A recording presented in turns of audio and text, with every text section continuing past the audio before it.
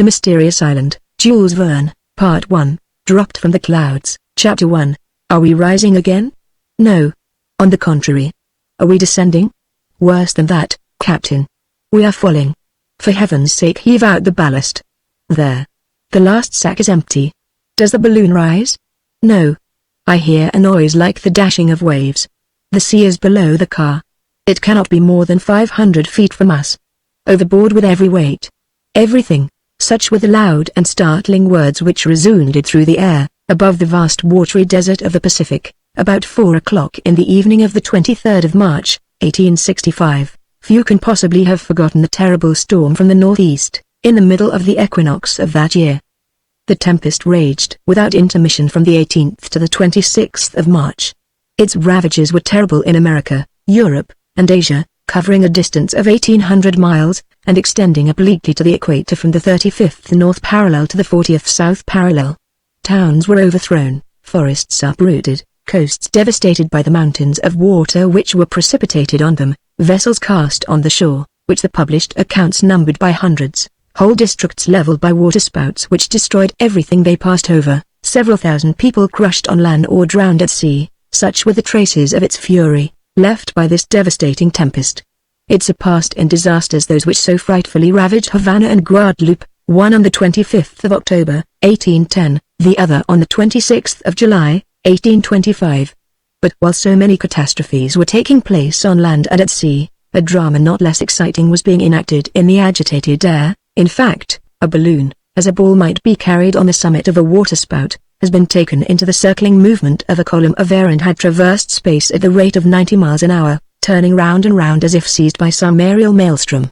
Beneath the lower point of the balloon swung a car, containing 5 passengers, scarcely visible in the midst of the thick vapor mingled with spray which hung over the surface of the ocean. Whence, it may be asked, had come that plaything of the tempest? From what part of the world did it rise? It surely could not have started during the storm. But the storm had raged 5 days already, and the first symptoms were manifested on the 18th. It cannot be doubted that the balloon came from a great distance, for it could not have traveled less than 2,000 miles in 24 hours. At any rate, the passengers, destitute of all marks for their guidance, could not have possessed the means of reckoning the route traversed since their departure. It was a remarkable fact that, although in the very midst of the furious tempest, they did not suffer from it. They were thrown about and whirled round and round without feeling the rotation in the slightest degree, or being sensible that they were removed from a horizontal position. Their eyes could not pierce through the thick mist which had gathered beneath the car. Dark vapor was all around them. Such was the density of the atmosphere that they could not be certain whether it was day or night. No reflection of light, no sound from inhabited land, no roaring of the ocean could have reached them, through the obscurity, while suspended in those elevated zones. Their rapid descent alone had informed them of the dangers which they ran from the waves. However, the balloon, lightened of heavy articles, such as ammunition, arms, and provisions, had risen into the higher layers of the atmosphere, to a height of 4,500 feet.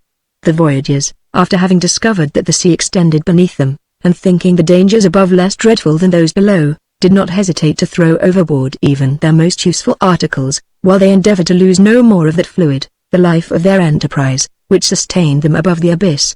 The night passed in the midst of alarms which would have been death to less energetic souls. Again the day appeared, and with it the tempest began to moderate. From the beginning of that day, the 24th of March, it showed symptoms of abating. At dawn, some of the lighter clouds had risen into the more lofty regions of the air. In a few hours the wind had changed from a hurricane to a fresh breeze, that is to say, the rate of the transit of the atmospheric layers was diminished by half. It was still what sailors call a close-reefed topsail breeze, but the commotion in the elements had none the less considerably diminished. Towards 11 o'clock, the lower region of the air was sensibly clearer. The atmosphere threw off the chilly dampness which is felt after the passage of a great meteor. The storm did not seem to have gone farther to the west. It appeared to have exhausted itself. Could it have passed away in electric sheets, as is sometimes the case with regard to the typhoons of the Indian Ocean? But at the same time, it was also evident that the balloon was again slowly descending with a regular movement. It appeared as if it were, little by little, collapsing, and that its case was lengthening and extending, passing from a spherical to an oval form. Towards midday the balloon was hovering above the sea at a height of only 2,000 feet. It contained 50,000 cubic feet of gas, and, thanks to its capacity, it could maintain itself a long time in the air, although it should reach a great altitude or might be thrown into a horizontal position. Perceiving their danger, the passengers cast away the last articles which still weighed down the car, the few provisions they had kept, everything, even to their pocket knives, and one of them, having hoisted himself onto the circles which united the cords of the net, tried to secure more firmly the lower point of the balloon. It was, however, evident to the voyagers that the gas was failing, and that the balloon could no longer be sustained in the higher regions. They must infallibly perish. There was not a continent, nor even an island, visible beneath them. The watery expanse did not present a single speck of land, not a solid surface upon which their anchor could hold. It was the open sea, whose waves were still dashing with tremendous violence. It was the ocean, without any visible limits, even for those whose gaze, from their commanding position, extended over a radius of 40 miles. The vast liquid plain, lashed without mercy by the storm, appeared as if covered with herds of furious chargers, whose white and disheveled crests were streaming in the wind. No land was in sight, not a solitary ship could be seen. It was necessary at any cost to arrest their downward course, and to prevent the balloon from being engulfed in the waves. The voyagers directed all their energies to this urgent work. But, notwithstanding their efforts, the balloon still fell, and at the same time shifted with the greatest rapidity, following the direction of the wind, that is to say, from the northeast to the southwest. Frightful indeed was the situation of these unfortunate men. They were evidently no longer masters of the machine. All their attempts were useless. The case of the balloon collapsed more and more. The gas escaped without any possibility of retaining it. Their descent was visibly accelerated, and soon after midday the car hung within 600 feet of the ocean. It was impossible to prevent the escape of gas, which rushed through a large rent in the silk. By lightening the car of all the articles which it contained, the passengers had been able to prolong their suspension in the air for a few hours. But the inevitable catastrophe could only be retarded, and if land did not appear before night, voyagers, car, and balloon must to a certainty vanish beneath the waves. They now resorted to the only remaining expedient. They were truly dauntless men, who knew how to look death in the face. Not a single murmur escaped from their lips. They were determined to struggle to the last minute, to do anything to retard their fall. The car was only a sort of willow basket, unable to float, and there was not the slightest possibility of maintaining it on the surface of the sea. 2 more hours passed and the balloon was scarcely 400 feet above the water. At that moment a loud voice, the voice of a man whose heart was inaccessible to fear, was heard. To this voice responded others not less determined. "Is everything thrown out?" "No, here are still $2,000 in gold." A heavy bag immediately plunged into the sea. "Does the balloon rise?" "A little, but it will not be long before it falls again." "What still remains to be thrown out?" "Nothing." "Yes. The car. Let us catch hold of the net, and into the sea with the car." This was, in fact, the last and only mode of lightening the balloon. The ropes which held the car were cut, and the balloon, after its fall, mounted 2,000 feet. The 5 voyagers had hoisted themselves into the net, and clung to the meshes, gazing at the abyss. The delicate sensibility of balloons is well known. It is sufficient to throw out the lightest article to produce a difference in its vertical position. The apparatus in the air is like a balance of mathematical precision. It can be thus easily understood that when it is lightened of any considerable weight its movement will be impetuous and sudden. So it happened on this occasion. But after being suspended for an instant aloft, the balloon began to redescend, the gas escaping by the rent which it was impossible to repair. The men had done all that men could do. No human efforts could save them now.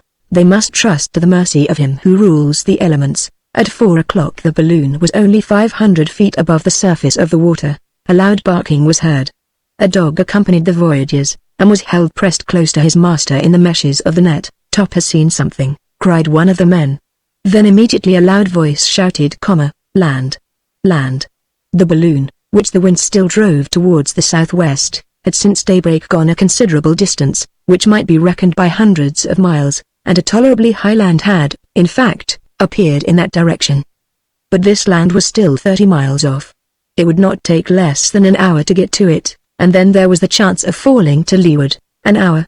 Might not the balloon before that be emptied of all the fluid it yet retained? Such was the terrible question. The voyagers could distinctly see that solid spot which they must reach at any cost. They were ignorant of what it was, whether an island or a continent, for they did not know to what part of the world the hurricane had driven them. But they must reach this land, whether inhabited or desolate, whether hospitable or not. It was evident that the balloon could no longer support itself. Several times already had the crests of the enormous billows licked the bottom of the net, making it still heavier, and the balloon only half rose, like a bird with a wounded wing. Half an hour later the land was not more than a mile off, but the balloon, exhausted, flabby, hanging in great folds, had gas in its upper part alone. The voyagers, clinging to the net, were still too heavy for it, and soon, half plunged into the sea, they were beaten by the furious waves. The balloon case bulged out again, and the wind, taking it, drove it along like a vessel. Might it not possibly thus reach the land? But, when only 2 fathoms off, terrible cries resounded from 4 pairs of lungs at once. The balloon, which had appeared as if it would never again rise, suddenly made an unexpected bound, after having been struck by a tremendous sea. As if it had been at that instant relieved of a new part of its weight, it mounted to a height of 1,500 feet, and here it met a current of wind, which instead of taking it directly to the coast, carried it in a nearly parallel direction. At last, 2 minutes later, it approached obliquely, and finally fell on a sandy beach, out of the reach of the waves. The voyagers, aiding each other, managed to disengage themselves from the meshes of the net. The balloon, relieved of their weight, was taken by the wind, and like a wounded bird which revives for an instant, disappeared into space. But the car had contained 5 passengers, with a dog, and the balloon only left 4 on the shore. The missing person had evidently been swept off by the sea, which had just struck the net, and it was owing to this circumstance that the lightened balloon rose the last time, and then soon after reached the land. Scarcely had the 4 castaways set foot on firm ground, than they all, thinking of the absent one, simultaneously exclaimed, "Perhaps he will try to swim to land. Let us save him. Let us save him." Chapter 2. Those whom the hurricane had just thrown on this coast were neither aeronauts by profession nor amateurs. They were prisoners of war whose boldness had induced them to escape in this extraordinary manner. 100 times they had almost perished. 100 times had they almost fallen from their tong balloon into the depths of the ocean. But heaven had reserved them for a strange destiny, and after having, on the 20th of March, escaped from Richmond, besieged by the troops of General Ulysses Grant, they found themselves 7,000 miles from the capital of Virginia, which was the principal stronghold of the South, during the terrible War of Secession. Their aerial voyage had lasted 5 days. The curious circumstances which led to the escape of the prisoners were as follows. That same year, in the month of February, 1865, in one of the coups de main by which General Grant attempted, though in vain, to possess himself of Richmond, several of his officers fell into the power of the enemy and were detained in the town. One of the most distinguished was Captain Cyrus Harding.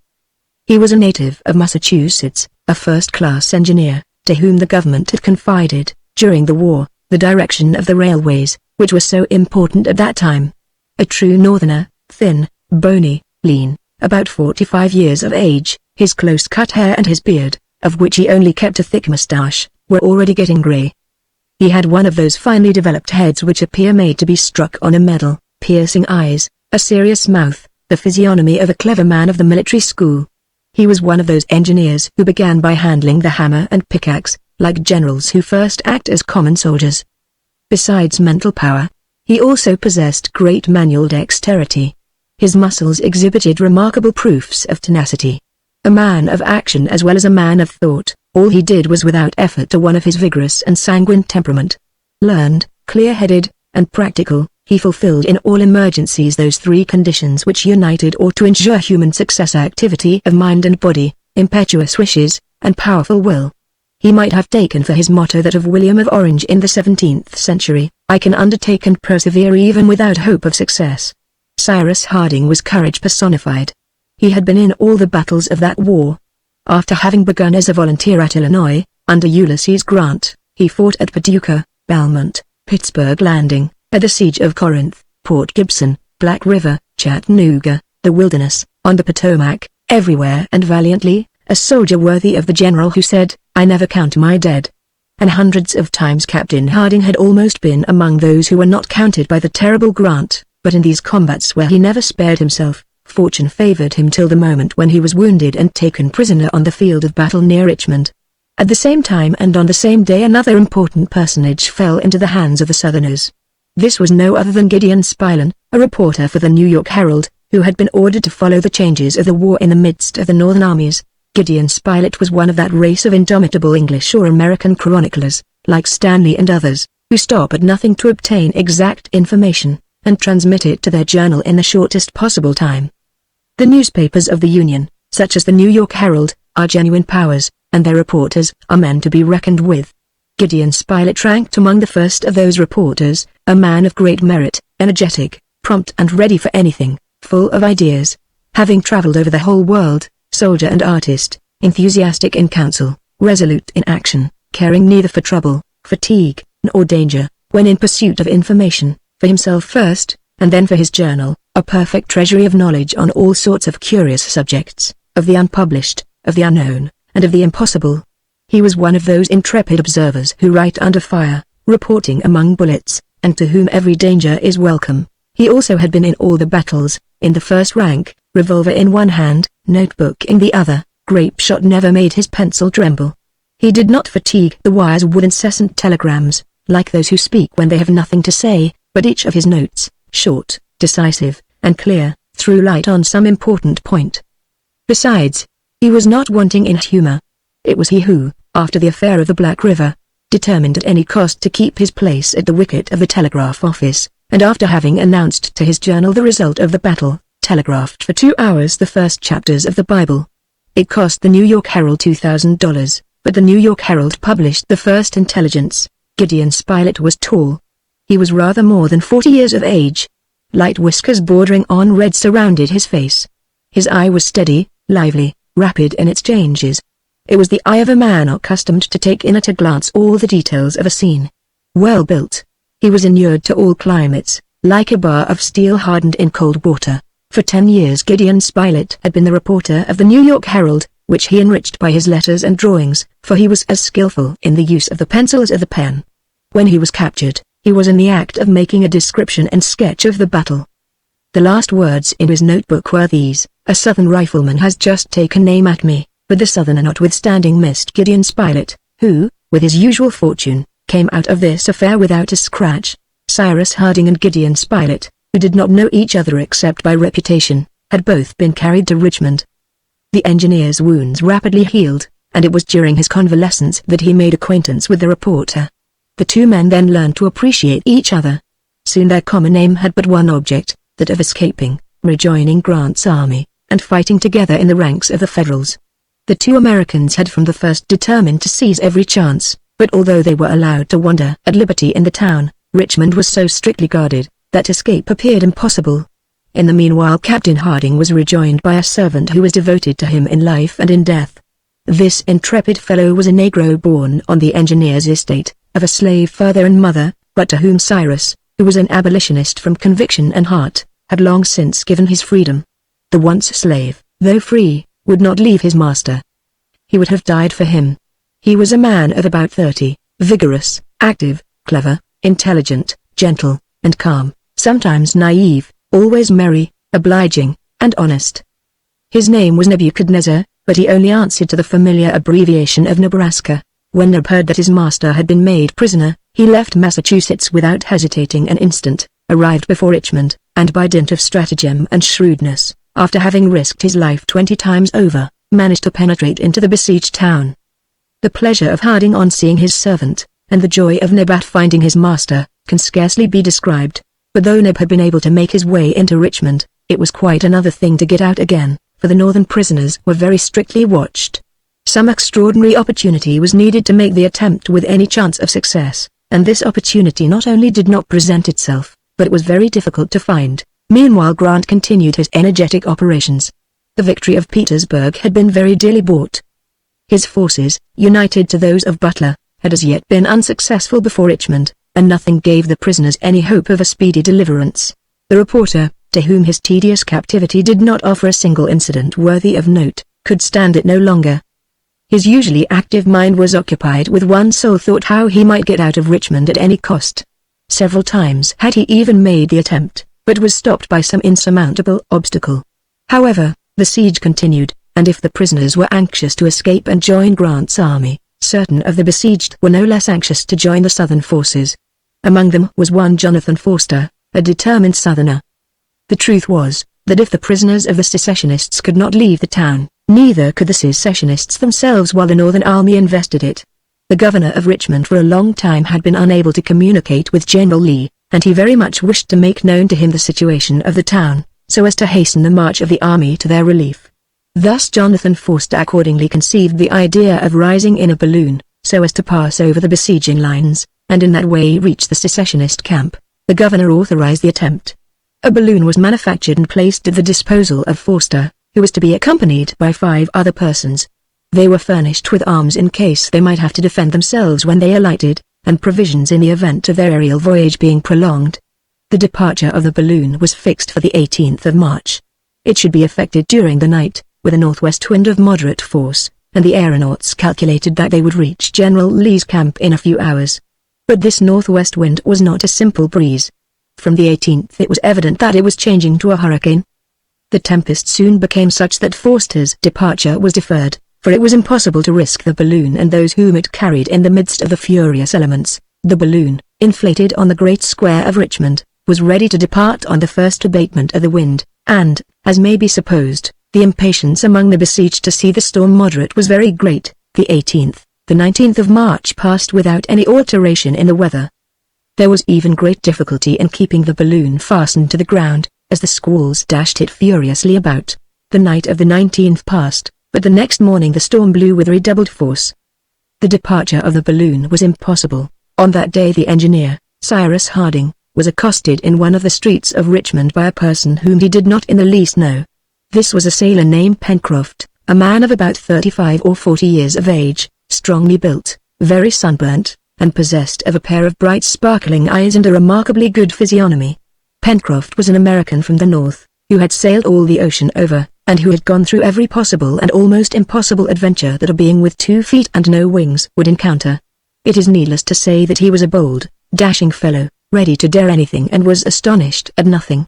Pencroft at the beginning of the year had gone to Richmond on business, with a young boy of 15 from New Jersey, son of a former captain, an orphan, whom he loved as if he had been his own child. Not having been able to leave the town before the first operations of the siege, he found himself shut up. To his great disgust, but, not accustomed to succumb to difficulties, he resolved to escape by some means or other. He knew the engineer officer by reputation. He knew with what impatience that determined man chafed under his restraint. On this day he did not, therefore, hesitate to accost him, saying, without circumlocution, "Have you had enough of Richmond, Captain?" The engineer looked fixedly at the man who spoke, and who added, in a low voice, "Captain Harding, will you try to escape?" "When?" asked the engineer quickly, and it was evident that this question was uttered without consideration, for he had not yet examined the stranger who addressed him. But after having with a penetrating eye observed the open face of the sailor, he was convinced that he had before him an honest man. "Who are you?" he asked briefly. Pencroft made himself known. "Well," replied Harding, "and in what way do you propose to escape?" "By that lazy balloon which is left there doing nothing, and which looks to me as if it was waiting on purpose for us." There was no necessity for the sailor to finish his sentence. The engineer understood him at once. He seized Pencroft by the arm, and dragged him to his house. There the sailor developed his project, which was indeed extremely simple. They risked nothing but their lives in its execution. The hurricane was in all its violence, it is true, but so clever and daring an engineer as Cyrus Harding knew perfectly well how to manage a balloon. Had he himself been as well acquainted with the art of sailing in the air as he was with the navigation of a ship, Pencroft would not have hesitated to set out, of course taking his young friend Herbert with him, for, accustomed to brave the fiercest tempests of the ocean, he was not to be hindered on account of the hurricane. Captain Harding had listened to the sailor without saying a word, but his eyes shone with satisfaction. Here was the long-sought-for opportunity. He was not a man to let it pass. The plan was feasible, though, it must be confessed, dangerous in the extreme. In the night, in spite of their guards, they might approach the balloon, slip into the car, and then cut the cords which held it.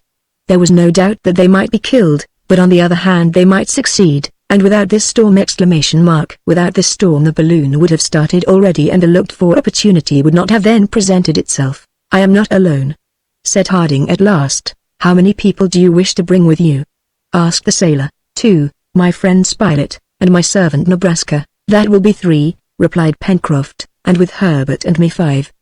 "But the balloon will hold 6. "That will be enough, we will go," answered Harding in a firm voice. This we included Spilett, for the reporter, as his friend well knew, was not a man to draw back, and when the project was communicated to him he approved of it unreservedly. What astonished him was, that so simple an idea had not occurred to him before. As to Nib, he followed his master wherever his master wished to go. "This evening, then," said Pencroft, "we will all meet out there." "This evening, at 10 o'clock, replied Captain Harding, "and heaven grant that the storm does not abate before our departure." Pencroft took leave of the two friends, and returned to his lodging, where young Herbert Brown had remained. The courageous boy knew of the sailor's plan, and it was not without anxiety that he awaited the result of the proposal being made to the engineer. Thus 5 determined persons were about to abandon themselves to the mercy of the tempestuous elements. No, the storm did not abate, and neither Jonathan Forster nor his companions dreamed of confronting it in that frail car. It would be a terrible journey. The engineer only feared one thing, it was that the balloon, held to the ground and dashed about by the wind, would be torn into shreds. For several hours he roamed round the nearly deserted square, surveying the apparatus. Pencroft did the same on his side, his hands in his pockets, yawning now and then like a man who did not know how to kill the time, but really dreading, like his friend, either the escape or destruction of the balloon. Evening arrived. The night was dark in the extreme. Thick mists passed like clouds close to the ground. Rain fell mingled with snow. It was very cold. A mist hung over Richmond. It seemed as if the violent storm had produced a truce between the besiegers and the besieged, and that the cannon were silenced by the louder detonations of the storm. The streets of the town were deserted. It had not even appeared necessary in that horrible weather to place a guard in the square, in the midst of which plunged the balloon. Everything favored the departure of the prisoners, but what might possibly be the termination of the hazardous voyage they contemplated in the midst of the furious elements? "Dirty weather!" exclaimed Pencroft, fixing his hat firmly on his head with a blow of his fist. "But sure, we shall succeed all the same." At 9:30, Harding and his companions glided from different directions into the square, which the gas lamps, extinguished by the wind, had left in total obscurity. Even the enormous balloon, almost beaten to the ground, could not be seen. Independently of the sacks of ballast, to which the cords of the net were fastened, the car was held by a strong cable passed through a ring in the pavement. The 5 prisoners met by the car. They had not been perceived, and such was the darkness that they could not even see each other. Without speaking a word, Harding, Spilett, Neb, and Herbert took their places in the car, while Pencroft by the engineer's order detached successively the bags of ballast. It was the work of a few minutes only, and the sailor rejoined his companions. The balloon was then only held by the cable, and the engineer had nothing to do but to give the word. At that moment a dog sprang with a bound into the car. It was Top, a favorite of the engineer. The faithful creature, having broken his chain, had followed his master. He, however, fearing that its additional weight might impede their ascent, wished to send away the animal. "One more will make but little difference, poor beast!"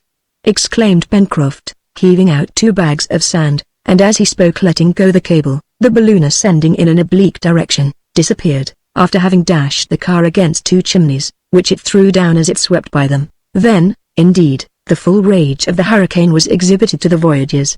During the night the engineer could not dream of descending, and when day broke, even a glimpse of the earth below was intercepted by fog. 5 days had passed when a partial clearing allowed them to see the wide extending ocean beneath their feet, now lashed into the maddest fury by the gale. Our readers will recollect what befell these 5 daring individuals who set out on their hazardous expedition in the balloon on the 20th of March. 5 days afterwards 4 of them were thrown on a desert coast, 7,000 miles from their country.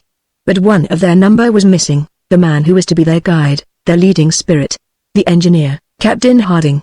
The instant they had recovered their feet, they all hurried to the beach in the hopes of rendering him assistance. Chapter 3. The engineer, the meshes of the net having given way, had been carried off by a wave. His dog also had disappeared. The faithful animal had voluntarily leapt out to help his master. "Forward!" cried the reporter, and all 4, Spilett, Herbert, Pencroft, and Neb, forgetting their fatigue, began their search. Poor Neb shed bitter tears, giving way to despair at the thought of having lost the only being he loved on earth. Only 2 minutes had passed from the time when Cyrus Harding disappeared to the moment when his companions set foot on the ground. They had hopes therefore of arriving in time to save him. "Let us look for him! Let us look for him!" cried Nebraska. "Yes, Neb," replied Gideon Spilett, "and we will find him too, living, I trust." "Still living? Can he swim?" asked Pencroft. "Yes," replied Nib, "and besides, Top is there." The sailor, observing the heavy surf on the shore, shook his head. The engineer had disappeared to the north of the shore, and nearly half a mile from the place where the castaways had landed. The nearest point of the beach he could reach was thus fully the distance off. It was then nearly 6 o'clock. A thick fog made the night very dark. The castaways proceeded toward the north of the land on which chance had thrown them, an unknown region, the geographical situation of which they could not even guess. They were walking upon a sandy soil, mingled with stones, which appeared destitute of any sort of vegetation. The ground, very unequal and rough, was in some places perfectly riddled with holes, making walking extremely painful. From these holes escaped every minute great birds of clumsy flight, which flew in all directions.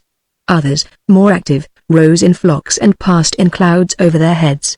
The sailor thought he recognized gulls and cormorants, whose shrill cries rose above the roaring of the sea. From time to time the castaways stopped and shouted, then listened for some response from the ocean, for they thought that if the engineer had landed, and they had been near to the place, they would have heard the barking of the dog Top, even should Harding himself have been unable to give any sign of existence.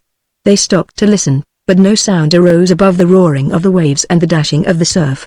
The little band then continued their march forward, searching into every hollow of the shore. After walking for 20 minutes, the 4 castaways were suddenly brought to a standstill by the sight of foaming billows close to their feet. The solid ground ended here. They found themselves at the extremity of a sharp point on which the sea broke furiously. "It is a promontory," said the sailor. "We must retrace our steps, holding towards the right, and we shall thus gain the mainland." "But if he is there," said Nib, pointing to the ocean, whose waves shone of a snowy white in the darkness. "Well, let us call again," and all uniting their voices, they gave a vigorous shout. But there came no reply. They waited for a lull, then began again, still no reply. The castaways accordingly returned, following the opposite side of the promontory, over a soil equally sandy and rugged.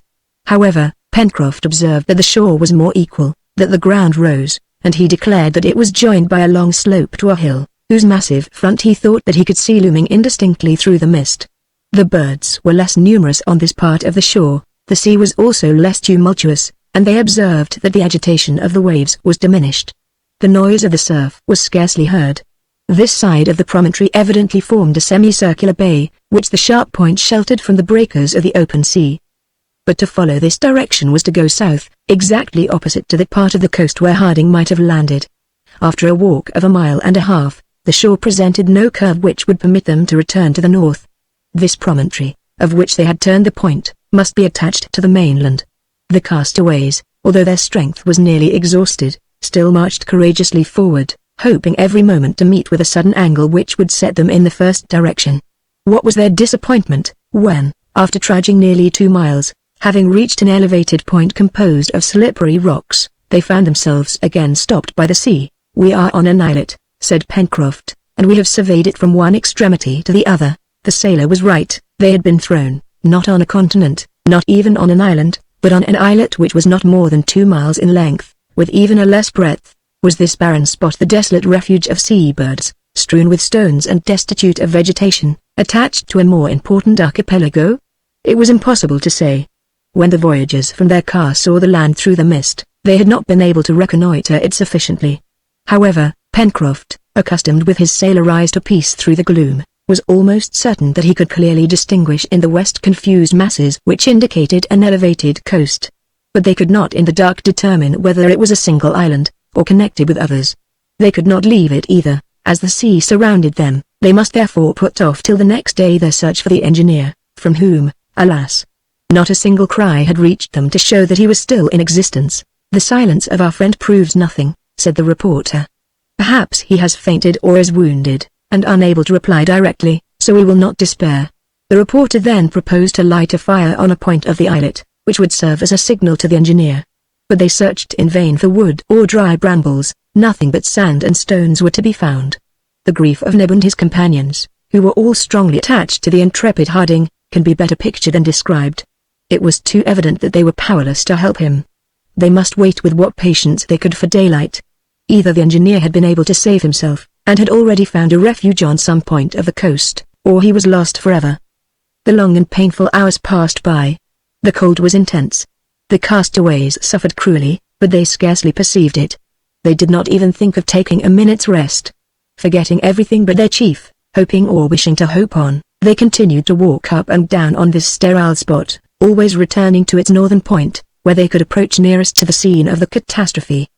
They listened, they called, and then uniting their voices, they endeavored to raise even a louder shout than before, which would be transmitted to a great distance. The wind had now fallen almost to a calm, and the noise of the sea began also to subside. One of Neb's shouts even appeared to produce an echo. Herbert directed Pencroft's attention to it, adding, "That proves that there is a coast to the west, at no great distance." The sailor nodded. Besides, his eyes could not deceive him. If he had discovered land, however indistinct it might appear, land was sure to be there. But that distant echo was the only response produced by Neb's shouts, while a heavy gloom hung over all the part east of the island. Meanwhile, the sky was clearing little by little. Towards midnight the stars shone out, and if the engineer had been there with his companions he would have remarked that these stars did not belong to the northern hemisphere. The polar star was not visible. The constellations were not those which they had been accustomed to see in the United States. The Southern Cross glittered brightly in the sky. The night passed away. Towards 5 o'clock in the morning of the 25th of March, the sky began to lighten. The horizon still remained dark, but with daybreak a thick mist rose from the sea, so that the eye could scarcely penetrate beyond 20 feet or so from where they stood. At length the fog gradually unrolled itself in great heavily moving waves. It was unfortunate, however, that the castaways could distinguish nothing around them. While the gaze of the reporter and Neb were cast upon the ocean, the sailor and Herbert looked eagerly for the coast in the west. But not a speck of land was visible. "Never mind," said Pencroft, "though I do not see the land, I feel it. It is there. There. As sure as the fact that we are no longer at Richmond." But the fog was not long in rising. It was only a fine weather mist. A hot sun soon penetrated to the surface of the island. About 6:30, 3/4 of an hour after sunrise, the mist became more transparent. It grew thicker above, but cleared away below. Soon the isle appeared as if it had descended from a cloud, then the sea showed itself around them, spreading far away towards the east, but bounded on the west by an abrupt and precipitous coast. Yes, the land was there. Their safety was at least provisionally ensured. The islet and the coast were separated by a channel about half a mile in breadth, through which rushed an extremely rapid current. However, one of the castaways, following the impulse of his heart, immediately threw himself into the current, without consulting his companions, without saying a single word. It was Nebraska. He was in haste to be on the other side, and to climb towards the north. It had been impossible to hold him back. Pencroft called him in vain. The reporter prepared to follow him, but Pencroft stopped him. "Do you want to cross the channel?" he asked. "Yes," replied Spilett. "All right," said the seaman. "Wait a bit, Neb is well able to carry help to his master. If we venture into the channel, we risk being carried into the open sea by the current, which is running very strong, but, if I'm not wrong, it is ebbing. See, the tide is going down over the sand. Let us have patience, and at low water it is possible we may find a fordable passage." "You are right," replied the reporter, "we will not separate more than we can help." During this time Neb was struggling vigorously against the current. He was crossing in an oblique direction. His black shoulders could be seen emerging at each stroke. He was carried down very quickly, but he also made way towards the shore. It took more than half an hour to cross from the islet to the land, and he reached the shore several hundred feet from the place which was opposite to the point from which he had started, landing at the foot of a high wall of granite. He shook himself vigorously, and then, setting off running, soon disappeared behind a rocky point, which projected to nearly the height of the northern extremity of the islet. Neb's companions had watched his daring attempt with painful anxiety, and when he was out of sight, they fixed their attention on the land where their hope of safety lay, while eating some shellfish with which the sand was strewn. It was a wretched repast, but still it was better than nothing. The opposite coast formed one vast bay, terminating on the south by a very sharp point, which was destitute of all vegetation, and was of a very wild aspect. This point abutted on the shore in a grotesque outline of high granite rocks. Towards the north, on the contrary, the bay widened, and a more rounded coast appeared, trending from the southwest to the northeast, and terminating in a slender cape. The distance between these two extremities, which made the bow of the bay, was about 8 miles. Half a mile from the shore rose the islet, which somewhat resembled the carcass of a gigantic whale. Its extreme breadth was not more than 1/4 of a mile. Opposite the islet, the beach consisted first of sand, covered with black stones, which were now appearing little by little above the retreating tide. The second level was separated by a perpendicular granite cliff, terminated at the top by an unequal ledge at a height of at least 300 feet. It continued thus for a length of 3 miles, ending suddenly on the right with a precipice which looked as if cut by the hand of man. On the left, above the promontory, this irregular and jagged cliff descended by a long slope of conglomerated rocks till it mingled with the ground of the southern point. On the upper plateau of the coast not a tree appeared. It was a flat tableland like that above Cape Town at the Cape of Good Hope, but of reduced proportions, at least so it appeared seen from the islet. However, verdure was not wanting to the right beyond the precipice. They could easily distinguish a confused mass of great trees, which extended beyond the limits of their view. This verdure relieved the eye, so long wearied by the continued ranges of granite. Lastly, beyond and above the plateau, in a northwesterly direction and at a distance of at least 7 miles, glittered a white summit which reflected the sun's rays. It was that of a lofty mountain, capped with snow. The question could not at present be decided whether this land formed an island, or whether it belonged to a continent. But on beholding the convulsed masses heaped up on the left, no geologist would have hesitated to give them a volcanic origin, for they were unquestionably the work of subterranean convulsions. Gideon Spilett, Pencroft, and Herbert attentively examined this land, on which they might perhaps have to live many long years, on which indeed they might even die, should it be out of the usual track of vessels, as was likely to be the case. "Well," asked Herbert, "what do you say, Pencroft?" "There is some good and some bad, as in everything," replied the sailor. "We shall see. But now the ebb is evidently making. In 3 hours we will attempt the passage, and once on the other side, we will try to get out of this scrape, and I hope may find the captain." Pencroft was not wrong in his anticipations. 3 hours later at low tide, the greater part of the sand forming the bed of the channel was uncovered. Between the islet and the coast there only remained a narrow channel which would no doubt be easy to cross. About 10 o'clock, Gideon Spilett and his companions stripped themselves of their clothes, which they placed in bundles on their heads, and then ventured into the water, which was not more than 5 feet deep. Herbert, for whom it was too deep, swam like a fish, and got through capitally. All three arrived without difficulty on the opposite shore. Quickly drying themselves in the sun, they put on their clothes, which they had preserved from contact with the water, and sat down to take counsel together what to do next. Chapter 4. All at once the reporter sprang up, and telling the sailor that he would rejoin them at that same place, he climbed the cliff in the direction which the Negro Nab had taken a few hours before.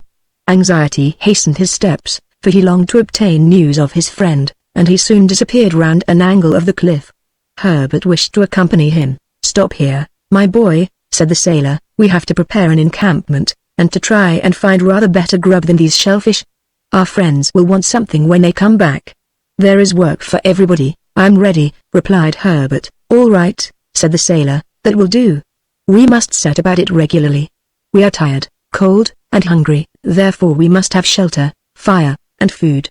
There is wood in the forest, and eggs in nests, we have only to find a house." "Very well," returned Herbert, "I will look for a cave among the rocks, and I shall be sure to discover some hole into which we can creep." "All right," said Pencroft, "go on, my boy." They both walked to the foot of the enormous wall over the beach, far from which the tide had now retreated, but instead of going towards the north, they went southward. Pencroft had remarked, several hundred feet from the place at which they landed, a narrow cutting, out of which he thought a river or stream might issue. Now, on the one hand it was important to settle themselves in the neighborhood of a good stream of water, and on the other it was possible that the current had thrown Cyrus Harding on the shore there. The cliff, as has been said, rose to a height of 300 feet, but the mass was unbroken throughout, and even at its base, scarcely washed by the sea, it did not offer the smallest fissure which would serve as a dwelling. It was a perpendicular wall of very hard granite, which even the waves had not worn away. Towards the summit fluttered myriads of seafowl, and especially those of the web-footed species with long, flat, pointed beaks, a clamorous tribe, bold in the presence of man, who probably for the first time thus invaded their domains. Pencroft recognized the skew and other gulls among them, the voracious little sea mew, which in great numbers nestled in the crevices of the granite. A shot fired among this swarm would have killed a great number, but to fire a shot a gun was needed, and neither Pencroft nor Herbert had one. Besides this, gulls and sea mews are scarcely eatable, and even their eggs have a detestable taste. However, Herbert, who had gone forward a little more to the left, soon came upon rocks covered with seaweed, which, some hours later, would be hidden by the high tide. On these rocks, in the midst of slippery wrack, abounded bivalve shellfish, not to be despised by starving people. Herbert called Pencroft, who ran up hastily. "Here are mussels," cried the sailor. "These will do instead of eggs." "They are not mussels," replied Herbert, who was attentively examining the mollusks attached to the rocks. "They are lithodoms." "Are they good to eat?" asked Pencroft. "Perfectly so." "Then let us eat some lithodoms." The sailor could rely upon Herbert. The young boy was well up in natural history, and always had had quite a passion for the science. His father had encouraged him in it, by letting him attend the lectures of the best professors in Boston, who were very fond of the intelligent, industrious lad. And his turn for natural history was, more than once in the course of time, of great use, and he was not mistaken in this instance. These lithodoms were oblong shells, suspended in clusters and adhering very tightly to the rocks. They belonged to that species of molluscous perforators which excavate holes in the hardest stone. Their shell is rounded at both ends, a feature which is not remarked in the common mussel. Pencroft and Herbert made a good meal of the lithodoms, which were then half opened to the sun. They ate them as oysters, and as they had a strong peppery taste, they were palatable without condiments of any sort. Their hunger was thus appeased for the time, but not their thirst, which increased after eating these naturally spiced mollusks. They had then to find fresh water, and it was not likely that it would be wanting in such a capriciously uneven region. Pencroft and Herbert, after having taken the precaution of collecting an ample supply of lithodoms, with which they filled their pockets and handkerchiefs, regained the foot of the cliff. 200 paces farther they arrived at the cutting, through which, as Pencroft had guessed, ran a stream of water, whether fresh or not was to be ascertained. At this place the wall appeared to have been separated by some violent subterranean force. At its base was hollowed out a little creek, the farthest part of which formed a tolerably sharp angle. The watercourse at that part measured 100 feet in breadth, and its two banks on each side were scarcely 20 feet high. The river became strong almost directly between the two walls of granite, which began to sink above the mouth. It then suddenly turned and disappeared beneath a wood of stunted trees half a mile off. "Here is the water, and yonder is the wood we require," said Pencroft. "Well, Herbert, now we only want the house." The water of the river was limpid. The sailor ascertained that at this time, that is to say, at low tide, when the rising floods did not reach it, it was sweet. This important point established, Herbert looked for some cavity which would serve them as a retreat, but in vain. Everywhere the wall appeared smooth, plain, and perpendicular. However, at the mouth of the watercourse and above the reach of the high tide, the convulsions of nature had formed, not a grotto, but a pile of enormous rocks, such as are often met with in granite countries and which bear the name of chimneys. Pencroft and Herbert penetrated quite far in among the rocks, by sandy passages in which light was not wanting, for it entered through the openings which were left between the blocks, of which some were only sustained by a miracle of equilibrium, but with the light came also a regular corridor galened with the wind, the sharp cold from the exterior. However, the sailor thought that by stopping up some of the openings with a mixture of stones and sand, the chimneys could be rendered habitable.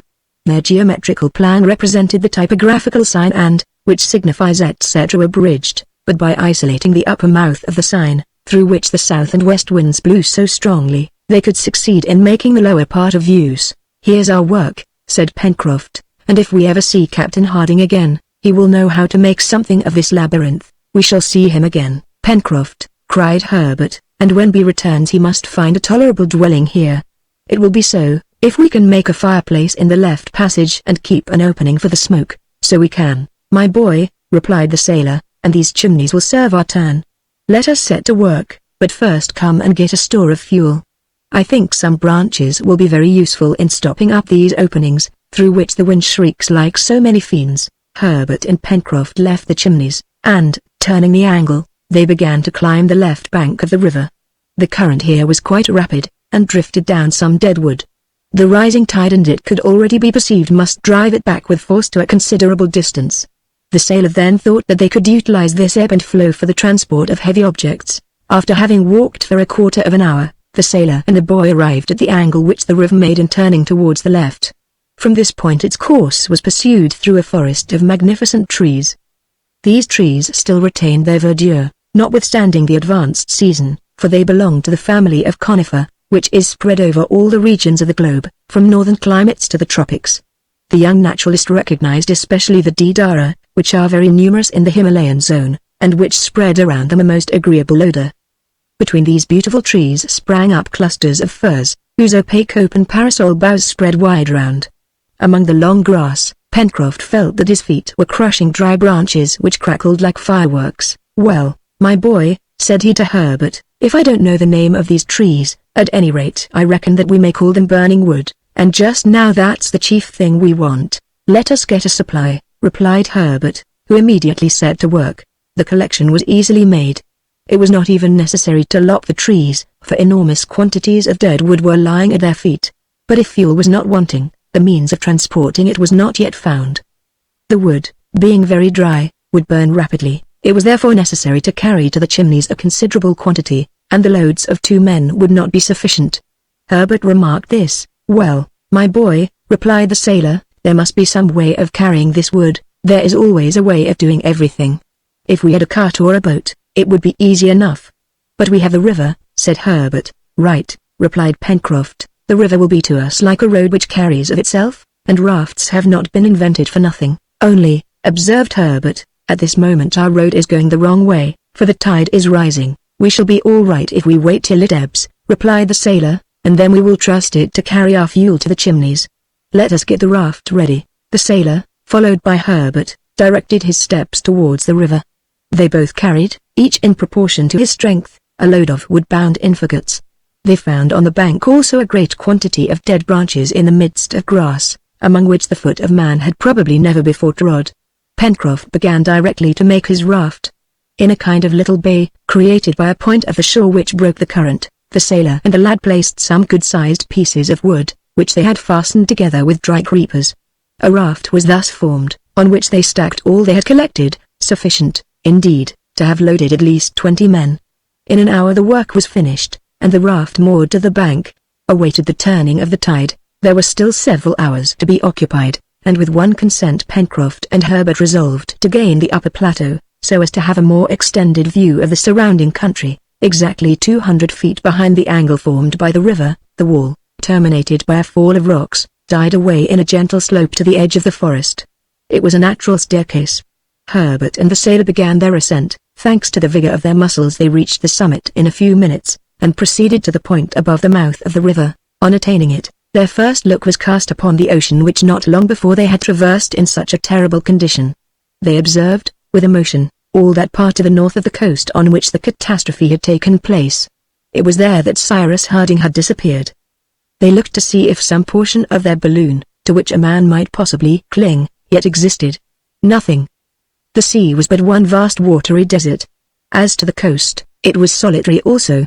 Neither the report nor Neb could be anywhere seen. But it was possible that at this time they were both too far away to be perceived. "Something tells me," cried Herbert, "that a man as energetic as Captain Harding would not let himself be drowned like other people. He must have reached some point of the shore, don't you think so, Pencroft?" The sailor shook his head sadly. He little expected ever to see Cyrus Harding again, but wishing to leave some hope to Herbert, doubtless, said he, "our engineer is a man who would get out of a scrape to which anyone else would yield." In the meantime he examined the coast with great attention.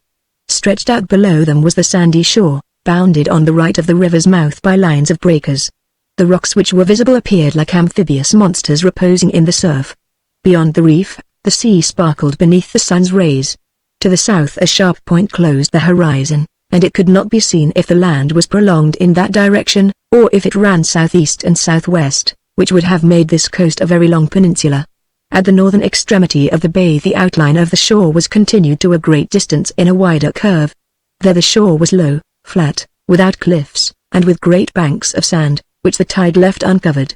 Pencroft and Herbert then returned towards the west. Their attention was first arrested by the snow-topped mountain which rose at a distance of 6 or 7 miles.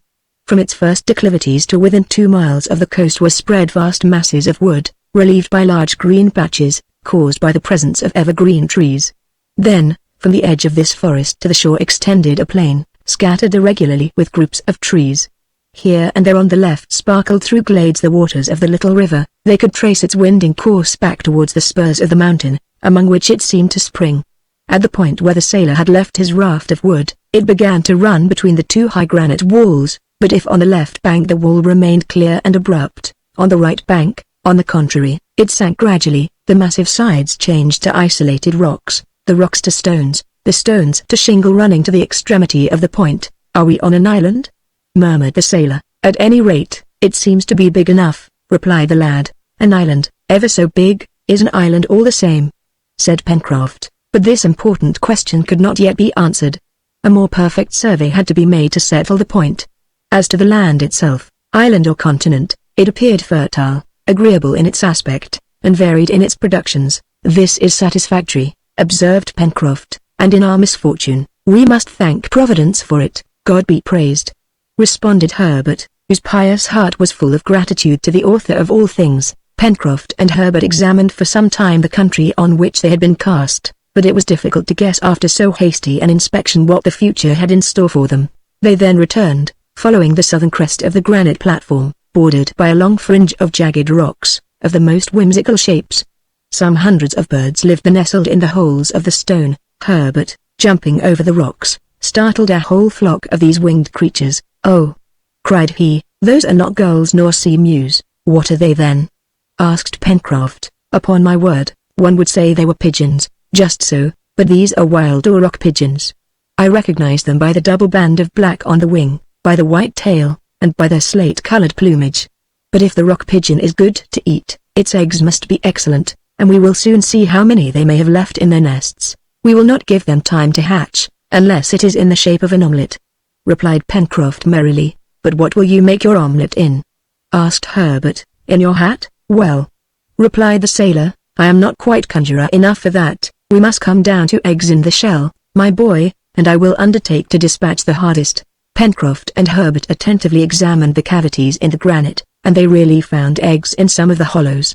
A few dozen being collected, were packed in the sailor's handkerchief, and as the time when the tide would be full was approaching, Pencroft and Herbert began to redescend towards the watercourse. When they arrived there, it was an hour after midday. The tide had already turned. They must now avail themselves of the ebb to take the wood to the mouth. Pencroft did not intend to let the raft go away in the current without guidance, neither did he mean to embark on it himself to steer it. But a sailor is never at a loss when there is a question of cables or ropes, and Pencroft rapidly twisted a cord, a few fathoms long, made of dry creepers. This vegetable cable was fastened to the after part of the raft, and the sailor held it in his hand while Herbert, pushing off the raft with a long pole, kept it in the current. This succeeded capitally. The enormous load of wood drifted down the current. The bank was very equal, there was no fear that the raft would run aground, and before 2 o'clock they arrived at the river's mouth, a few paces from the Chimneys. Chapter 5. Pencroft's first care, after unloading the raft, was to render the cave habitable by stopping up all the holes which made it draughty. Sand, stones, twisted branches, wet clay, closed up the galleries open to the south winds. One narrow and winding opening at the side was kept, to lead out the smoke and to make the fire draw. The cave was thus divided into 3 or 4 rooms, if such dark dens with which a donkey would scarcely have been contented deserved the name. But they were dry, and there was space to stand upright, at least in the principal room, which occupied the center. The floor was covered with fine sand, and taking all in all they were well pleased with it for want of a better. "Perhaps," said Herbert, while he and Pencroft were working, "our companions have found a superior place to ours." "Very likely," replied the seaman, "but, as we don't know, we must work all the same. Better to have 2 strings to one's bow than no string at all." "Oh!" exclaimed Herbert, "how jolly it will be if they were to find Captain Harding and were to bring him back with them." "Yes, indeed," said Pencroft, "that was a man of the right sort." "Was!" exclaimed Herbert. "Do you despair of ever seeing him again?" "God forbid," replied the sailor. Their work was soon done, and Pencroft declared himself very well satisfied. "Now," said he, "our friends can come back when they like. They will find a good enough shelter." They now had only to make a fireplace and to prepare the supper, an easy task. Large flat stones were placed on the ground at the opening of the narrow passage which had been kept. This, if the smoke did not take the heat out with it, would be enough to maintain an equal temperature inside. Their wood was stowed away in one of the rooms, and the sailor laid in the fireplace some logs and brushwood. The seaman was busy with this, when Herbert asked him if he had any matches. "Certainly," replied Pencroft, "and I may say happily, for without matches or tinder we should be in a fix." "Still we might get fire as the savages do," replied Herbert, "by rubbing 2 bits of dry stick one against the other." "All right, dry, my boy, and let's see if you can do anything besides exercising your arms." "Well," It's a very simple proceeding, and much used in the islands of the Pacific. I don't deny it, replied Pencroft, but the savages must know how to do it or employ a peculiar wood, for more than once I have tried to get fire in that way, but I could never manage it. I must say I prefer matches. By the by, where are my matches? Pencroft searched in his waistcoat for the box, which was always there, for he was a confirmed smoker. He could not find it. He rummaged the pockets of his trousers, but, to his horror, he could nowhere discover the box. Here's a go, said he, looking at Herbert. The box must have fallen out of my pocket and got lost. Surely, Herbert, you must have something, a tinder box, anything that can possibly make fire. No, I haven't, Pencroft. The sailor rushed out, followed by the boy. On the sand, among the rocks, near the river's bank, they both searched carefully, but in vain. The box was of copper, and therefore would have been easily seen. Pencroft, asked Herbert, didn't you throw it out of the car? I knew better than that, replied the sailor, but such a small article could easily disappear in the tumbling about we have gone through. I would rather even have lost my pipe. Confound the box. Where can it be? Look here, the tide is going down, said Herbert. Let's run to the place where we landed. It was scarcely probable that they would find the box, which the waves had rolled about among the pebbles, at high tide, but it was as well to try. Herbert and Pencroft walked rapidly to the point where they had landed the day before, about 200 feet from the cave. They hunted there, among the shingle, in the clefts of the rocks, but found nothing. If the box had fallen at this place, it must have been swept away by the waves. As the sea went down, they searched every little crevice with no result. It was a grave loss in their circumstances, and for the time irreparable. Pencroft could not hide his vexation. He looked very anxious, but said not a word.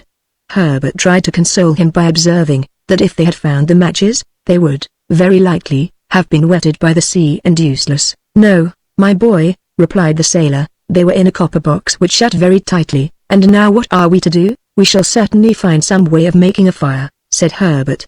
Captain Harding or Mr. Spilett will not be without them. Yes, replied Pencroft, but in the meantime we are without fire, and our companions will find but a sorry repast on their return. But, said Herbert quickly, do you think it possible that they have no tinder or matches? I doubt it, replied the sailor, shaking his head, for neither Neb nor Captain Harding smoke, and I believe that Mr. Spilett would rather keep his notebook than his matchbox. Herbert did not reply. The loss of the box was certainly to be regretted, but the boy was still sure of procuring fire in some way or other. Pencroft, more experienced, did not think so, although he was not a man to trouble himself about a small or great grievance. At any rate, there was only one thing to be done to await the return of Neb and the reporter, but they must give up the feast of hard eggs which they had meant to prepare, and a meal of raw flesh was not an agreeable prospect either for themselves or for the others. Before returning to the cave, the sailor and Herbert, in the event of fire being positively unattainable, collected some more shellfish, and then silently retraced their steps to their dwelling. Pencroft, his eyes fixed on the ground, still looked for his box. He even climbed up the left bank of the river from its mouth to the angle where the raft had been moored. He returned to the plateau, went over it in every direction, searched among the high grass on the border of the forest, all in vain. It was 5 in the evening when he and Herbert re-entered the cave. It is useless to say that the darkest corners of the passages were ransacked before they were obliged to give it up in despair.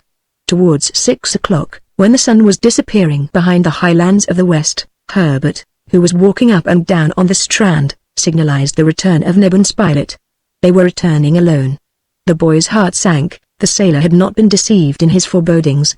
The engineer, Cyrus Harding, had not been found. The reporter, on his arrival, sat down on a rock, without saying anything. Exhausted with fatigue, dying of hunger, he had not strength to utter a word. As to Neb, his red eyes showed how he had cried, and the tears which he could not restrain told too clearly that he had lost all hope.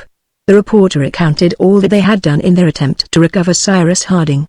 He and Neb had surveyed the coast for a distance of 8 miles and consequently much beyond the place where the balloon had fallen the last time but one, a fall which was followed by the disappearance of the engineer and the dog-top. The shore was solitary, not a vestige of a mark. Not even a pebble recently displaced, not a trace on the sand, not a human footstep on all that part of the beach. It was clear that that portion of the shore had never been visited by a human being. The sea was as deserted as the land, and it was there, a few hundred feet from the coast, that the engineer must have found a tomb. As Spilett ended his account, Neb jumped up, exclaiming in a voice which showed how hope struggled within him, "No. He is not dead. He can't be dead. It might happen to anyone else, but never to him. He could get out of anything." Then his strength forsaking him, "Oh, I can do no more," he murmured. "Nib," said Herbert, running to him, "we will find him. God will give him back to us. But in the meantime you are hungry, and you must eat something." So saying, he offered the poor negro a few handfuls of shellfish, which was indeed wretched and insufficient food. Nib had not eaten anything for several hours, but he refused them. He could not, would not live without his master. As to Gideon Spilett, he devoured the shellfish, then he laid himself down on the sand, at the foot of the rock. He was very weak, but calm. Herbert went up to him, and taking his hand, "Sir," said he, "we have found a shelter which will be better than lying here. Night is advancing. Come and rest. Tomorrow we will search farther." The reporter got up, and guided by the boy went towards the cave. On the way, Pencroft asked him in the most natural tone, if by chance he happened to have a match or two. The reporter stopped, felt in his pockets, but finding nothing said, "I had some, but I must have thrown them away." The seaman then put the same question to Neb and received the same answer. "Confound it!" exclaimed the sailor. The reporter heard him and seizing his arm, "Have you no matches?" he asked. "Not one, and no fire in consequence." "Ah!" cried Neb, "if my master was here, he would know what to do." The four castaways remained motionless, looking uneasily at each other. Herbert was the first to break the silence by saying, "Mr. Spilett, you are a smoker and always have matches about you. Perhaps you haven't looked well. Try again, a single match will be enough." The reporter hunted again in the pockets of his trousers, waistcoat, and greatcoat, and at last to Pencroft's great joy, no less to his extreme surprise, he felt a tiny piece of wood entangled in the lining of his waistcoat. He seized it with his fingers through the stuff, but he could not get it out. If this was a match and a single one, it was of great importance not to rub off the phosphorus. "Will you let me try?" said the boy, and very cleverly, without breaking it, he managed to draw out the wretched yet precious little bit of wood which was of such great importance to these poor men. It was unused. "Hurrah!" cried Pencroft, "it is as good as having a whole cargo." He took the match, and, followed by his companions, entered the cave. This small piece of wood, of which so many in an inhabited country are wasted with indifference and are of no value, must here be used with the greatest caution. The sailor first made sure that it was quite dry. That done, "We must have some paper," said he. "Here," replied Spilett, after some hesitation tearing a leaf out of his notebook. Pencroft took the piece of paper which the reporter held out to him, and knelt down before the fireplace. Some handfuls of grass, leaves, and dry moss were placed under the faggots and disposed in such a way that the air could easily circulate, and the dry wood would rapidly catch fire. Pencroft then twisted the piece of paper into the shape of a cone, as smokers do in a high wind, and poked it in among the moss. Taking a small, rough stone, he wiped it carefully, and with a beating heart, holding his breath, he gently rubbed the match. The first attempt did not produce any effect. Pencroft had not struck hard enough, fearing to rub off the phosphorus. "No, I can't do it," said he, "my hand trembles, the match has missed fire, I cannot, I will not." And rising, he told Herbert to take his place. Certainly the boy had never in all his life been so nervous. Prometheus going to steal the fire from heaven could not have been more anxious. He did not hesitate, however, but struck the match directly. A little spluttering was heard and a tiny blue flame sprang up, making a choking smoke. Herbert quickly turned the match so as to augment the flame, and then slipped it into the paper cone, which in a few seconds too caught fire, and then the moss. A minute later the dry wood crackled and a cheerful flame, assisted by the vigorous blowing of the sailor, sprang up in the midst of the darkness. "At last!" cried Pencroft, getting up, "I was never so nervous before in all my life." The flat stones made a capital fireplace. The smoke went quite easily out at the narrow passage, the chimney drew, and an agreeable warmth was not long in being felt. They must now take great care not to let the fire go out, and always to keep some embers alight. It only needed care and attention, as they had plenty of wood and could renew their store at any time. Pencroft's first thought was to use the fire by preparing a more nourishing supper than a dish of shellfish. 2 dozen eggs were brought by Herbert. The reporter, leaning up in a corner, watched these preparations without saying anything. A threefold thought weighed on his mind. Was Cyrus still alive? If he was alive, where was he? If he had survived from his fall, how was it that he had not found some means of making known his existence? As to Neb, he was roaming about the shore. He was like a body without a soul. Pencroft knew 50 ways of cooking eggs, but this time he had no choice, and was obliged to content himself with roasting them under the hot cinders. In a few minutes the cooking was done, and the seaman invited the reporter to take his share of the supper. Such was the first repast of the castaways on this unknown coast. The hard eggs were excellent, and as eggs contain everything indispensable to man's nourishment, these poor people thought themselves well off, and were much strengthened by them. Oh! If only one of them had not been missing at this meal. If the 5 prisoners who escaped from Richmond had been all there, under the piled-up rocks, before this clear, crackling fire on the dry sand, what thanksgiving must they have rendered to heaven? But the most ingenious, the most learned, he who was their unquestioned chief, Cyrus Harding, was, alas, missing, and his body had not even obtained a burial place. Thus passed the 25th of March. Night had come on. Outside could be heard the howling of the wind and the monotonous sound of the surf breaking on the shore. The waves rolled the shingle backwards and forwards with a deafening noise. The reporter retired into a dark corner after having shortly noted down the occurrences of the day, the first appearance of this new land, the loss of their leader, the exploration of the coast, the incident of the matches, etc., and then overcome by fatigue, he managed to forget his sorrows in sleep. Herbert went to sleep directly. As to the sailor, he passed the night with one eye on the fire, on which he did not spare fuel. But one of the castaways did not sleep in the cave. The inconsolable, despairing Neb, notwithstanding all that his companions could say to induce him to take some rest, wandered all night long on the shore calling on his master. Chapter 6. The inventory of the articles possessed by these castaways from the clouds, thrown upon a coast which appeared to be uninhabited, was soon made out. They had nothing, save the clothes which they were wearing at the time of the catastrophe. We must mention, however, a notebook and a watch which Gideon Spilett had kept, doubtless by inadvertence, not a weapon, not a tool, not even a pocket knife, for while in the car they had thrown out everything to lighten the balloon. The imaginary heroes of Daniel Defoe or of Wyss, as well as Selkirk and Reynolds shipwrecked on Juan Fernandez and on the archipelago of the Aucklands, were never in such absolute destitution. Either they had abundant resources from their stranded vessels, in grain, cattle, tools, ammunition, or else some things were thrown up on the coast which supplied them with all the first necessities of life. But here, not any instrument whatever, not a utensil. From nothing they must supply themselves with everything, and yet, if Cyrus Harding had been with them, if the engineer could have brought his practical science, his inventive mind to bear on their situation, perhaps all hope would not have been lost. Alas! They must hope no longer again to see Cyrus Harding. The castaways could expect nothing but from themselves and from that Providence which never abandons those whose faith is sincere. But ought they to establish themselves on this part of the coast, without trying to know to what continent it belonged, if it was inhabited, or if they were on the shore of a desert island? It was an important question, and should be solved with the shortest possible delay. From its answer they would know what measures to take. However, according to Pencroft's advice, it appeared best to wait a few days before commencing an exploration. They must, in fact, prepare some provisions and procure more strengthening food than eggs and mollusks. The explorers, before undertaking new fatigues, must first of all recruit their strength.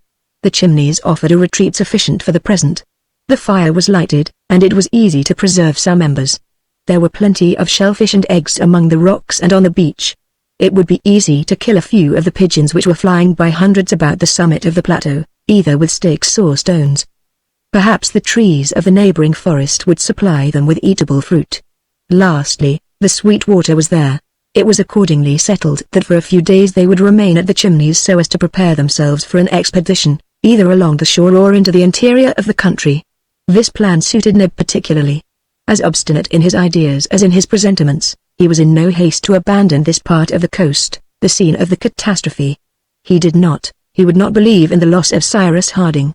No, it did not seem to him possible that such a man had ended in this vulgar fashion, carried away by a wave, drowned in the floods, a few hundred feet from ashore.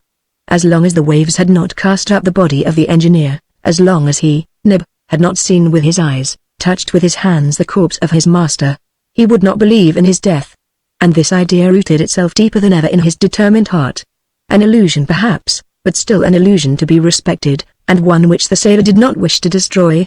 As for him, he hoped no longer, but there was no use in arguing with Nebraska. He was like the dog who will not leave the place where his master is buried, and his grief was such that most probably he would not survive him. This same morning, the 26th of March, At daybreak, Neb had set out on the shore in a northerly direction, and he had returned to the spot where the sea, no doubt, had closed over the unfortunate Harding. That day's breakfast was composed solely of pigeons' eggs and lithodomes. Herbert had found some salt deposited by evaporation in the hollows of the rocks, and this mineral was very welcome. The repast ended, Pencroft asked the reporter if he wished to accompany Herbert and himself to the forest, where they were going to try to hunt. But on consideration, it was thought necessary that someone should remain to keep in the fire, and to be at hand in the highly improbable event of Neb requiring aid. The reporter accordingly remained behind. "To the chase, Herbert," said the sailor. "We shall find ammunition on our way, and cut our weapons in the forest." But at the moment of starting, Herbert observed, that since they had no tinder, it would perhaps be prudent to replace it by another substance. "What?" asked Pencroft. "Burnt linen," replied the boy. "That could in case of need serve for tinder." The sailor thought it very sensible advice. Only it had the inconvenience of necessitating the sacrifice of a piece of handkerchief. Notwithstanding, the thing was well worthwhile trying, and a part of Pencroft's large checked handkerchief was soon reduced to the state of a half-burned rag. This inflammable material was placed in the central chamber at the bottom of a little cavity in the rock, sheltered from all wind and damp. It was 9 o'clock in the morning. The weather was threatening and the breeze blew from the southeast. Herbert and Pencroft turned the angle of the chimneys, not without having cast a look at the smoke which, just at that place, curled round a point of rock. They ascended the left bank of the river. Arrived at the forest, Pencroft broke from the first tree 2 stout branches which he transformed into clubs, the ends of which Herbert rubbed smooth on a rock. Oh! What would they not have given for a knife? The 2 hunters now advanced among the long grass, following the bank. From the turning which directed its course to the southwest, the river narrowed gradually and the channel lay between high banks, over which the trees formed a double arch. Pencroft, lest they should lose themselves, resolved to follow the course of the stream, which would always lead them back to the point from which they started. But the bank was not without some obstacles. Here, the flexible branches of the trees bent level with the current. There, creepers and thorns which they had to break down with their sticks. Herbert often glided among the broken stumps with the agility of a young cat, and disappeared in the underwood. But Pencroft called him back directly, begging him not to wander away. Meanwhile, the sailor attentively observed the disposition and nature of the surrounding country. On the left bank, the ground, which was flat and marshy, rose imperceptibly towards the interior. It looked like a network of liquid threads which doubtless reached the river by some underground drain. Sometimes a stream ran through the underwood, which they crossed without difficulty. The opposite shore appeared to be more uneven, and the valley of which the river occupied the bottom was more clearly visible. The hill, covered with trees disposed in terraces, intercepted the view. On the right bank walking would have been difficult, for the declivities fell suddenly, and the trees bending over the water were only sustained by the strength of their roots. It is needless to add that this forest, as well as the coast already surveyed, was destitute of any sign of human life. Pencroft only saw traces of quadrupeds, fresh footprints of animals, of which he could not recognize the species. In all probability, and such was also Herbert's opinion, some had been left by formidable wild beasts which doubtless would give them some trouble. But nowhere did they observe the mark of an axe on the trees, nor the ashes of a fire, nor the impression of a human foot. On this they might probably congratulate themselves, for on any land in the middle of the Pacific the presence of man was perhaps more to be feared than desired. Herbert and Pencroft, speaking little, for the difficulties of the way were great, advanced very slowly, and after walking for an hour they had scarcely gone more than a mile. As yet the hunt had not been successful. However, some birds sang and fluttered in the foliage, and appeared very timid, as if man had inspired them with an instinctive fear. Among others, Herbert described, in a marshy part of the forest, a bird with a long pointed beak, closely resembling the kingfisher, but its plumage was not fine, though of a metallic brilliancy. "That must be a jicamar," said Herbert, trying to get nearer. "This will be a good opportunity to taste jicamar," replied the sailor, "if that fellow is in a humor to be roasted." Just then, a stone cleverly thrown by the boy, struck the creature on the wing, but the blow did not disable it, and the jicamar ran off and disappeared in an instant. "How clumsy I am!" cried Herbert. "No, no, my boy," replied the sailor. The blow was well aimed, many a one would have missed it altogether. "Come, don't be vexed with yourself. We shall catch it another day." As the hunters advanced, the trees were found to be more scattered, many being magnificent, but none bore eatable fruit. Pencroft searched in vain for some of those precious palm trees which are employed in so many ways in domestic life, and which have been found as far as the 40th parallel in the northern hemisphere, and to the 35th only in the southern hemisphere. But this forest was only composed of conifer, such as deodaras, already recognized by Herbert, and Douglas pine, similar to those which grow on the northwest coast of America, and splendid firs, measuring 150 feet in height. At this moment a flock of birds, of a small size and pretty plumage, with long glancing tails, dispersed themselves among the branches strewing their feathers, which covered the ground as with fine down. Herbert picked up a few of these feathers, and after having examined them, "These are corucas," said he. "I should prefer a moorcock or guinea fowl," replied Pencroft. "Still, if they are good to eat." "They are good to eat, and also their flesh is very delicate," replied Herbert. "Besides, if I don't mistake, it is easy to approach and kill them with a stick." The sailor and the lad, creeping among the grass, arrived at the foot of a tree, whose lower branches were covered with little birds. The corucas were waiting the passage of insects which served for their nourishment. Their feathery feet could be seen clasping the slender twigs which supported them. The hunters then rose, and using their sticks like scythes, they mowed down whole rows of these corucas, who never thought of flying away, and stupidly allowed themselves to be knocked off. 100 were already heaped on the ground, before the others made up their minds to fly. "Well," said Pencroft, "here is game, which is quite within the reach of hunters like us. We have only to put out our hands and take it." The sailor having strung the corucas like larks on flexible twigs, they then continued their exploration. The stream here made a bend towards the south, but this detour was probably not prolonged, for the river must have its source in the mountain, and be supplied by the melting of the snow which covered the sides of the central cone. The particular object of their expedition was, as has been said, to procure the greatest possible quantity of game for the inhabitants of the Chimneys.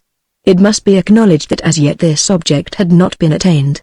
So the sailor actively pursued his researches, though he exclaimed, when some animal which he had not even time to recognize fled into the long grass, "If only we had had the dog Top!"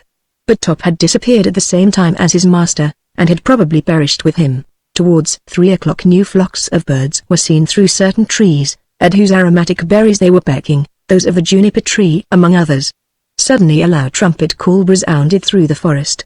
This strange and sonorous cry was produced by a game bird called grouse in the United States. They soon saw several couples, whose plumage was rich chestnut brown mottled with dark brown, and tail of the same color. Herbert recognized the males by the two wing-like appendages raised on the neck. Pencroft determined to get hold of at least one of these gallinaceae, which were as large as a fowl, and whose flesh is better than that of a pullet. But it was difficult, for they would not allow themselves to be approached. After several fruitless attempts, which resulted in nothing but scaring the grouse, the sailor said to the lad, "Decidedly, since we can't kill them on the wing, we must try to take them with a line." "Like a fish?" cried Herbert, much surprised at the proposal. "Like a fish," replied the sailor quite seriously. Pencroft had found among the grass half a dozen grouse nests, each having 3 or 4 eggs. He took great care not to touch these nests, to which their proprietors would not fail to return. It was around these that he meant to stretch his lines, not snares, but real fishing lines. He took Herbert to some distance from the nests, and there prepared his singular apparatus with all the care which a disciple of Isaac Walton would have used. Herbert watched the work with great interest, though rather doubting its success. The lines were made of fine creepers, fastened one to the other, of the length of 15 or 20 feet. Thick, strong thorns, the points bent back, which were supplied from a dwarf acacia bush, were fastened to the ends of the creepers, by way of hooks. Large red worms, which were crawling on the ground, furnished bait. This done, Pencroft, passing among the grass and concealing himself skillfully, placed the end of his lines armed with hooks near the grouse nests. Then he returned, took the other ends and hid with Herbert behind a large tree. There they both waited patiently, though, it must be said, that Herbert did not reckon much on the success of the inventive Pencroft. A whole half-hour passed, but then, as the sailor had surmised, several couple of grouse returned to their nests. They walked along, pecking the ground, and not suspecting in any way the presence of the hunters, who, besides, had taken care to place themselves to leeward of the gallinaceae. The lad felt at this moment highly interested. He held his breath, and Pencroft, his eyes staring, his mouth open, his lips advanced, as if about to taste a piece of grouse, scarcely breathed. Meanwhile, the birds walked about the hooks, without taking any notice of them. Pencroft then gave little tugs which moved the bait as if the worms had been still alive. The sailor undoubtedly felt much greater anxiety than does the fisherman, for he does not see his prey coming through the water. The jerks attracted the attention of the gallinaceae, and they attacked the hooks with their beaks. 3 voracious grouse swallowed at the same moment bait and hook. Suddenly, with a smart jerk, Pencroft struck his line, and a flapping of wings showed that the birds were taken. "Hurrah!" he cried, rushing towards the game, of which he made himself master in an instant. Herbert clapped his hands. It was the first time that he had ever seen birds taken with a line, but the sailor modestly confessed that it was not his first attempt, and that besides he could not claim the merit of invention. "And at any rate," added he, "situated as we are, we must hope to hit upon many other contrivances." The grouse were fastened by their claws, and Pencroft, delighted at not having to appear before their companions with empty hands, and observing that the day had begun to decline, judged it best to return to their dwelling. The direction was indicated by the river, whose course they had only to follow, and, towards 6 o'clock, tired enough with their excursion, Herbert and Pencroft arrived at the Chimneys. Chapter 7. Gideon Spilett was standing motionless on the shore, his arms crossed, gazing over the sea, the horizon of which was lost towards the east in a thick black cloud which was spreading rapidly towards the zenith. The wind was already strong, and increased with the decline of day. The whole sky was of a threatening aspect, and the first symptoms of a violent storm were clearly visible. Herbert entered the Chimneys, and Pencroft went towards the reporter.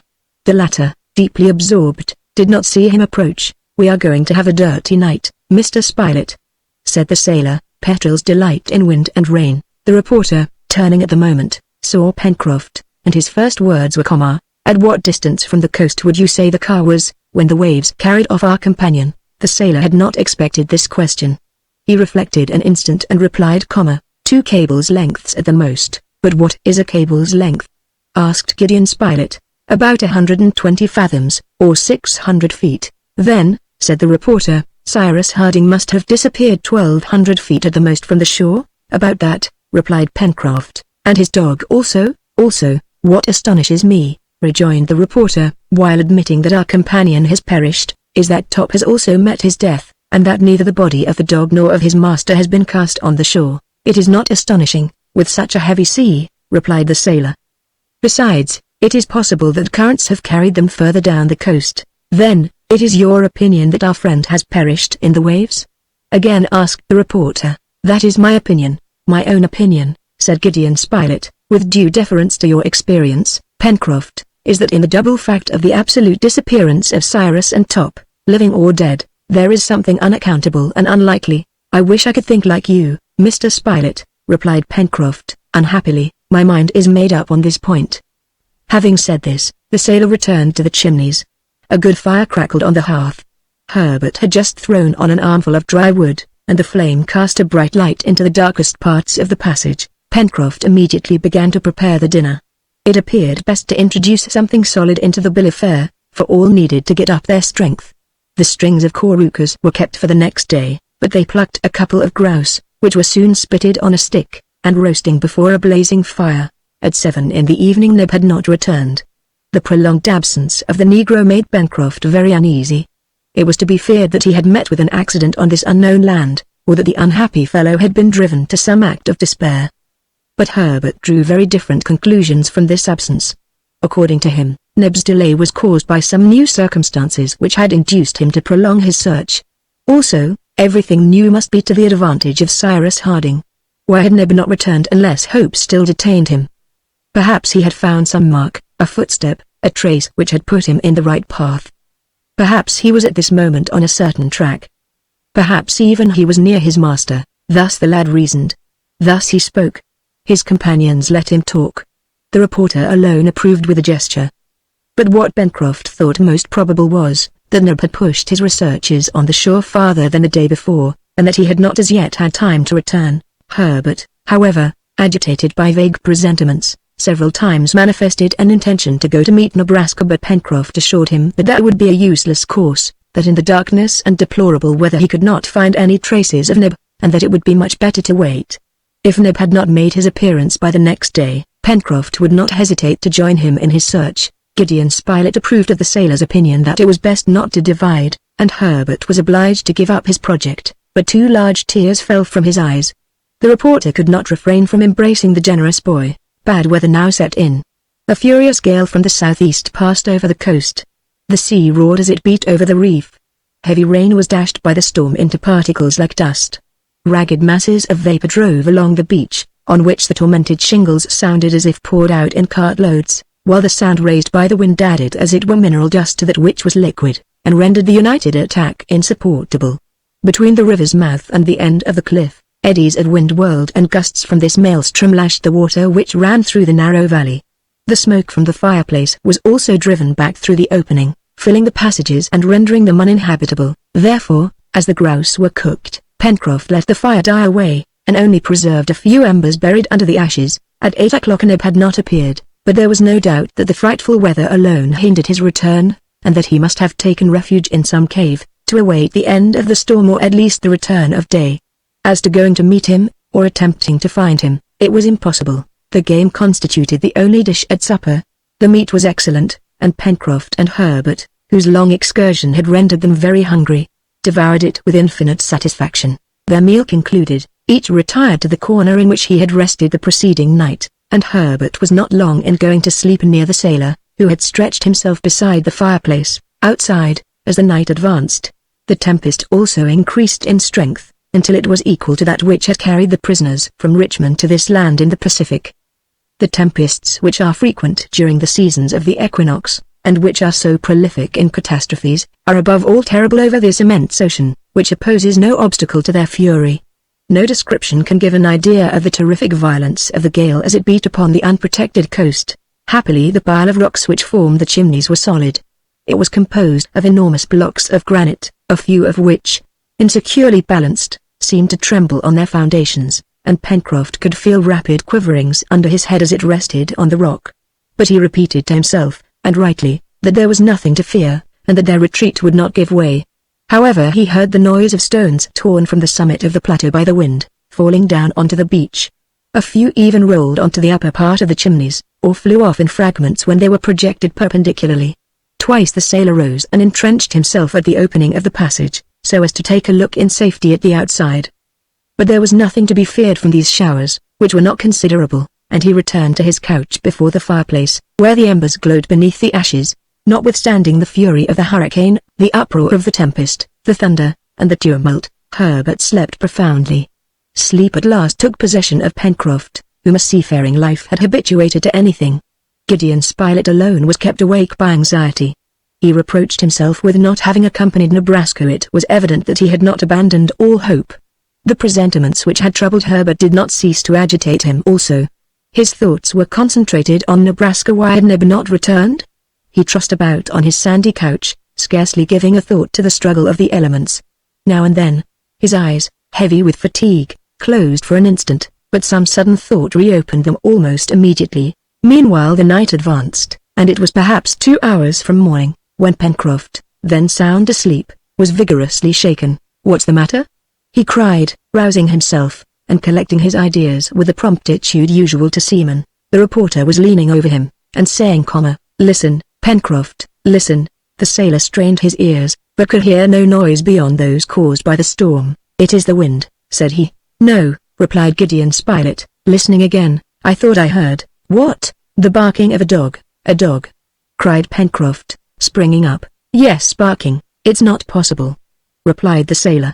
"And besides, how, in the roaring of the storm—" "Stop, listen," said the reporter. Pencroft listened more attentively, and really thought he heard, during a lull, distant barking. "Well," said the reporter, pressing the sailor's hand. "Yes, yes," replied Pencroft. "It is Top. It is Top," cried Herbert, who had just awoke, and all three rushed towards the opening of the chimneys. They had great difficulty in getting out. The wind drove them back. But at last they succeeded, and could only remain standing by leaning against the rocks. They looked about, but could not speak. The darkness was intense. The sea, the sky, the land were all mingled in one black mass. Not a speck of light was visible. The reporter and his companions remained thus for a few minutes, overwhelmed by the wind, drenched by the rain, blinded by the sand. Then, in a pause of the tumult, they again heard the barking, which they found must be at some distance. It could only be Top. But was he alone or accompanied? He was most probably alone, for, If Neb had been with him, he would have made his way more directly towards the chimneys. The sailor squeezed the reporter's hand, for he could not make himself heard, in a way which signified wait. Then he re-entered the passage. An instant after he issued with a lighted fagot, which he threw into the darkness, whistling shrilly. It appeared as if this signal had been waited for. The barking immediately came nearer, and soon a dog bounded into the passage. Pencroft, Herbert, and Spilett entered after him. An armful of dry wood was thrown on the embers. The passage was lighted up with a bright flame. "It is Top!"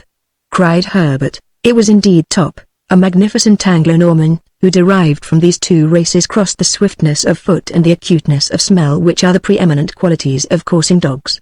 It was the dog of the engineer, Cyrus Harding. But he was alone. Neither Neb nor his master accompanied him. How was it that his instinct had guided him straight to the chimneys, which he did not know? It appeared inexplicable, above all, in the midst of this black night and in such a tempest. But what was still more inexplicable was, that Top was neither tired, nor exhausted, nor even soiled with mud or sand! Herbert had drawn him towards him, and was patting his head, the dog rubbing his neck against the lad's hands. "If the dog is found, the master will be found also," said the reporter. "God grant it," responded Herbert. "Let us set off. Top will guide us." Pencroft did not make any objection. He felt that Top's arrival contradicted his conjectures. "Come along then," said he. Pencroft carefully covered the embers on a hearth. He placed a few pieces of wood among them, so as to keep in the fire until their return.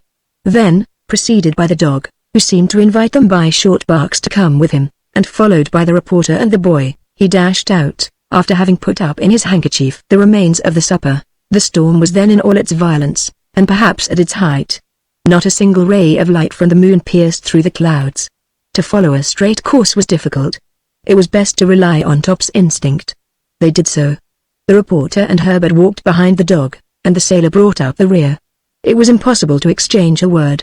The rain was not very heavy, but the wind was terrific. However, one circumstance favored the seaman and his two companions. The wind being southeast, consequently blew on their backs. The clouds of sand, which otherwise would have been insupportable, from being received behind, did not in consequence impede their progress. In short, they sometimes went faster than they liked, and had some difficulty in keeping their feet, but hope gave them strength, for it was not at random that they made their way along the shore.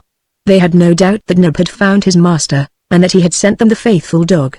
But was the engineer living, or had Neb only sent for his companions that they might render the last duties to the corpse of the unfortunate Harding? After having passed the precipice, Herbert, the reporter, and Pencroft prudently stepped aside to stop and take breath.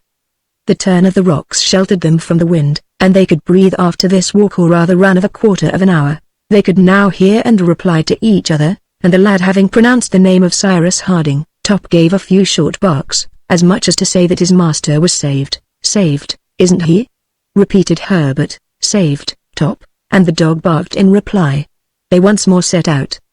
The tide began to rise, and urged by the wind it threatened to be unusually high, as it was a spring tide. Great billows thundered against the reef with such violence that they probably passed entirely over the islet, then quite invisible.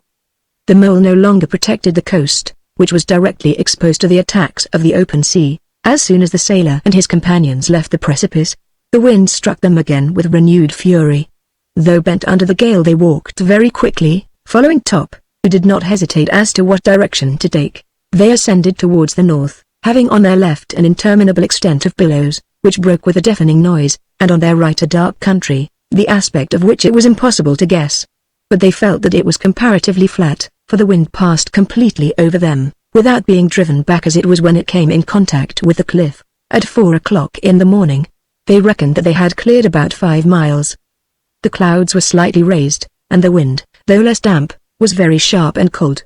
Insufficiently protected by their clothing, Pencroft, Herbert and Spilett suffered cruelly, but not a complaint escaped their lips. They were determined to follow Top, wherever the intelligent animal wished to lead them. Towards 5 o'clock day began to break. At the zenith, where the fog was less thick, grey shades bordered the clouds. Under an opaque belt, a luminous line clearly traced the horizon. The crests of the billows were tipped with a wild light, and the foam regained its whiteness. At the same time on the left the hilly parts of the coast could be seen, though very indistinctly. At 6 o'clock day had broken. The clouds rapidly lifted. The seaman and his companions were then about 6 miles from the Chimneys. They were following a very flat shore bounded by a reef of rocks, whose heads scarcely emerged from the sea, for they were in deep water. On the left, the country appeared to be one vast extent of sandy downs, bristling with thistles. There was no cliff, and the shore offered no resistance to the ocean but a chain of irregular hillocks. Here and there grew 2 or 3 trees, inclined towards the west, their branches projecting in that direction. Quite behind, in the southwest, extended the border of the forest. At this moment, Top became very excited. He ran forward, then returned, and seemed to entreat them to hasten their steps. The dog then left the beach, and guided by his wonderful instinct, without showing the least hesitation, went straight in among the downs. They followed him. The country appeared an absolute desert. Not a living creature was to be seen. The downs, the extent of which was large, were composed of hillocks and even of hills, very irregularly distributed. They resembled a Switzerland modelled in sand, and only an amazing instinct could have possibly recognized their way. 5 minutes after having left the beach, the reporter and his 2 companions arrived at a sort of excavation, hollowed out at the back of a high mound. The Top stopped, and gave a loud, clear bark. Spilett, Herbert, and Pencroft dashed into the cave. Neb was there, kneeling beside a body extended on a bed of grass. The body was that of the engineer, Cyrus Harding. Chapter 8. Neb did not move. Pencroft only uttered one word. "Living?" he cried. Neb did not reply. Spilett and the sailor turned pale. Herbert clasped his hands, and remained motionless. The poor negro, absorbed in his grief, evidently had neither seen his companions nor heard the sailor speak. The reporter knelt down beside the motionless body, and placed his ear to the engineer's chest. Having first torn open his clothes, a minute and age exclamation mark passed, during which he endeavored to catch the faintest throb of the heart. Neb had raised himself a little and gazed without seeing. Despair had completely changed his countenance. He could scarcely be recognized, exhausted with fatigue, broken with grief. He believed his master was dead. Gideon Spilett at last rose, after a long and attentive examination. "He lives," said he. Pencroft knelt in his turn beside the engineer. He also heard a throbbing, and even felt a slight breath on his cheek. Herbert at a word from the reporter ran out to look for water. He found, 100 feet off, a limpid stream, which seemed to have been greatly increased by the rains, and which filtered through the sand, but nothing in which to put the water, not even a shell among the downs. The lad was obliged to content himself with dipping his handkerchief in the stream, and with it hastened back to the grotto. Happily the wet handkerchief was enough for Gideon Spilett, who only wished to wet the engineer's lips. The cold water produced an almost immediate effect. His chest heaved and he seemed to try to speak. "We will save him," exclaimed the reporter. At these words hope revived in Neb's heart. He undressed his master to see if he was wounded, but not so much as a bruise was to be found, either on the head, body, or limbs, which was surprising, as he must have been dashed against the rocks. Even the hands were uninjured, and it was difficult to explain how the engineer showed no traces of the efforts which he must have made to get out of reach of the breakers, but the explanation would come later. When Cyrus was able to speak he would say what had happened. For the present the question was, how to recall him to life, and it appeared likely that rubbing would bring this about, so they set to work with the sailor's jersey. The engineer, revived by this rude shampooing, moved his arms slightly and began to breathe more regularly. He was sinking from exhaustion, and certainly, had not the reporter and his companions arrived, it would have been all over with Cyrus Harding. "You thought your master was dead, didn't you?" said the seaman to Nebraska. "Yes, quite dead," replied Neb, "and if Top had not found you, and brought you here, I should have buried my master, and then have lain down on his grave to die." It had indeed been a narrow escape for Cyrus Harding. Neb then recounted what had happened. The day before, after having left the Chimneys at daybreak, he had ascended the coast in a northerly direction, and had reached that part of the shore which he had already visited. There, without any hope he acknowledged, Neb had searched the beach, among the rocks, on the sand, for the smallest trace to guide him. He examined particularly that part of the beach which was not covered by the high tide, for near the sea the water would have obliterated all marks. Neb did not expect to find his master living. It was for a corpse that he searched, a corpse which he wished to bury with his own hands. He sought long in vain. This desert coast appeared never to have been visited by a human creature. The shells, those which the sea had not reached, and which might be met with by millions above high water mark, were untouched. Not a shell was broken. Neb then resolved to walk along the beach for some miles. It was possible that the waves had carried the body to quite a distant point. When a corpse floats a little distance from a low shore, it rarely happens that the tide does not throw it up, sooner or later. This Neb knew, and he wished to see his master again for the last time. I went along the coast for another 2 miles, carefully examining the beach, both at high and low water, and I had despaired of finding anything, when yesterday, above 5 in the evening, I saw footprints on the sand. Footprints? Exclaimed Pencroft. Yes, replied Nebraska.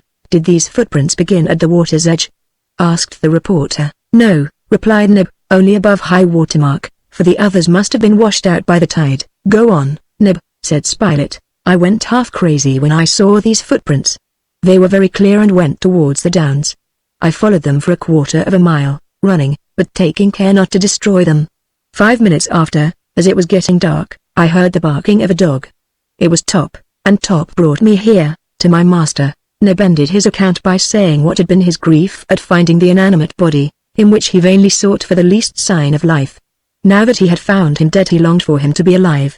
All his efforts were useless. Nothing remained to be done but to render the last duties to the one whom he had loved so much. Neb then thought of his companions. They, no doubt, would wish to see the unfortunate man again. Top was there. Could he not rely on the sagacity of the faithful animal? Neb several times pronounced the name of the reporter, the one among his companions whom Top knew best. Then he pointed to the south, and the dog bounded off in the direction indicated to him. We have heard how, guided by an instinct which might be looked upon almost as supernatural, Top had found them. Neb's companions had listened with great attention to this account. It was unaccountable to them how Cyrus Harding, after the efforts which he must have made to escape from the waves by crossing the rocks, had not received even a scratch. And what could not be explained either was how the engineer had managed to get to this cave in the downs, more than a mile from the shore. So, Neb, said the reporter, it was not you who brought your master to this place. No, it was not I, replied the Negro. It's very clear that the captain came here by himself, said Pencroft. It is clear in reality, observed Spilett, but it is not credible. The explanation of this fact could only be produced from the engineer's own lips, and they must wait for that till speech returned. Rubbing had re-established the circulation of the blood. Cyrus Harding moved his arm again, then his head, and a few incomprehensible words escaped him. Neb, who was bending over him, spoke, but the engineer did not appear to hear, and his eyes remained closed. Life was only exhibited in him by movement, his senses had not as yet been restored. Pencroft much regretted not having either fire, or the means of procuring it, for he had, unfortunately, forgotten to bring the burnt linen, which would easily have ignited from the sparks produced by striking together 2 flints. As to the engineer's pockets, they were entirely empty, except that of his waistcoat, which contained his watch. It was necessary to carry Harding to the Chimneys, and that as soon as possible. This was the opinion of all. Meanwhile, the care which was lavished on the engineer brought him back to consciousness sooner than they could have expected. The water with which they wetted his lips revived him gradually. Pencroft also thought of mixing with the water some moisture from the titra's flesh which he had brought. Herbert ran to the beach and returned with 2 large bivalve shells. The sailor concocted something which he introduced between the lips of the engineer, who eagerly drinking it opened his eyes. Neb and the reporter were leaning over him. My master! My master! Cried Nebraska. The engineer heard him. He recognized Neb and Spilett, then his other 2 companions, and his hand slightly pressed theirs. A few words again escaped him, which showed what thoughts were, even then, troubling his brain. This time he was understood. Undoubtedly they were the same words he had before attempted to utter. Island or continent? He murmured. Bother the continent, cried Pencroft hastily. There is time enough to see about that, Captain. We don't care for anything, provided you are living. The engineer nodded faintly, and then appeased to sleep. They respected this sleep, and the reporter began immediately to make arrangements for transporting Harding to a more comfortable place. Neb, Herbert, and Pencroft left the cave and directed their steps towards a high mound crowned with a few distorted trees. On the way the sailor could not help repeating, island or continent. To think of that, when at one's last gasp. What a man! Arrived at the summit of the mound, Pencroft and his 2 companions set to work, with no other tools than their hands, to despoil of its principal branches a rather sickly tree, a sort of marine fir. With these branches they made a litter, on which, covered with grass and leaves, they could carry the engineer. This occupied them nearly 40 minutes, and it was 10 o'clock when they returned to Cyrus Harding, whom Spilett had not left. The engineer was just awaking from the sleep, or rather from the drowsiness, in which they had found him. The color was returning to his cheeks, which till now had been as pale as death. He raised himself a little, looked around him, and appeared to ask where he was. "Can you listen to me without fatigue, Cyrus?" asked the reporter. "Yes," replied the engineer. "It's my opinion," said the sailor, "that Captain Harding will be able to listen to you still better, if he will have some more grouse jelly, for we have grouse, Captain," added he, presenting him with a little of this jelly, to which he this time added some of the flesh. Cyrus Harding ate a little of the grouse, and the rest was divided among his companions, who found it but a meager breakfast, for they were suffering extremely from hunger. "Well," said the sailor, "there is plenty of food at the Chimneys, for you must know, Captain, that down there, in the south, we have a house, with rooms, beds, and fireplace, and in the pantry, several dozen of birds, which our Herbert calls corucas. Your litter is ready, and as soon as you feel strong enough we will carry you home." "Thanks, my friend," replied the engineer. "Wait another hour or two, and then we will set out. And now speak, Spilett." The reporter then told him all that had occurred.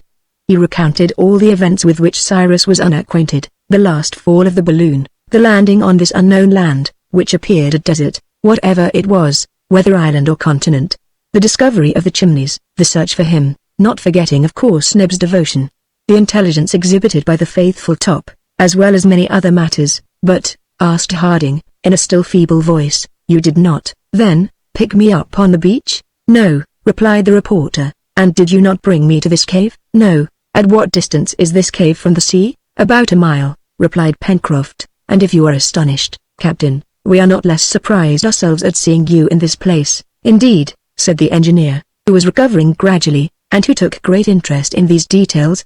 "Indeed it is very singular, but," resumed the sailor, "can you tell us what happened after you were carried off by the sea?" Cyrus Harding considered. He knew very little. The wave had torn him from the balloon net. He sank at first several fathoms. On returning to the surface, in the half-light, he felt a living creature struggling near him. It was Top, who had sprung to his help. He saw nothing of the balloon, which, lightened both of his weight and that of the dog, had darted away like an arrow. There he was, in the midst of the angry sea, at a distance which could not be less than half a mile from the shore. He attempted to struggle against the billows by swimming vigorously. Top held him up by his clothes, but a strong current seized him and drove him towards the north, and after half an hour of exertion, he sank, dragging Top with him into the depths. From that moment to the moment in which he recovered to find himself in the arms of his friends, he remembered nothing. "However," remarked Pencroft, "you must have been thrown onto the beach, and you must have had strength to walk here, since Neb found your footmarks." "Yes, of course," replied the engineer, thoughtfully. "And you found no traces of human beings on this coast?" "Not a trace," replied the reporter. "Besides, if by chance you had met with some deliverer there, just in the nick of time, why should he have abandoned you after having saved you from the waves?" "You are right, my dear Spilett. Tell me, Neb," added the engineer, turning to his servant, "it was not you who? You can't have had a moment of unconsciousness during which no, that's absurd. Do any of the footsteps still remain?" asked Harding. "Yes, master," replied Neb, "here, at the entrance, at the back of the mound, in a place sheltered from the rain and wind. The storm has destroyed the others." "Pencroft," said Cyrus Harding, "will you take my shoe and see if it fits exactly to the footprints?" The sailor did as the engineer requested. While he and Herbert, guided by Neb, went to the place where the footprints were to be found, Cyrus remarked to the reporter, "It is a most extraordinary thing, perfectly inexplicable," replied Gideon Spilett, "but do not dwell upon it just now, my dear Spilett, we will talk about it by and by." A moment after the others entered, there was no doubt about it. The engineer's shoe fitted exactly to the footmarks. It was therefore Cyrus Harding who had left them on the sand. "Come," said he, "I must have experienced this unconsciousness which I attributed to Nebraska. I must have walked like a somnambulist, without any knowledge of my steps, and Top must have guided me here, after having dragged me from the waves. Come, Top. Come, old dog." The magnificent animal bounded barking to his master, and caresses were lavished on him. It was agreed that there was no other way of accounting for the rescue of Cyrus Harding, and that Top deserved all the honor of the affair. Towards 12 o'clock, Pencroft having asked the engineer if they could now remove him, Harding, instead of replying, and by an effort which exhibited the most energetic will, got up. But he was obliged to lean on the sailor, or he would have fallen. "Well done!" cried Pencroft, "bring the captain's litter." The litter was brought, The transverse branches had been covered with leaves and long grass. Harding was laid on it, and Pencroft, having taken his place at one end and Neb at the other, they started towards the coast. There was a distance of 8 miles to be accomplished, but, as they could not go fast, and it would perhaps be necessary to stop frequently, they reckoned that it would take at least 6 hours to reach the Chimneys. The wind was still strong, but fortunately it did not rain. Although lying down, the engineer, leaning on his elbow, observed the coast, particularly inland. He did not speak, but he gazed, and, no doubt, the appearance of the country, with its inequalities of ground, its forests, its various productions, were impressed on his mind. However, after travelling for 2 hours, fatigue overcame him, and he slept. At 5:30 the little band arrived at the precipice, and a short time after at the Chimneys. They stopped, and the litter was placed on the sand. Cyrus Harding was sleeping profoundly, and did not wake. Pencroft, to his extreme surprise, found that the terrible storm had quite altered the aspect of the place. Important changes had occurred. Great blocks of stone lay on the beach, which was also covered with a thick carpet of seaweed, algae, and wrack. Evidently the sea, passing over the islet, had been carried right up to the foot of the enormous curtain of granite. The soil in front of the cave had been torn away by the violence of the waves. A horrid presentiment flashed across Pencroft's mind. He rushed into the passage, but returned almost immediately, and stood motionless, staring at his companions. The fire was out. The drowned cinders were nothing but mud. The burnt linen, which was to have served as tinder, had disappeared. The sea had penetrated to the end of the passages, and everything was overthrown and destroyed in the interior of the Chimneys. Chapter 9. In a few words, Gideon Spilett, Herbert, and Neb were made acquainted with what had happened. This accident, which appeared so very serious to Pencroft, produced different effects on the companions of the honest sailor. Neb, in his delight at having found his master, did not listen, or rather, did not care to trouble himself with what Pencroft was saying. Herbert shared in some degree the sailor's feelings. As to the reporter, he simply replied, "Upon my word, Pencroft, it's perfectly indifferent to me, but, I repeat, that we haven't any fire, pooh, nor any means of relighting it, nonsense." "But I say, Mr. Spilett, isn't Cyrus here?" replied the reporter. "Is not our engineer alive? He will soon find some way of making fire for us." With what? With nothing. What had Pencroft to say? He could say nothing, for, in the bottom of his heart he shared the confidence which his companions had in Cyrus Harding. The engineer was to them a microcosm, a compound of every science, a possessor of all human knowledge. It was better to be with Cyrus in a desert island, than without him in the most flourishing town in the United States. With him they could want nothing, with him they would never despair. If these brave men had been told that a volcanic eruption would destroy the land, that this land would be engulfed in the depths of the Pacific, they would have imperturbably replied, "Cyrus is here," while in the palanquin, however, the engineer had again relapsed into unconsciousness, which the jolting to which he had been subjected during his journey had brought on, so that they could not now appeal to his ingenuity. The supper must necessarily be very meagre. In fact, all the grouse flesh had been consumed, and there no longer existed any means of cooking more game. Besides, the couroucous which had been reserved had disappeared. They must consider what was to be done. First of all, Cyrus Harding was carried into the central passage. That they managed to arrange for him a couch of seaweed which still remained almost dry.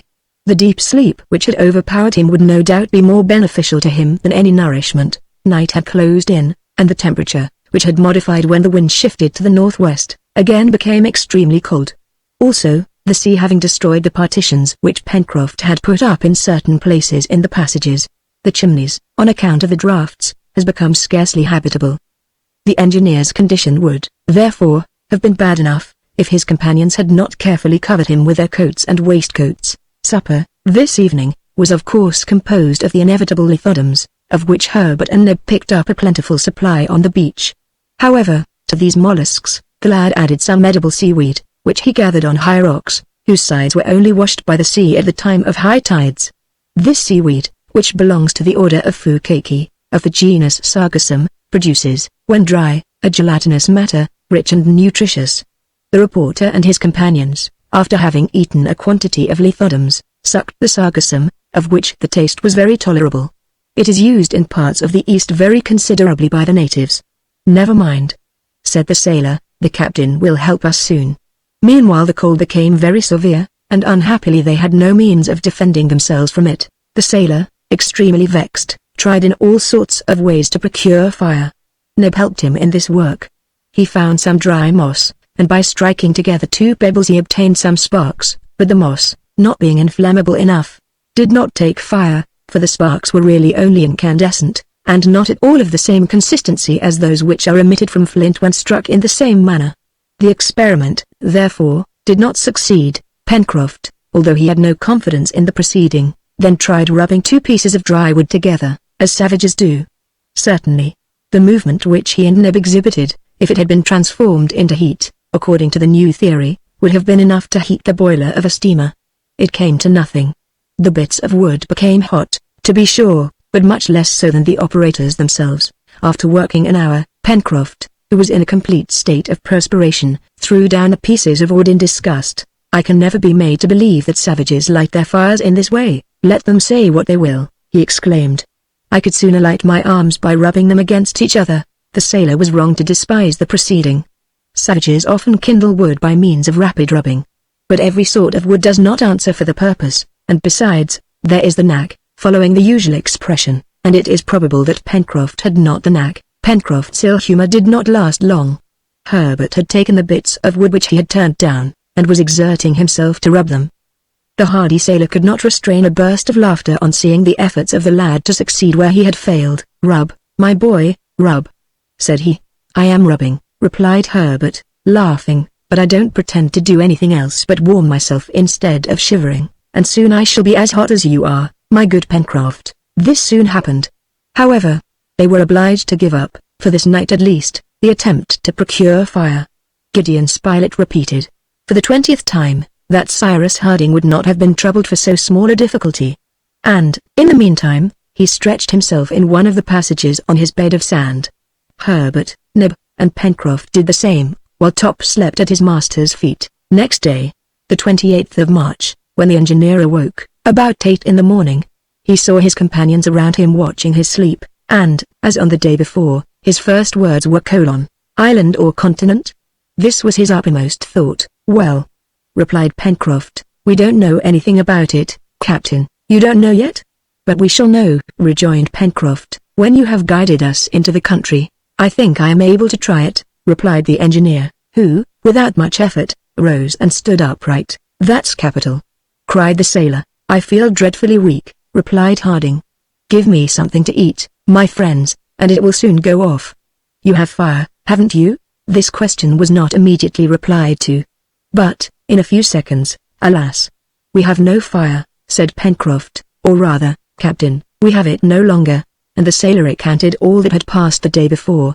He amused the engineer by the history of the single match, then his abortive attempt to procure fire in the savage's way. "We shall consider," replied the engineer, "and if we do not find some substance similar to tinder—" "Well?" asked the sailor. "Well, we will make matches." "Chemicals?" "Chemicals, it is not more difficult than that," cried the reporter, striking the sailor on the shoulder. The latter did not think it so simple, but he did not protest. All went out. The weather had become very fine.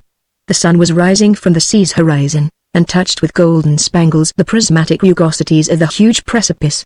Having thrown a rapid glance around him, the engineer seated himself on a block of stone. Herbert offered him a few handfuls of shellfish and sargassum, saying, "It is all that we have, Captain Harding." "Thanks, my boy," replied Harding, "it will do for this morning at least." He ate the wretched food with appetite, and washed it down with a little fresh water, drawn from the river in an immense shell. His companions looked at him without speaking.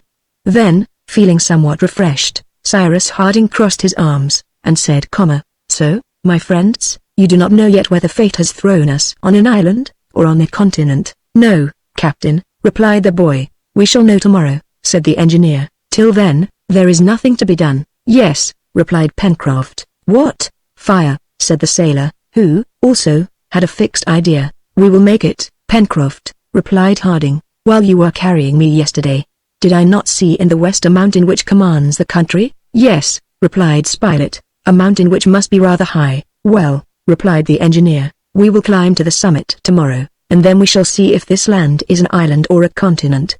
Till then, I repeat, there is nothing to be done." "Yes, fire," said the obstinate sailor again. "But he will make us a fire," replied Gideon Spilett. Only have a little patience, Pencroft. The seaman looked at Spilett in a way which seemed to say, if it depended upon you to do it, we wouldn't taste roast meat very soon, but he was silent. Meanwhile Captain Harding had made no reply. He appeared to be very little troubled by the question of fire. For a few minutes he remained absorbed in thought, then again speaking, "My friends," said he, "our situation is, perhaps, deplorable, but, at any rate, it is very plain. Either we are on a continent, and then, at the expense of greater or less fatigue, we shall reach some inhabited place, or we are on an island. In the latter case, if the island is inhabited, we will try to get out of the scrape with the help of its inhabitants. If it is desert, we will try to get out of the scrape by ourselves." "Certainly, nothing could be plainer," replied Pencroft. "But, whether it is an island or a continent," asked Gideon Spilett, "whereabouts do you think, Cyrus, this storm has thrown us?" "I cannot say exactly," replied the engineer, "but I presume it is some land in the Pacific. In fact, when we left Richmond, the wind was blowing from the northeast, and its very violence greatly proves that it could not have varied. If the direction has been maintained from the northeast to the southwest, we have traversed the states of North Carolina, of South Carolina, of Georgia, the Gulf of Mexico, Mexico itself, in its narrow part, then a part of the Pacific Ocean. I cannot estimate the distance traversed by the balloon at less than 6,000 to 7,000 miles, and, even supposing that the wind had varied half a quarter, it must have brought us either to the archipelago of Mandava, either on Nepomutis, or even, if it had a greater strength than I suppose, to the land of New Zealand. If the last hypothesis is correct, it will be easy enough to get home again. English or Maoris, we shall always find someone to whom we can speak. If, on the contrary, this is the coast of a desert island in some tiny archipelago, perhaps we shall be able to reconnoiter it from the summit of that peak which overlooks the country, and then we shall see how best to establish ourselves here as if we are never to go away." "Never?" cried the reporter. "You say never, my dear Cyrus? Better to put things at the worst at first," replied the engineer, "and reserve the best for a surprise." "Well said," remarked Pencroft. "It is to be hoped, too, that this island, if it be one, is not situated just out of the course of ships. That would be really unlucky. We shall not know what we have to rely on until we have first made the ascent of the mountain," replied the engineer. "But tomorrow, Captain," asked Herbert, "shall you be in a state to bear the fatigue of the ascent?" "I hope so," replied the engineer, "provided you and Pencroft, my boy, show yourselves quick and clever hunters." "Captain," said the sailor, "since you are speaking of game, if on my return, I was as certain of roasting it as I am of bringing it back, bring it back all the same." "Pencroft," replied Harding. It was then agreed that the engineer and the reporter were to pass the day at the Chimneys, so as to examine the shore and the upper plateau. Neb, Herbert, and the sailor were to return to the forest, renew their store of wood, and lay violent hands on every creature, feathered or hairy, which might come within their reach. They set out accordingly about 10 o'clock in the morning, Herbert confident, Neb joyous, Pencroft murmuring aside, "If, on my return, I find a fire at the house, I shall believe that the thunder itself came to light it." All three climbed the bank, and arrived at the angle made by the river. The sailor, stopping, said to his two companions, "Shall we begin by being hunters or woodmen?" "Hunters," replied Herbert. "There is Top already in quest." "We will hunt, then," said the sailor, "and afterwards we can come back and collect our wood." This agreed to, Herbert, Neb, and Pencroft, after having torn 3 sticks from the trunk of a young fir, followed Top, who was bounding about among the long grass. This time, the hunters, instead of following the course of the river, plunged straight into the heart of the forest. There were still the same trees, belonging, for the most part, to the pine family. In certain places, less crowded, growing in clumps, these pines exhibited considerable dimensions, and appeared to indicate, by their development, that the country was situated in a higher latitude than the engineer had supposed. Glades, bristling with stumps worn away by time, were covered with dry wood, which formed an inexhaustible store of fuel. Then, the glade passed, the underwood thickened again, and became almost impenetrable. It was difficult enough to find the way among the groups of trees, without any beaten track. So the sailor from time to time broke off branches which might be easily recognized. But, perhaps, he was wrong not to follow the watercourse, as he and Herbert had done on their first excursion, for after walking an hour not a creature had shown itself. Top, running under the branches, only roused birds which could not be approached. Even the couroucous were invisible, and it was probable that the sailor would be obliged to return to the marshy part of the forest, in which he had so happily performed his grouse fishing. "Well, Pencroft," said Neb, in a slightly sarcastic tone, "if this is all the game which you promised to bring back to my master, it won't need a large fire to roast it." "Have patience," replied the sailor, "it isn't the game which will be wanting on our return. Have you not confidence in Captain Harding?" "Yes, but you don't believe that he will make fire?" "I shall believe it when the wood is blazing in the fireplace." "It will blaze, since my master has said so. We shall see." Meanwhile, the sun had not reached the highest point in its course above the horizon.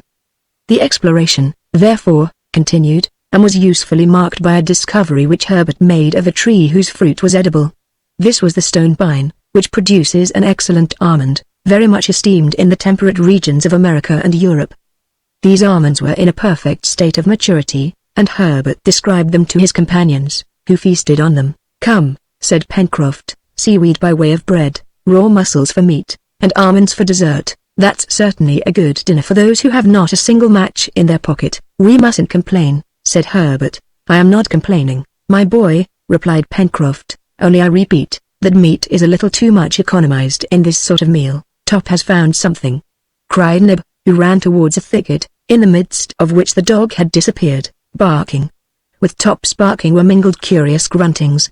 The sailor and Herbert had followed Nebraska if there was game. That this was not the time to discuss how it was to be cooked, but rather, how they were to get hold of it. The hunters had scarcely entered the bushes when they saw Top engaged in a struggle with an animal which he was holding by the ear. This quadruped was a sort of pig nearly 2.5 feet long, of a blackish-brown color, lighter below, having hard scanty hair. Its toes, then strongly fixed in the ground, seemed to be united by a membrane. Herbert recognized in this animal the capybara, that is to say, one of the largest members of the rodent order. Meanwhile, the capybara did not struggle against the dog. It stupidly rolled its eyes, deeply buried in a thick bed of fat. Perhaps it saw men for the first time. However, Neb, having tightened his grasp on his stick, was just going to fell the pig, when the latter, tearing itself from Top's teeth, by which it was only held by the tip of its ear, uttered a vigorous grunt, rushed upon Herbert, almost overthrew him, and disappeared in the wood. "The rascal!" cried Pencroft. All three directly darted after Top, but at the moment when they joined him the animal had disappeared under the waters of a large pond shaded by venerable pines. Neb, Herbert, and Pencroft stopped, motionless. Top plunged into the water, but the capybara, hidden at the bottom of the pond, did not appear. "Let us wait," said the boy, "for he will soon come to the surface to breathe." "Won't he drown?" asked Nebraska. "No," replied Herbert, "since he has webbed feet, and is almost an amphibious animal. But watch him." Top remained in the water. Pencroft and his two companions went to different parts of the bank, so as to cut off the retreat of the capybara, which the dog was looking for beneath the water.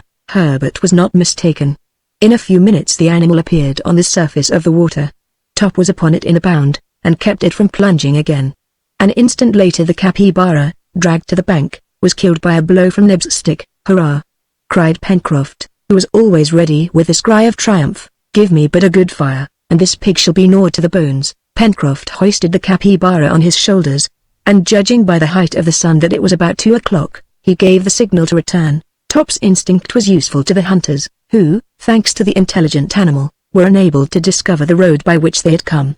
Half an hour later they arrived at the river. Pencroft soon made a raft of wood, as he had done before, though if there was no fire it would be a useless task, and the raft following the current, they returned towards the chimneys. But the sailor had not gone 50 paces when he stopped, and again uttering a tremendous hurrah, pointed towards the angle of the cliff. "Herbert! Neb! Look!" he shouted. Smoke was escaping and curling up among the rocks. Chapter 10. In a few minutes the three hunters were before a crackling fire. The captain and the reporter were there. Pencroft looked from one to the other, his capybara in his hand, without saying a word. "Well, yes, my brave fellow," cried the reporter. "Fire, real fire, which will roast this splendid pig perfectly, and we will have a feast presently." "But who lighted it?" asked Pencroft. "The sun." Gideon Spilett was quite right in his reply. It was the sun which had furnished the heat which so astonished Pencroft. The sailor could scarcely believe his eyes, and he was so amazed that he did not think of questioning the engineer. "Had you a burning glass, sir?" asked Herbert of Harding. "No, my boy," replied he, "but I made one," and he showed the apparatus which served for a burning glass. It was simply 2 glasses which he had taken from his own and the reporter's watches. Having filled them with water and rendered their edges adhesive by means of a little clay, he thus fabricated a regular burning glass, which, concentrating the solar rays on some very dry moss, soon caused it to blaze. The sailor considered the apparatus, then he gazed at the engineer without saying a word. Only a look plainly expressed his opinion that if Cyrus Harding was not a magician, he was certainly no ordinary man. At last speech returned to him, and he cried, "Note that, Mr. Spilett, note that down on your paper." "It is noted," replied the reporter. Then, Neb helping him, the seaman arranged the spit, and the capybara, properly cleaned, was soon roasting like a suckling pig before a clear, crackling fire. The chimneys had again become more habitable, not only because the passages were warmed by the fire, but because the partitions of wood and mud had been re-established. It was evident that the engineer and his companions had employed their day well. Cyrus Harding had almost entirely recovered his strength, and had proved it by climbing to the upper plateau. From this point his eye, accustomed to estimate heights and distances, was fixed for a long time on the cone, the summit of which he wished to reach the next day. The mountain, situated about 6 miles to the northwest, appeared to him to measure 3,500 feet above the level of the sea. Consequently the gaze of an observer posted on its summit would extend over a radius of at least 50 miles. Therefore it was probable that Harding could easily solve the question of island or continent, to which he attached so much importance. They supped capitally. The flesh of the capybara was declared excellent. The sargassum and the almonds of the stone pine completed the repast, during which the engineer spoke little. He was preoccupied with projects for the next day. Once or twice Pencroft gave forth some ideas upon what it would be best to do, but Cyrus Harding, who was evidently of a methodical mind, only shook his head without uttering a word. "Tomorrow," he repeated, "we shall know what we have to depend upon, and we will act accordingly."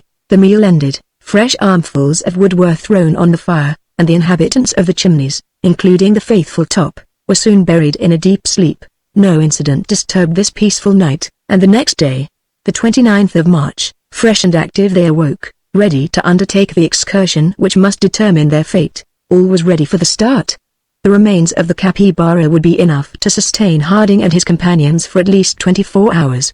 Besides, they hoped to find more food on the way. As the glasses had been returned to the watches of the engineer and reporter, Pencroft burned a little linen to serve as tinder. As to flint, that would not be wanting in these regions of plutonic origin. It was 7:30 in the morning when the explorers, armed with sticks, left the chimneys. Following Pencroft's advice, it appeared best to take the road already traversed through the forest, and to return by another route. It was also the most direct way to reach the mountain. They turned the south angle and followed the left bank of the river, which was abandoned at the point where it formed an elbow towards the southwest. The path, already trodden under the evergreen trees, was found, and at 9 o'clock Cyrus Harding and his companions had reached the western border of the forest.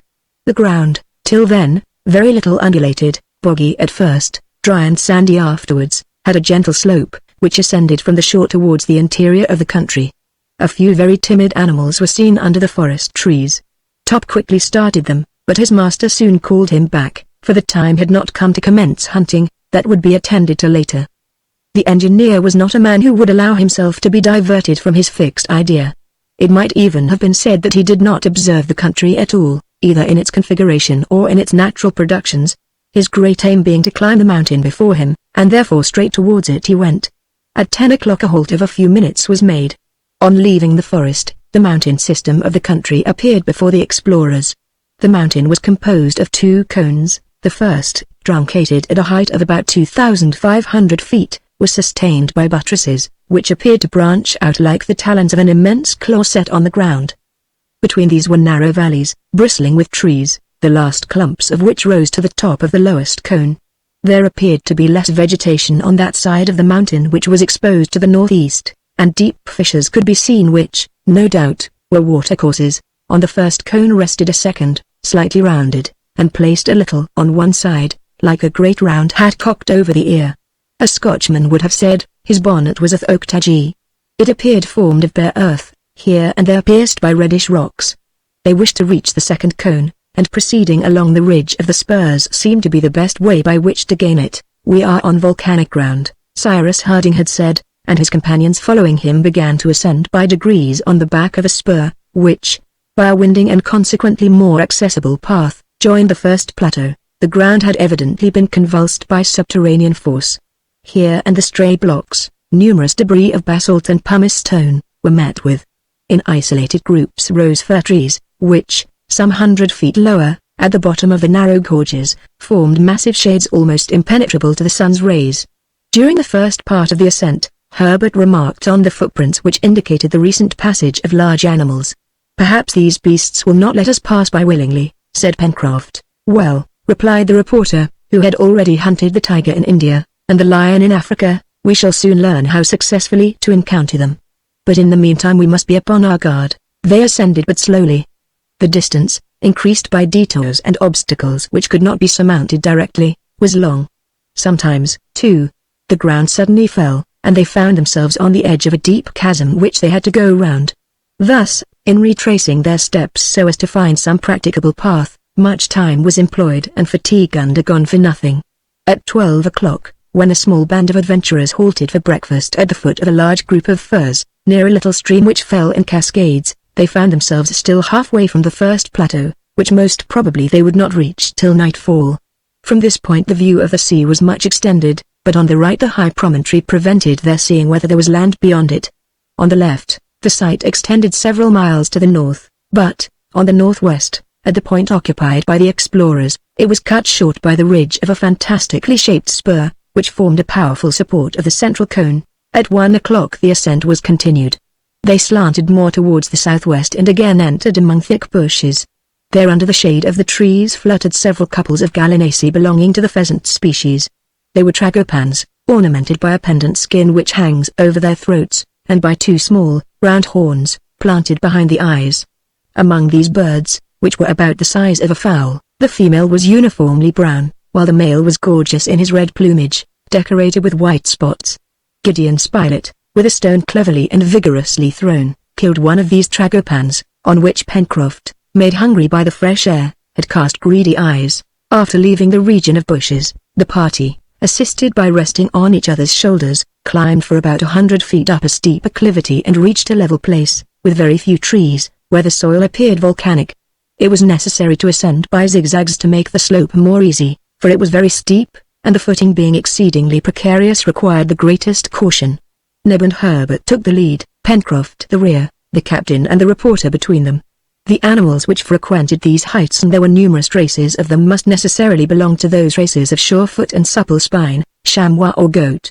Several were seen, but this was not the name Pencroft gave them, for all of a sudden sheep, he shouted, all stopped about 50 feet from half a dozen animals of a large size, with strong horns bent back and flattened towards the point, with a woolly fleece, hidden under long silky hair of a tawny color. They were not ordinary sheep, but a species usually found in the mountainous regions of the temperate zone, to which Herbert gave the name of the musman. "Have they legs and chops?" asked the sailor. "Yes," replied Herbert. "Well, then, they are sheep," said Pencroft. The animals, motionless among the blocks of basalt, gazed with an astonished eye, as if they saw human bipeds for the first time. Then their fears suddenly aroused, they disappeared, bounding over the rocks. "Goodbye, till we meet again," cried Pencroft, as he watched them, in such a comical tone that Cyrus Harding, Gideon Spilett, Herbert, and Neb could not help laughing. The ascent was continued. Here and there were traces of lava. Sulphur springs sometimes stopped their way, and they had to go round them. In some places the sulphur had formed crystals among other substances, such as whitish cinders made of an infinity of little feldspar crystals. In approaching the first plateau formed by the truncating of the lower cone, the difficulties of the ascent were very great.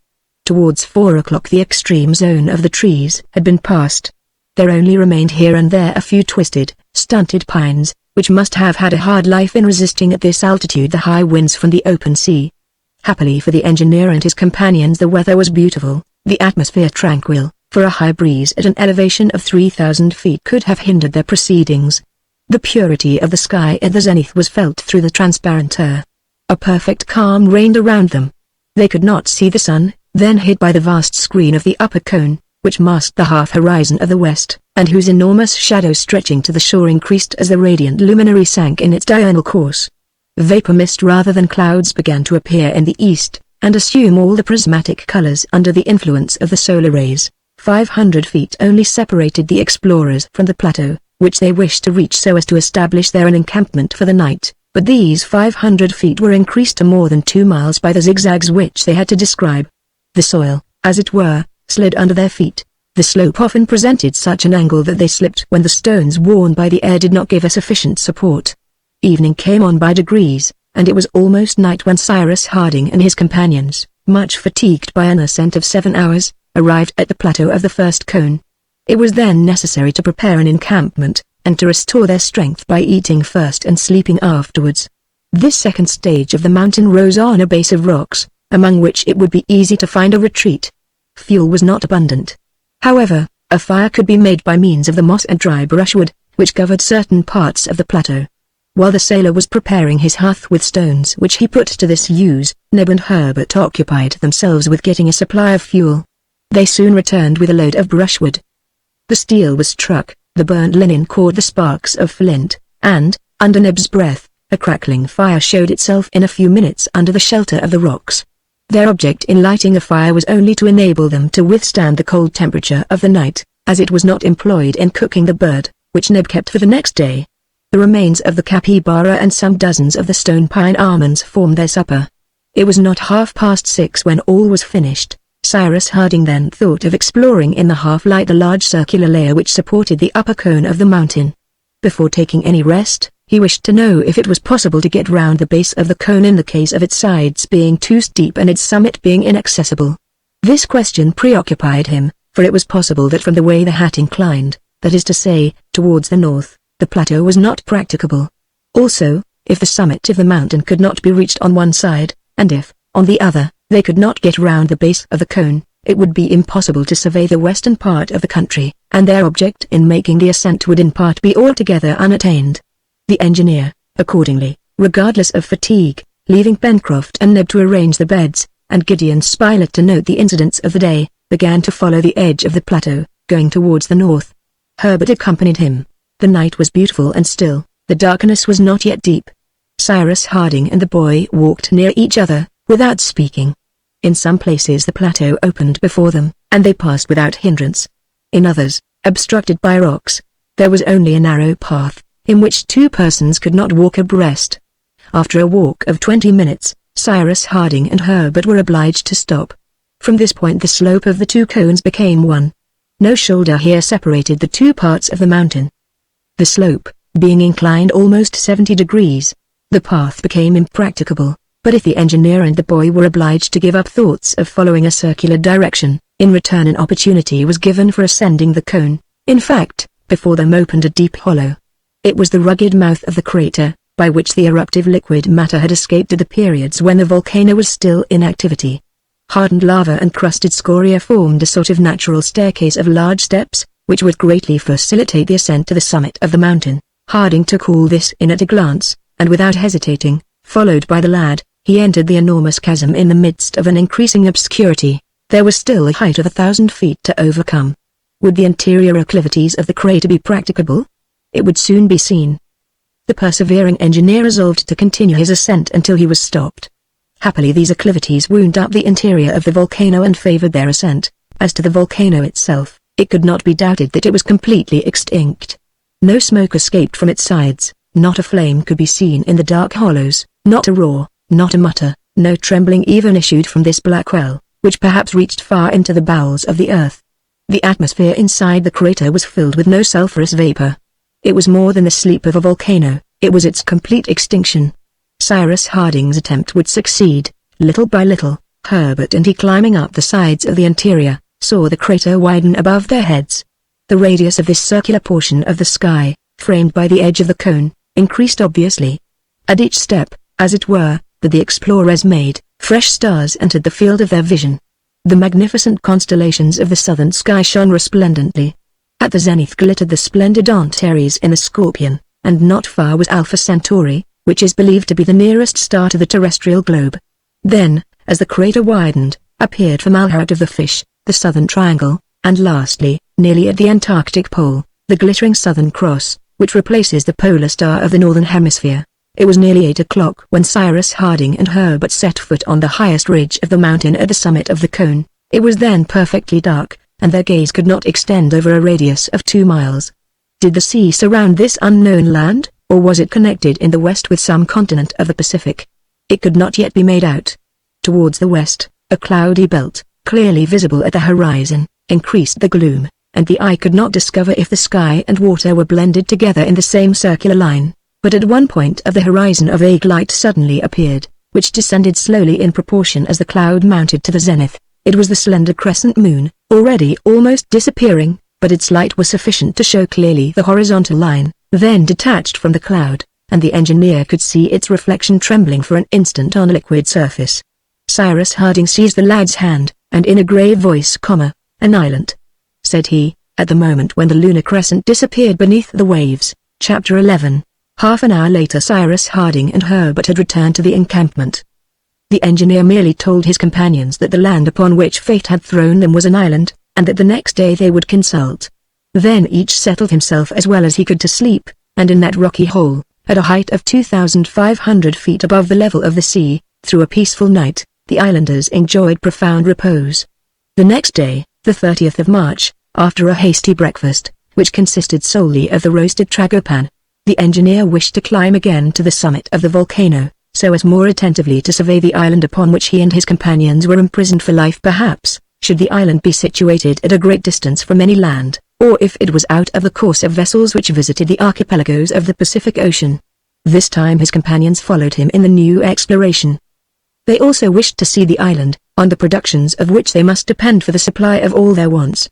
It was about 7 o'clock in the morning when Cyrus Harding, Herbert, Pencroft, Gideon Spilett, and Neb quitted the encampment. No one appeared to be anxious about their situation. They had faith in themselves, doubtless, but it must be observed that the basis of this faith was not the same with Harding as with his companions. The engineer had confidence, because he felt capable of extorting from this wild country everything necessary for the life of himself and his companions. The latter feared nothing, just because Cyrus Harding was with them. Pencroft especially, since the incident of the relighted fire, would not have despaired for an instant, even if he was on a bare rock, if the engineer was with him on the rock. "Sure," said he, "we left Richmond without permission from the authorities. It will be hard if we don't manage to get away some day or other from a place where certainly no one will detain us." Cyrus Harding followed the same road as the evening before. They went round the cone by the plateau which formed the shoulder, to the mouth of the enormous chasm. The weather was magnificent. The sun rose in a pure sky and flooded with his rays all the eastern side of the mountain. The crater was reached. It was just what the engineer had made it out to be in the dark, that is to say, a vast funnel which extended, widening, to a height of 1,000 feet above the plateau. Below the chasm, large thick streaks of lava wound over the sides of the mountain, and thus marked the course of the eruptive matter to the lower valleys which furrowed the northern part of the island. The interior of the crater, whose inclination did not exceed 35 to 40 degrees, presented no difficulties nor obstacles to the ascent. Traces of very ancient lava were noticed, which probably had overflowed the summit of the cone, before this lateral chasm had opened a new way to it. As to the volcanic chimney which established a communication between the subterranean layers and the crater, its depth could not be calculated with the eye, for it was lost in obscurity. But there was no doubt as to the complete extinction of the volcano. Before 8 o'clock Harding and his companions were assembled at the summit of the crater, on a conical mound which swelled the northern edge. The sea everywhere!" they cried, as if their lips could not restrain the words which made islanders of them. The sea, indeed, formed an immense circular sheet of water all around them. Perhaps, on climbing again to the summit of the cone, Cyrus Harding had had a hope of discovering some coast, some island shore, which he had not been able to perceive in the dark the evening before. But nothing appeared on the farthest verge of the horizon, that is to say over a radius of more than 50 miles. No land in sight. Not a sail. Over all this immense space the ocean alone was visible. Their island occupied the center of a circumference which appeared to be infinite. The engineer and his companions, mute and motionless, surveyed for some minutes every point of the ocean, examining it to its most extreme limits. Even Pencroft, who possessed a marvelous power of sight, saw nothing, and certainly if there had been land at the horizon, if it appeared only as an indistinct vapor, the sailor would undoubtedly have found it out, for nature had placed regular telescopes under his eyebrows. From the ocean their gaze returned to the island which they commanded entirely, and the first question was put by Gideon Spilett in these terms: "About what size is this island?" Truly, it did not appear large in the midst of the immense ocean. Cyrus Harding reflected a few minutes, He attentively observed the perimeter of the island, taking into consideration the height at which he was placed. Then, "My friends," said he, "I do not think I am mistaken in giving to the shore of the island a circumference of more than 100 miles, and consequently an area." "That is difficult to estimate," replied the engineer, "for it is so uneven." If Cyrus Harding was not mistaken in his calculation, the island had almost the extent of Malta or Zante, in the Mediterranean, but it was at the same time much more irregular and less rich in capes, promontories, points, bays, or creeks. Its strange form caught the eye, and when Gideon Spilett, on the engineer's advice, had drawn the outline, they found that it resembled some fantastic animal, a monstrous leviathan, which lay sleeping on the surface of the Pacific. This was in fact the exact shape of the island, which it is of consequence to know, and a tolerably correct map of it was immediately drawn by the reporter. The east part of the shore, where the castaways had landed, formed a wide bay, terminated by a sharp cape, which had been concealed by a high point from Pencroft on his first exploration.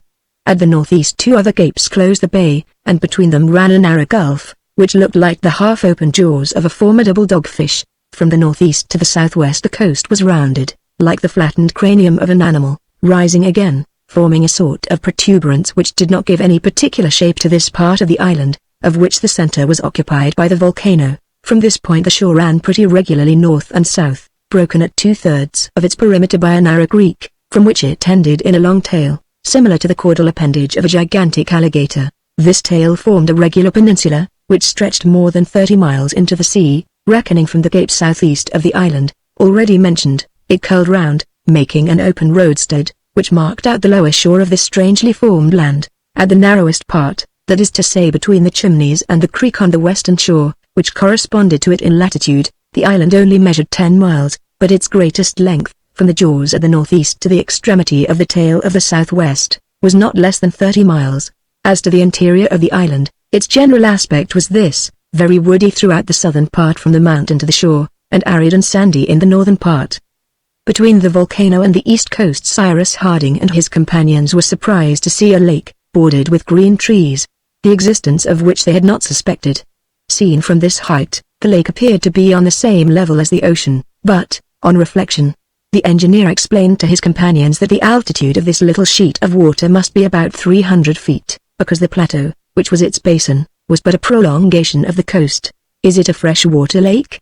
asked Pencroft. "Certainly," replied the engineer, "for it must be fed by the water which flows from the mountain." "I see a little river which runs into it," said Herbert, pointing out a narrow stream, which evidently took its source somewhere in the west. "Yes," said Harding, "and since this stream feeds the lake, most probably on the side near the sea there is an outlet by which the surplus water escapes. We shall see that on our return." This little winding watercourse and the river already mentioned constituted the water system, at least such as it was displayed to the eyes of the explorers. However, it was possible that under the masses of trees which covered 2/3 of the island, forming an immense forest, other rivers ran towards the sea. It might even be inferred that such was the case, so rich did this region appear in the most magnificent specimens of the flora of the temperate zones. There was no indication of running water in the north, though perhaps there might be stagnant water among the marshes in the northeast, but that was all, in addition to the downs, sand, and aridity which contrasted so strongly with the luxuriant vegetation of the rest of the island. The volcano did not occupy the central part, it rose, on the contrary, in the northwestern region, and seemed to mark the boundary of the two zones. At the southwest, at the south, and the southeast, the first part of the spurs were hidden under masses of verdure. At the north, on the contrary, one could follow their ramifications, which died away on the sandy plains. It was on this side that, at the time when the mountain was in a state of eruption, the discharge had worn away a passage, and a large heap of lava had spread to the narrow jaw which formed the northeastern gulf. Cyrus Harding and his companions remained an hour at the top of the mountain. The island was displayed under their eyes, like a plan in relief with different tints, green for the forests, yellow for the sand, blue for the water. They viewed it in its tout ensemble. Nothing remained concealed but the ground hidden by verdure, the hollows of the valleys, and the interior of the volcanic chasms. One important question remained to be solved, and the answer would have a great effect upon the future of the castaways. Was the island inhabited? It was the reporter who put this question, to which after the close examination they had just made, the answer seemed to be in the negative. Nowhere could the work of a human hand be perceived. Not a group of huts, not a solitary cabin, not a fishery on the shore. No smoke curling in the air betrayed the presence of man.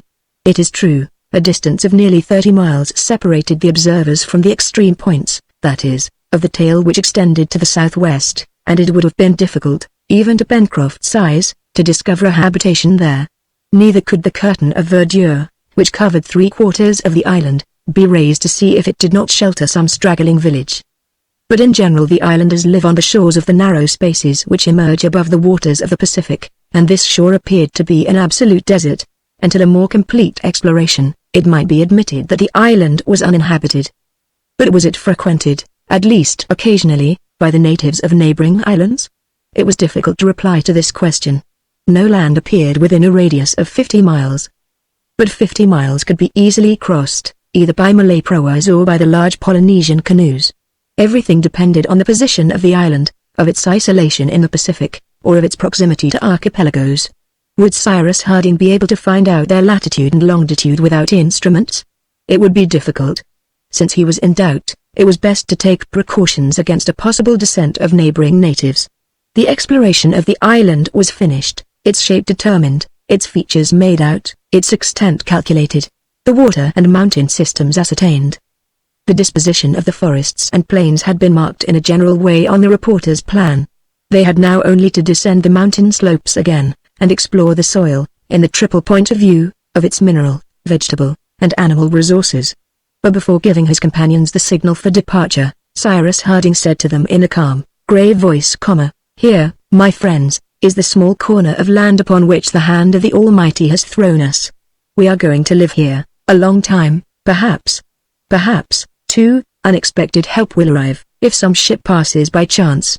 I say by chance, because this is an unimportant island, there is not even a port in which ships could anchor, and it is to be feared that it is situated out of the route usually followed, that is to say, too much to the south for the ships which frequent the archipelagos of the Pacific, and too much to the north for those which go to Australia by doubling Cape Horn.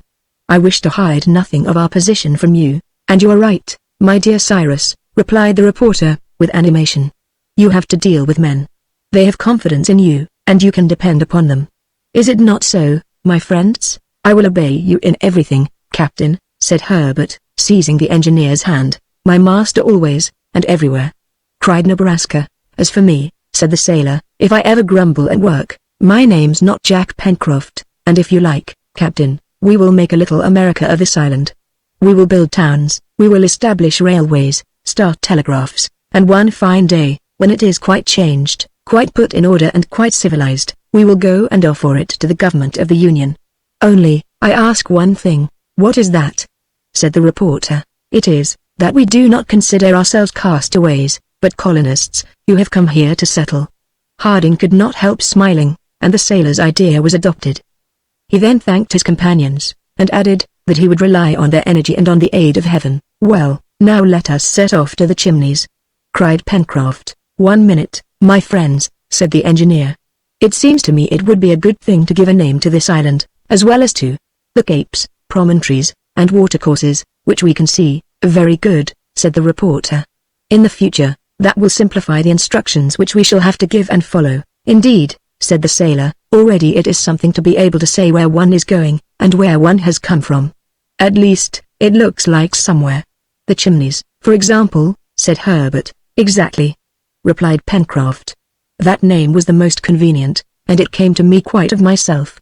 Shall we keep the name of the Chimneys for our first encampment, Captain?" "Yes, Pencroft, since you have so christened it." "Good. As for the others, that will be easy," returned the sailor, who was in high spirits. "Let us give them names, as the Robinsons did, whose story Herbert has often read to me. Providence Bay, Whale Point, Cape Disappointment, or, rather, the names of Captain Harding," said Herbert, "of Mr. Spilett, of Neb ! Might name," cried Neb, showing his sparkling white teeth. "Why not?" replied Pencroft. "Port Neb, that would do very well." "And Cap Gideon, I should prefer borrowing names from our country," said the reporter, "which would remind us of America." "Yes, for the principal ones," then said Cyrus Harding, "for those of the bays and seas, I admit it willingly. We might give to that vast bay on the east the name of Union Bay, for example, to that large hollow on the south, Washington Bay, to the mountain upon which we are standing, that of Mount Franklin, to that lake which is extended under our eyes, that of Lake Grant. Nothing could be better, my friends. These names will recall our country, and those of the great citizens who have honored it, but for the rivers, gulfs, gapes, and promontories, which we perceive from the top of this mountain, rather let us choose names which will recall their particular shape. They will impress themselves better on our memory, and at the same time will be more practical. The shape of the island is so strange that we shall not be troubled to imagine what it resembles.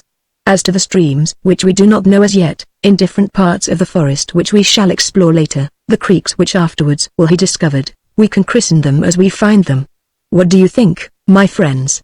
The engineer's proposal was unanimously agreed to by his companions.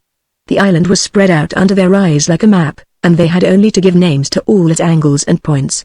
Gideon Spilett would write them down, and the geographical nomenclature of the island would be definitely adopted. First, they named the two bays and the mountain, Union Bay, Washington Bay, and Mount Franklin, as the engineer had suggested. Now, said the reporter, to this peninsula at the southwest of the island, I propose to give the name of Serpentine Peninsula, and that of Reptile End to the bent tail which terminates it, for it is just like a reptile's tail. Adopted, said the engineer. Now, said Herbert, pointing to the other extremity of the island, let us call this gulf which is so singularly like a pair of open jaws, Shark Gulf. Capital, cried Pencroft, and we can complete the resemblance by naming the two parts of the jaws Mandible Gape. But there are two gapes, observed the reporter. Well, replied Pencroft, we can have North Mandible Gape and South Mandible Gape. They are inscribed, said Spilett. There is only the point at the southeastern extremity of the island to be named, said Pencroft. That is, the extremity of Union Bay?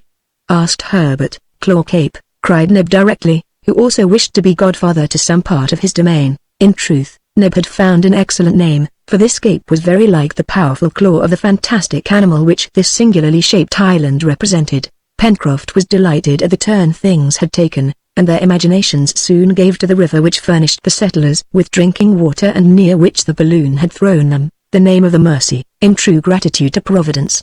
To the islet upon which the castaways had first landed, the name of Safety Island, to the plateau which crowned the high granite precipice above the Chimneys, and from whence the gaze could embrace the whole of the vast bay, the name of Prospect Heights. Lastly, all the masses of impenetrable wood which covered the Serpentine Peninsula were named the forests of the far west.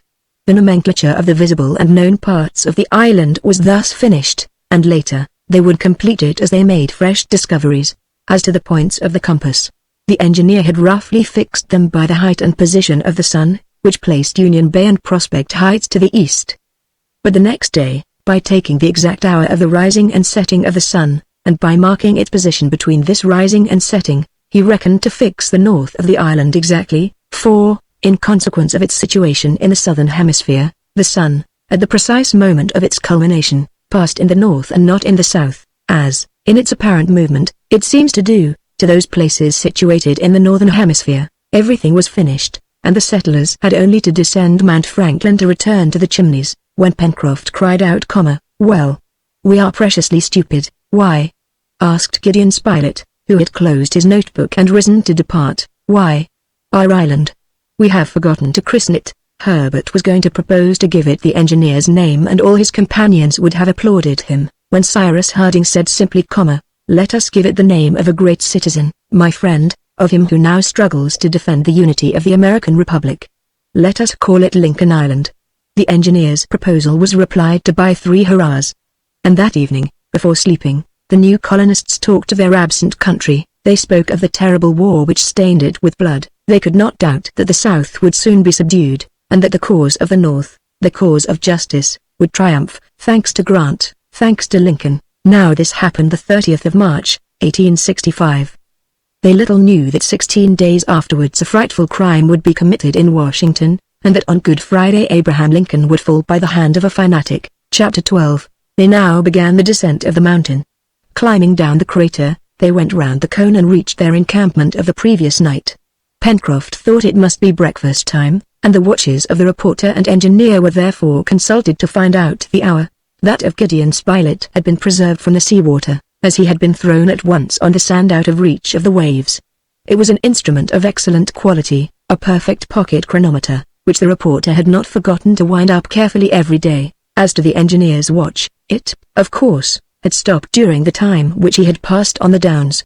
The engineer now wound it up, and ascertaining by the height of the sun that it must be about 9 o'clock in the morning, he put his watch at that hour. "No, my dear Spilett, wait. You have kept the Richmond time, have you not?" "Yes, Cyrus. Consequently, your watch is set by the meridian of that town, which is almost that of Washington, undoubtedly. Very well, keep it thus. Content yourself with winding it up very exactly, but do not touch the hands. This may be of use to us. What will be the good of that?" thought the sailor. They ate, and so heartily, that the store of game and almonds was totally exhausted. But Pencroft was not at all uneasy. They would supply themselves on the way. Top, whose share had been very much to his taste, would know how to find some fresh game among the brushwood. Moreover, the sailor thought of simply asking the engineer to manufacture some powder and 1 or 2 fowling pieces. He supposed there would be no difficulty in that. On leaving the plateau, the captain proposed to his companions to return to the Chimneys by a new way. He wished to reconnoiter Lake Grant, so magnificently framed in trees. They therefore followed the crest of one of the spurs, between which the creek that supplied the lake probably had its source. In talking, the settlers already employed the names which they had just chosen, which singularly facilitated the exchange of their ideas. Herbert and Pencroft, though one young and the other very boyish, were enchanted, and while walking, the sailor said, "Hey, Herbert. How capital it sounds. It will be impossible to lose ourselves, my boy, since, whether we follow the way to Lake Grant, or whether we join the Mercy through the woods of the far west, we shall be certain to arrive at Prospect Heights, and, consequently, at Union Bay." It had been agreed, that without forming a compact band, the settlers should not stray away from each other. It was very certain that the thick forests of the island were inhabited by dangerous animals, and it was prudent to be on their guard. In general, Pencroft, Herbert, and Neb walked first, preceded by Top, who poked his nose into every bush. The reporter and the engineer went together, Gideon Spilett ready to note every incident. The engineer silent for the most part, and only stepping aside to pick up one thing or another, a mineral or vegetable substance, which he put into his pocket, without making any remark. "What can he be picking up?" muttered Pencroft. "I have looked in vain for anything that's worth the trouble of stooping for." Towards 10 o'clock the little band descended the last declivities of Mount Franklin. As yet the ground was scantily strewn with bushes and trees. They were walking over yellowish calcinated earth, forming a plain of nearly a mile long, which extended to the edge of the wood. Great blocks of that basalt, which, according to Biscoff, takes 350 millions of years to cool, strewed the plain, very confused in some places. However, there were here no traces of lava, which was spread more particularly over the northern slopes. Cyrus Harding expected to reach, without incident, the course of the creek, which he supposed flowed under the trees at the border of the plain, when he saw Herbert running hastily back, while Neb and the sailor were hiding behind the rocks. "What's the matter, my boy?" asked Spilett. "Smoke," replied Herbert. "We have seen smoke among the rocks. 100 paces from us." "Men in this place?" cried the reporter. "We must avoid showing ourselves before knowing with whom we have to deal," replied Cyrus Harding. "I trust that there are no natives on this island. I dread them more than anything else." "Where is Top?" "Top is on before, and he doesn't bark?" "No, that is strange. However, we must try to call him back." In a few moments, the engineer, Gideon Spilett, and Herbert had rejoined their 2 companions, and like them, they kept out of sight behind the heaps of basalt. From thence they clearly saw smoke of a yellowish color rising in the air. Top was recalled by a slight whistle from his master, and the latter, signing to his companions to wait for him, glided away among the rocks. The colonists, motionless, anxiously awaited the result of this exploration, when a shout from the engineer made them hasten forward. They soon joined him, and were at once struck with a disagreeable odor which impregnated the atmosphere. The odor, easily recognized, was enough for the engineer to guess what the smoke was which at first, not without cause, had startled him. Said he, "or rather, this smoke is produced by nature alone. There is a sulphur spring there, which will cure all our sore throats, Captain," cried Pencroft. "What a pity that I haven't got a cold." The settlers then directed their steps towards the place from which the smoke escaped. They saw a sulphur spring which flowed abundantly between the rocks, and its waters discharged a strong sulphuric acid odor. After having absorbed the oxygen of the air, Cyrus Harding, dipping in his hand, felt the water royally to the touch. He tasted it and found it rather sweet. As to its temperature, that he estimated at 95 degrees Fahrenheit. Herbert having asked on what he based this calculation, "It's quite simple, my boy," said he, "for, in plunging my hand into the water, I felt no sensation either of heat or cold. Therefore it has the same temperature as the human body, which is about 95 degrees. The sulphur spring not being of any actual use to the settlers, they proceeded towards the thick border of the forest, which began some 100 paces off. There, as they had conjectured, the waters of the stream flowed clear and limpid between high banks of red earth, the color of which betrayed the presence of oxide of iron. From this color, the name of Red Creek was immediately given to the watercourse. It was only a large stream, deep and clear, formed of the mountain water, which, half river, half torrent, here rippling peacefully over the sand, there falling against the rocks or dashing down in a cascade, ran towards the lake, over a distance of 1.5 miles, its breadth varying from 30 to 40 feet. Its waters were sweet, and it was supposed that those of the lake were so also.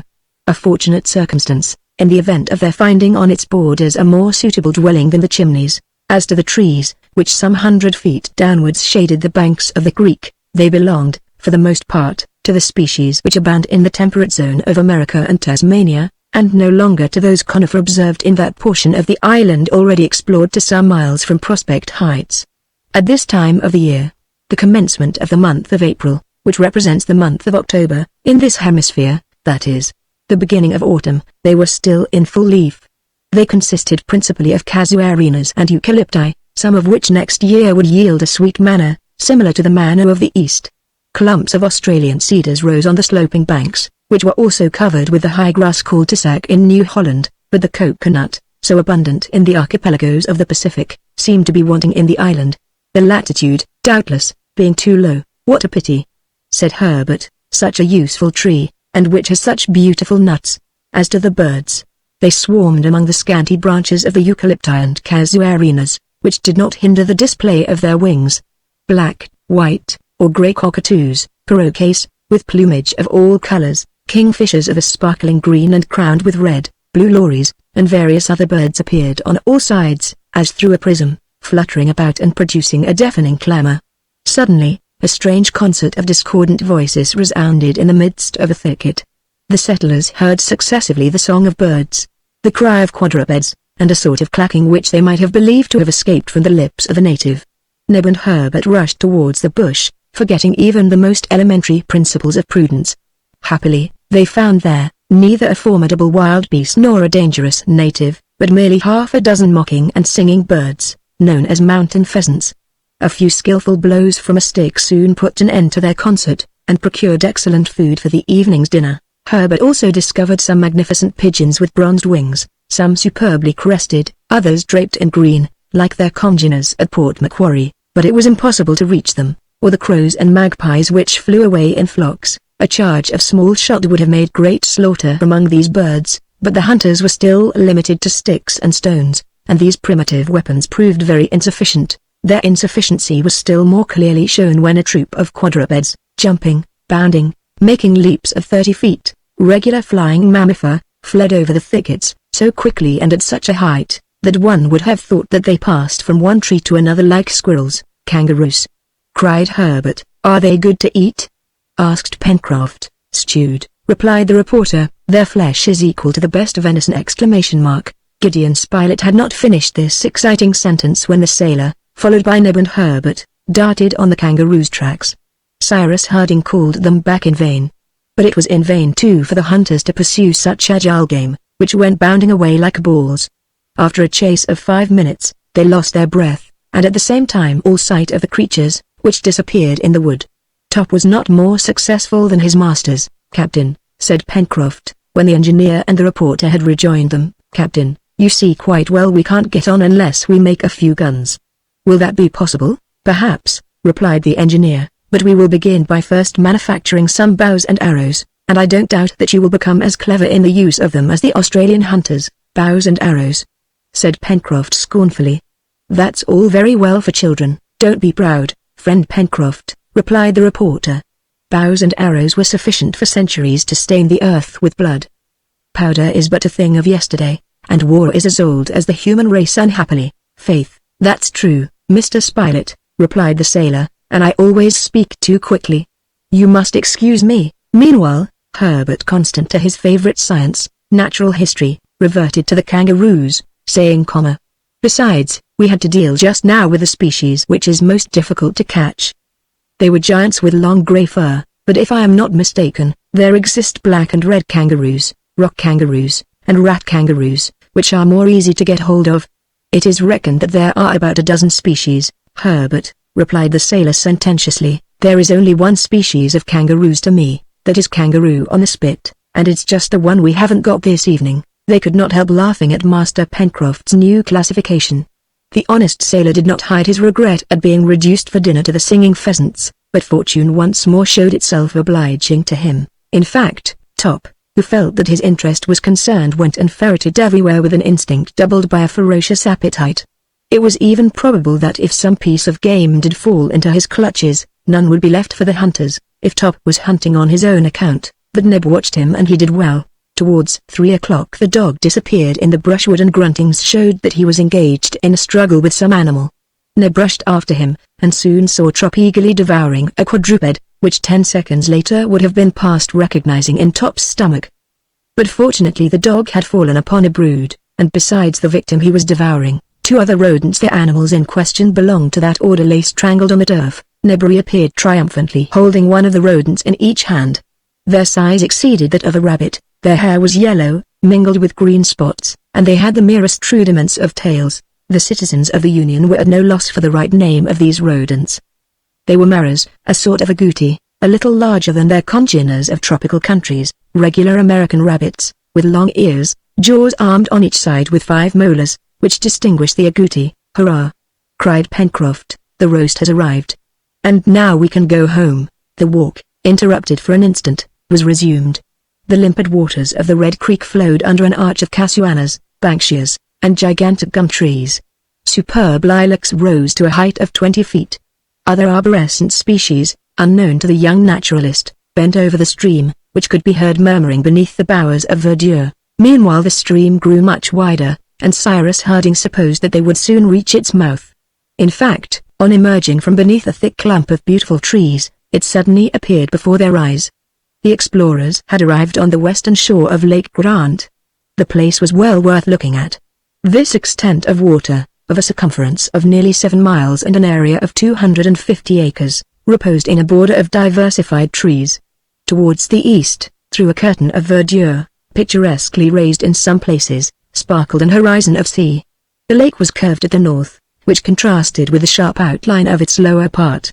Numerous aquatic birds frequented the shores of this little Ontario, in which the 1,000 isles of its American namesake were represented by a rock which emerged from its surface, some 100 feet from the southern shore. There lived in harmony several couples of kingfishers perched on a stone, grave, motionless, watching for fish, then darting down. They plunged in with a sharp cry, and reappeared with their prey in their beaks. On the shores and on the islets, strutted wild ducks, pelicans, water hens, redbeaks, fildans, furnished with a tongue like a brush, and 1 or 2 specimens of the splendid meura, the tail of which expands gracefully like a lyre. As to the water of the lake, it was sweet, limpid, rather dark, and from certain bubblings, and the concentric circles which crossed each other on the surface, it could not be doubted that it abounded in fish. "This lake is really beautiful," said Gideon Spilett. "We could live on its borders." "We will live there," replied Harding. The settlers, wishing to return to the Chimneys by the shortest way, descended towards the angle formed on the south by the junction of the lake's bank. It was not without difficulty that they broke a path through the thickets and brushwood which had never been put aside by the hand of millimeters, and they thus went towards the shore, so as to arrive at the north of Prospect Heights. 2 miles were cleared in this direction, and then, after they had passed the last curtain of trees, appeared the plateau, carpeted with thick turf, and beyond that the infinite sea. To return to the Chimneys, it was enough to cross the plateau obliquely for the space of a mile, and then to descend to the elbow formed by the first detour of the Mercy. But the engineer desired to know how and where the overplus of the water from the lake escaped, and the exploration was prolonged under the trees for 1.5 miles towards the north. It was most probable that an overfall existed somewhere, and doubtless through a cleft in the granite. This lake was only, in short, an immense center basin, which was filled by degrees by the creek, and its waters must necessarily pass to the sea by some fall. If it was so, The engineer thought that it might perhaps be possible to utilize this fall and borrow its power, actually lost without profit to anyone. They continued then to follow the shores of Lake Grant by climbing the plateau, but, after having gone a mile in this direction, Cyrus Harding had not been able to discover the overfall, which, however, must exist somewhere. It was then 4:30. In order to prepare for dinner it was necessary that the settlers should return to their dwelling. The little band retraced their steps, therefore, and by the left bank of the Mersey, Cyrus Harding and his companions arrived at the Chimneys. The fire was lighted, and Neb and Pencroft, on whom the functions of cooks naturally devolved, to the one in his quality of negro, to the other in that of sailor, quickly prepared some broiled agouti, to which they did great justice. The repast at length terminated. At the moment when each one was about to give himself up to sleep, Cyrus Harding drew from his pocket little specimens of different sorts of minerals, and just said, "My friends, this is iron mineral, this a pyrite, this is clay, this is lime, and this is coal. Nature gives us these things. It is our business to make a right use of them. Tomorrow we will commence operations." Chapter 13. "Well, Captain, where are we going to begin?" asked Pencroft next morning of the engineer. "At the beginning," replied Cyrus Harding, and in fact, the settlers were compelled to begin at the very beginning. They did not possess even the tools necessary for making tools, and they were not even in the condition of nature, who, having time, husbands her strength. They had no time, since they had to provide for the immediate wants of their existence, and though, profiting by acquired experience, they had nothing to invent, still they had everything to make. Their iron and their steel were as yet only in the state of minerals, their earthen were in the state of clay, their linen and their clothes in the state of textile material. It must be said, however, that the settlers were men in the complete and higher sense of the word. The engineer Harding could not have been seconded by more intelligent companions, nor with more devotion and zeal. He had tried them. He knew their abilities. Gideon Spilett, a talented reporter, having learned everything so as to be able to speak of everything, would contribute largely with his head and hands to the colonization of the island. He would not draw back from any task. A determined sportsman, he would make a business of what till then had only been a pleasure to him. Herbert, a gallant boy, already remarkably well informed in the natural sciences, would render greater service to the common cause. Neb was devotion personified. Clever, intelligent, indefatigable, robust, with iron health, he knew a little about the work of the forge, and could not fail to be very useful in the colony. As to Pencroft, he had sailed over every sea, a carpenter in the dockyards in Brooklyn, assistant tailor in the vessels of the state, gardener, cultivator, during his holidays, etc., and like all seamen, fit for anything. He knew how to do everything. It would have been difficult to unite 5 men, better fitted to struggle against fate, more certain to triumph over it. At the beginning, Cyrus Harding had said. Now this beginning of which the engineer spoke was the construction of an apparatus which would serve to transform the natural substances. The part which heat plays in these transformations is known. Now fuel, wood or coal, was ready for immediate use. An oven must be built to use it. "What is this oven for?" asked Pencroft. "To make the pottery which we have need of," replied Harding. "And of what shall we make the oven? With bricks. And the bricks, with clay. Let us start, my friends. To save trouble, we will establish our manufactory at the place of production. Neb will bring provisions, and there will be no lack of fire to cook the food." "No," replied the reporter, "but if there is a lack of food for want of instruments for the chase?" "Ah, if we only had a knife!" cried the sailor. "Well?" asked Cyrus Harding. "Well, I would soon make a bow and arrows, and then there could be plenty of game in the larder." "Yes, a knife, a sharp blade," said the engineer, as if he was speaking to himself. At this moment his eyes fell upon Top, who was running about on the shore. Suddenly Harding's face became animated. "Top, here," said he. The dog came at his master's call. The latter took Top's head between his hands, and unfastening the collar which the animal wore round his neck, he broke it in two, saying, "There are 2 knives, Pencroft." 2 hurrahs from the sailor was the reply. Top's collar was made of a thin piece of tempered steel. They had only to sharpen it on a piece of sandstone, then to raise the edge on a finer stone. Now sandstone was abundant on the beach, and 2 hours after the stock of tools in the colony consisted of 2 sharp blades, which were easily fixed in solid handles. The production of these their first tools was hailed as a triumph. It was indeed a valuable result of their labor, and a very opportune one. They set out. Cyrus Harding proposed that they should return to the western shore of the lake, where the day before he had noticed the clayey ground of which he possessed a specimen. They therefore followed the bank of the Mersey, traversed Prospect Heights, and after a walk of 5 miles or more they reached the glade, situated 200 feet from Lake Grant. On the way Herbert had discovered a tree, the branches of which the Indians of South America employ for making their bows. It was the crejimba, of the palm family, which does not bear edible fruit. Long straight branches were cut, the leaves stripped off, it was shaped, stronger in the middle, more slender at the extremities, and nothing remained to be done but to find a plant fit to make the bow string. This was the hibiscus heterophyllus, which furnishes fibers of such remarkable tenacity that they have been compared to the tendons of animals. Pencroft thus obtained bows of tolerable strength, for which he only wanted arrows. These were easily made with straight stiff branches, without knots, but the points with which they must be armed, that is to say, a substance to serve in lieu of iron, could not be met with so easily. But Pencroft said, that having done his part of the work, chance would do the rest. The settlers arrived on the ground which had been discovered the day before, being composed of the sort of clay which is used for making bricks and tiles. It was very useful for the work in question. There was no great difficulty in it.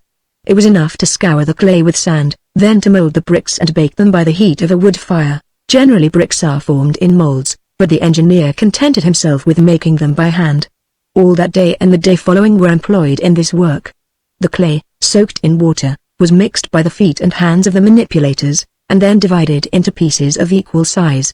A practiced workman can make, without a machine, about 10,000 bricks in 12 hours, but in their 2 days' work the 5 brickmakers on Lincoln Island had not made more than 3,000, which were ranged near each other, until the time when their complete desiccation would permit them to be used in building the oven, that is to say, in 3 or 4 days.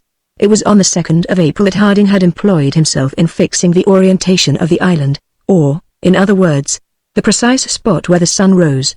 The day before he had noted exactly the hour when the sun disappeared beneath the horizon, making allowance for the refraction. This morning he noted, no less exactly, the hour at which it reappeared. Between this setting and rising 12 hours, 24 minutes passed. Then, 6 hours, 12 minutes after its rising, the sun on this day would exactly pass the meridian and the point of the sky which it occupied at this moment would be the north. At the said hour, Cyrus marked this point, and putting in a line with the sun 2 trees which would serve him for marks, he thus obtained an invariable meridian for his ulterior operations. The settlers employed the 2 days before the oven was built in collecting fuel. Branches were cut all round the glade, and they picked up all the fallen wood under the trees. They were also able to hunt with greater success, since Pencroft now possessed some dozen arrows armed with sharp points. It was Top who had famished these points, by bringing in a porcupine, rather inferior eating, but of great value, thanks to the quills with which it bristled. These quills were fixed firmly at the ends of the arrows, the flight of which was made more certain by some cockatoo's feathers. The reporter and Herbert soon became very skillful archers. Game of all sorts in consequence abounded at the Chimneys, capybaras, pigeons, agoutis, grouse, etc. The greater part of these animals were killed in the part of the forest on the left bank of the Mersey, to which they gave the name of Jacamar Wood, in remembrance of the bird which Pencroft and Herbert had pursued when on their first exploration. This game was eaten fresh, but they preserved some capybara hams, by smoking them above a fire of green wood, after having perfumed them with sweet-smelling leaves. However, this food, although very strengthening, was always roast upon roast, and the party would have been delighted to hear some soup bubbling on the hearth, but they must wait till a pot could be made, and, consequently, till the oven was built. During these excursions, which were not extended far from the brick field, the hunters could discern the recent passage of animals of a large size, armed with powerful claws, but they could not recognize the species. Cyrus Harding advised them to be very careful, as the forest probably enclosed many dangerous beasts, and he did right. Indeed, Gideon Spilett and Herbert one day saw an animal which resembled a jaguar. Happily the creature did not attack them, or they might not have escaped without a severe wound. As soon as he could get a regular weapon, that is to say, one of the guns which Pencroft begged for, Gideon Spilett resolved to make desperate war against the ferocious beasts, and exterminate them from the island. The Chimneys during these few days was not made more comfortable, for the engineer hoped to discover, or build if necessary, a more convenient dwelling. They contented themselves with spreading moss and dry leaves on the sand of the passages, and on these primitive couches the tired workers slept soundly. They also reckoned the days they had passed on Lincoln Island, and from that time kept a regular account. The 5th of April, which was Wednesday, was 12 days from the time when the wind threw the castaways on this shore. On the 6th of April, at daybreak, the engineer and his companions were collected in the glade, at the place where they were going to perform the operation of baking the bricks. Naturally this had to be in the open air, and not in a kiln, or rather, the agglomeration of bricks made an enormous kiln, which would bake itself. The fuel, made of well-prepared faggots, was laid on the ground and surrounded with several rows of dried bricks, which soon formed an enormous cube, to the exterior of which they contrived air holes. The work lasted all day, and it was not till the evening that they set fire to the faggots. No one slept that night, all watching carefully to keep up the fire. The operation lasted 48 hours, and succeeded perfectly. It then became necessary to leave the smoking mass to cool, and during this time Neb and Pencroft, guided by Cyrus Harding, brought, on a hurdle made of interlaced branches, loads of carbonate of lime and common stones, which were very abundant, to the north of the lake.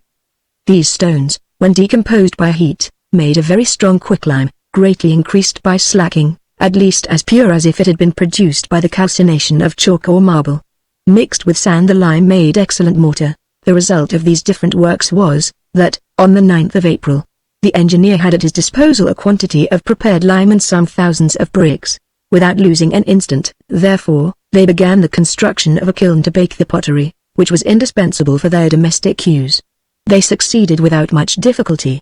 5 days after, the kiln was supplied with coal, which the engineer had discovered lying open to the sky towards the mouth of the Red Creek, and the first smoke escaped from a chimney 20 feet high.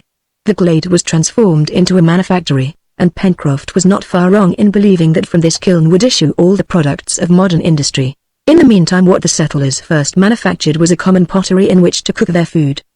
The chief material was clay, to which Harding added a little lime and quartz.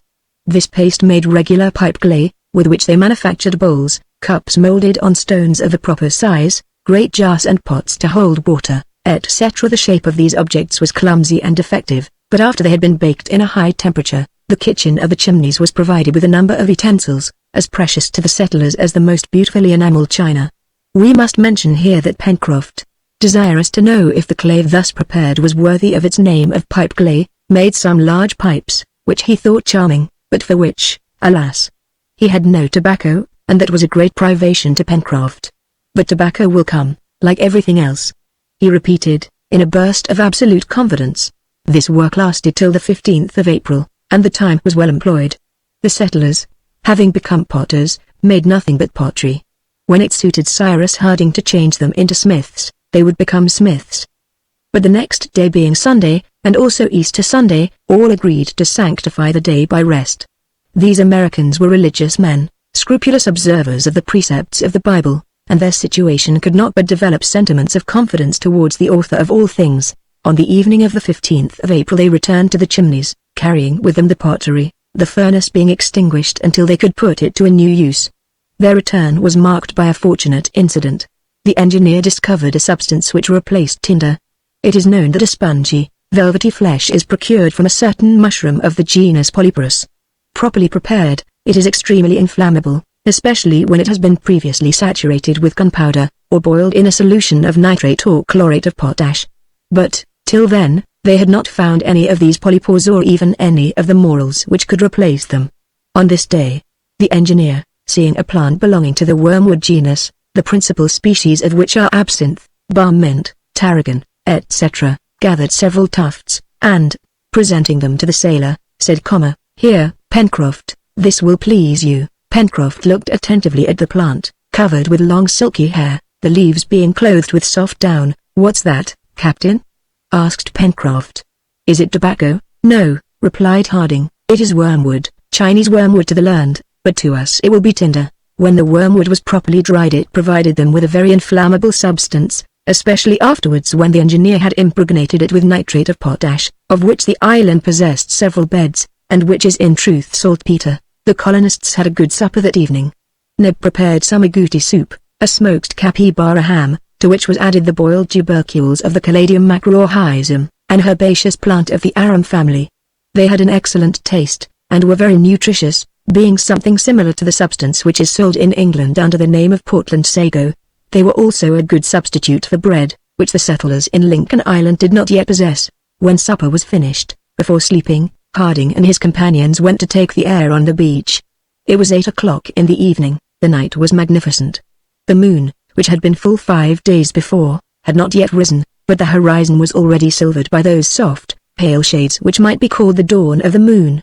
At the southern zenith glittered the circumpolar constellations, and above all the Southern Cross, which some days before the engineer had greeted on the summit of Mount Franklin. Cyrus Harding gazed for some time at this splendid constellation, which has at its summit and at its base 2 stars of the first magnitude, at its left arm a star of the second, and at its right arm a star of the third magnitude. Then, after some minutes' thought, "Herbert," he asked of the lad, "is not this the 15th of April?" "Yes, Captain," replied Herbert. "Well, if I am not mistaken, tomorrow will be one of the 4 days in the year in which the real time is identical with average time. That is to say, my boy, that tomorrow, to within some seconds, the sun will pass the meridian just at midday by the clocks. If the weather is fine, I think that I shall obtain the longitude of the island with an approximation of some degrees, without instruments, without sextant?" asked Gideon Spilett. "Yes," replied the engineer. "Also, since the night is clear, I will try, this very evening, to obtain our latitude by calculating the height of the Southern Cross, that is, from the southern pole above the horizon. You understand, my friends, that before undertaking the work of installation in earnest it is not enough to have found out that this land is an island. We must, as nearly as possible, know at what distance it is situated, either from the American continent or Australia, or from the principal archipelagos of the Pacific. In fact," said the reporter, "instead of building a house it would be more important to build a boat, if by chance we are not more than 100 miles from an inhabited coast." "That is why," returned Harding, "I am going to try this evening to calculate the latitude of Lincoln Island, and tomorrow, at midday, I will try to calculate the longitude."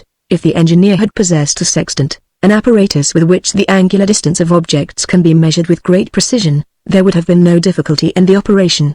This evening by the height of the pole, the next day by the passing of the sun at the meridian, he would obtain the position of the island.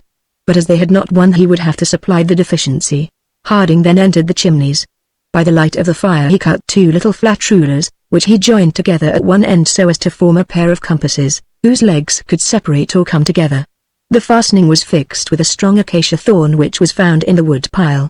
This instrument finished, the engineer returned to the beach, but as it was necessary to take the height of the pole from above a clear horizon, that is, a sea horizon, and as Claw Cape hid the southern horizon, he was obliged to look for a more suitable station. The best would evidently have been the shore exposed directly to the south, but the Mersey would have to be crossed, and that was a difficulty. Harding resolved, in consequence, to make his observation from Prospect Heights, taking into consideration its height above the level of the sea, a height which he intended to calculate next day by a simple process of elementary geometry. The settlers, therefore, went to the plateau, ascending the left bank of the Mersey, and placed themselves on the edge which looked northwest and southeast, that is, above the curiously shaped rocks which border the river. This part of the plateau commanded the heights of the left bank, which sloped away to the extremity of Claw Cape, and to the southern side of the island. No obstacle intercepted their gaze, which swept the horizon in a semicircle from the Cape to Reptile End. To the south the horizon, lighted by the first rays of the moon, was very clearly defined against the sky. At this moment the Southern Cross presented itself to the observer in an inverted position, the star Alpha marking its base, which is nearer to the southern pole. This constellation is not situated as near to the Antarctic pole as the polar star is to the Arctic pole. The star Alpha is about 27 degrees from it, but Cyrus Harding knew this and made allowance for it in his calculation. He took care also to observe the moment when it passed the meridian below the pole, which would simplify the operation. Cyrus Harding pointed one leg of the compasses to the horizon, the other to Alpha, and the space between the 2 legs gave him the angular distance which separated Alpha from the horizon. In order to fix the angle obtained, he fastened with thorns the 2 pieces of wood on a third placed transversely, so that their separation should be properly maintained. That done, there was only the angle to calculate by bringing back the observation to the level of the sea, taking into consideration the depression of the horizon, which would necessitate measuring the height of the cliff. The value of this angle would give the height of Alpha, and consequently that of the pole above the horizon, that is to say, the latitude of the island, since the latitude of a point of the globe is always equal to the height of the pole above the horizon of this point. The calculations were left for the next day, and at 10 o'clock everyone was sleeping soundly. Chapter 14. The next day, the 16th of April, an Easter Sunday, the settlers issued from the chimneys at daybreak, and proceeded to wash their linen. The engineer intended to manufacture soap as soon as he could procure necessary materials, soda or potash, fat or oil. The important question of renewing their wardrobe would be treated of in the proper time and place.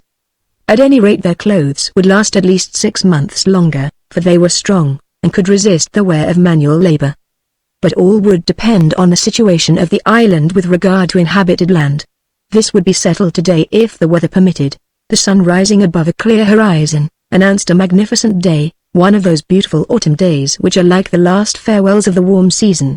It was now necessary to complete the observations of the evening before by measuring the height of the cliff above the level of the sea. "Shall you not need an instrument similar to the one which you used yesterday?" said Herbert to the engineer. "No, my boy," replied the latter, "we are going to proceed differently, but in as precise a way." Herbert, wishing to learn everything he could, followed the engineer to the beach. Pencroft, Neb, and the reporter remained behind and occupied themselves in different ways. Cyrus Harding had provided himself with a straight stick, 12 feet long, which he had measured as exactly as possible by comparing it with his own height, which he knew to a hair. Herbert carried a plumber line which Harding had given him, that is to say, a simple stone fastened to the end of a flexible fiber.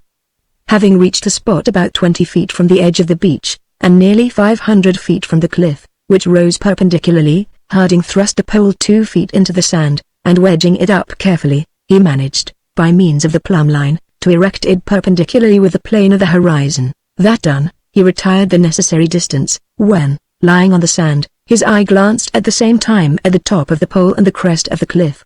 He carefully marked the place with a little stick, then addressing Herbert, "You know the first principles of geometry?" he asked. "Slightly, Captain," replied Herbert, who did not wish to put himself forward. "You remember what are the properties of two similar triangles?" "Yes," replied Herbert, "their homologous sides are proportional." "Well, my boy, I have just constructed two similar right-angled triangles. The first, the smallest, has for its sides the perpendicular pole, the distance which separates the little stick from the foot of the pole, and my visual ray for hypotenuse. The second has for its sides the perpendicular cliff, the height of which we wish to measure, the distance which separates the little stick from the bottom of the cliff, and my visual ray also forms its hypotenuse, which proves to be prolongation of that of the first triangle." "Ah, Captain, I understand," cried Herbert. "As the distance from the stick to the pole is to the distance from the stick to the base of the cliff, so is the height of the pole to the height of the cliff." "Just so, Herbert," replied the engineer, "and when we have measured the two first distances, knowing the height of the pole, we shall only have a sum in proportion to do, which will give us the height of the cliff, and will save us the trouble of measuring it directly." The two horizontal distances were found out by means of the pole, whose length above the sand was exactly 10 feet. The first distance was 15 feet between the stick and the place where the pole was thrust into the sand. The second distance between the stick and the bottom of the cliff was 500 feet. These measurements finished, Cyrus Harding and the lad returned to the Chimneys. The engineer then took a flat stone which he had brought back from one of his previous excursions, a sort of slate, on which it was easy to trace figures with a sharp shell. He then proved the following proportions: 15 to 500 10 x, 500 by 10 equals 5,000, 5,000, 15 equals 333.3, from which it was proved that the granite cliff measured 333 feet in height. Cyrus Harding then took the instrument which he had made the evening before, the space between its two legs giving the angular distance between the star Alpha and the horizon. He measured, very exactly, the opening of this angle on a circumference which he divided into 360 equal parts. Now, this angle, by adding to it the 27 degrees which separated Alpha from the Antarctic pole, and by reducing to the level of the sea the height of the cliff on which the observation had been made, was found to be 53 degrees. These 53 degrees being subtracted from 90 degrees, the distance from the pole to the equator, there remained 37 degrees. Cyrus Harding concluded, therefore, that Lincoln Island was situated on the 37th degree of the southern latitude, or taking into consideration through the imperfection of the performance, an error of 5 degrees, that it must be situated between the 35th and the 40th parallel. There was only the longitude to be obtained, and the position of the island would be determined. The engineer hoped to attempt this the same day, at 12 o'clock, at which moment the sun would pass the meridian. It was decided that Sunday should be spent in a walk, or rather an exploring expedition, to that side of the island between the north of the lake and Shark Gulf, and if there was time they would push their discoveries to the northern side of Cape South Mandible. They would breakfast on the downs, and not return till evening. At 8:30 the little band was following the edge of the channel. On the other side, on Safety Islet, numerous birds were gravely strutting. They were divers, easily recognized by their cry, which much resembles the braying of a donkey. Pencroft only considered them in an eatable point of view, and learned with some satisfaction that their flesh, though blackish, is not bad food. Great amphibious creatures could also be seen crawling on the sand, seals, doubtless, who appeared to have chosen the islet for a place of refuge. It was impossible to think of those animals in an elementary point of view, for their roily flesh is detestable. However, Cyrus Harding observed them attentively, and without making known his idea, he announced to his companions that very soon they would pay a visit to the islet. The beach was strewn with innumerable shells, some of which would have rejoiced the heart of a conchologist. There were, among others, the phage anella, the terebratule, etc. But what would be of more use, was the discovery, by Neb, at low tide, of a large oyster bed among the rocks, nearly 5 miles from the Chimneys. Neb will not have lost his day, cried Pencroft, looking at the spacious oyster bed. It is really a fortunate discovery, said the reporter, and as it is said that each oyster produces yearly from 50 to 60,000 eggs, we shall have an inexhaustible supply there. Only I believe that the oyster is not very nourishing, said Herbert. No, replied Harding. The oyster contains very little nitrogen, and if a man lived exclusively on them, he would have to eat not less than 15 to 16 dozen a day. Capital, replied Pencroft. We might swallow dozens and dozens without exhausting the bed. Shall we take some for breakfast? And without waiting for a reply to this proposal, knowing that it would be approved of, the sailor and Neb detached a quantity of the mollusks. They put them in a sort of net of hibiscus fiber, which Neb had manufactured, and which already contained food. They then continued to climb the coast between the downs and the sea. From time to time Harding consulted his watch, so as to be prepared in time for the solar observation, which had to be made exactly at midday. All that part of the island was very barren as far as the point which closed Union Bay, and which had received the name of Cape South Mandible. Nothing could be seen there but sand and shells, mingled with debris of lava. A few seabirds frequented this desolate coast, gulls, great albatrosses, as well as wild duck, for which Pencroft had a great fancy. He tried to knock some over with an arrow, but without result, for they seldom perched, and he could not hit them on the wing. This led the sailor to repeat to the engineer, "You see, Captain, so long as we have not 1 or 2 fowling pieces, we shall never get anything." "Doubtless, Pencroft," replied the reporter, "but it depends on you. Procure us some iron for the barrels, steel for the hammers, saltpeter, coal and sulfur for powder, mercury and nitric acid for the fulminate, and lead for the shot, and the captain will make us first-rate guns." "Oh," replied the engineer, "we might, no doubt, find all these substances on the island, but a gun is a delicate instrument, and needs very particular tools.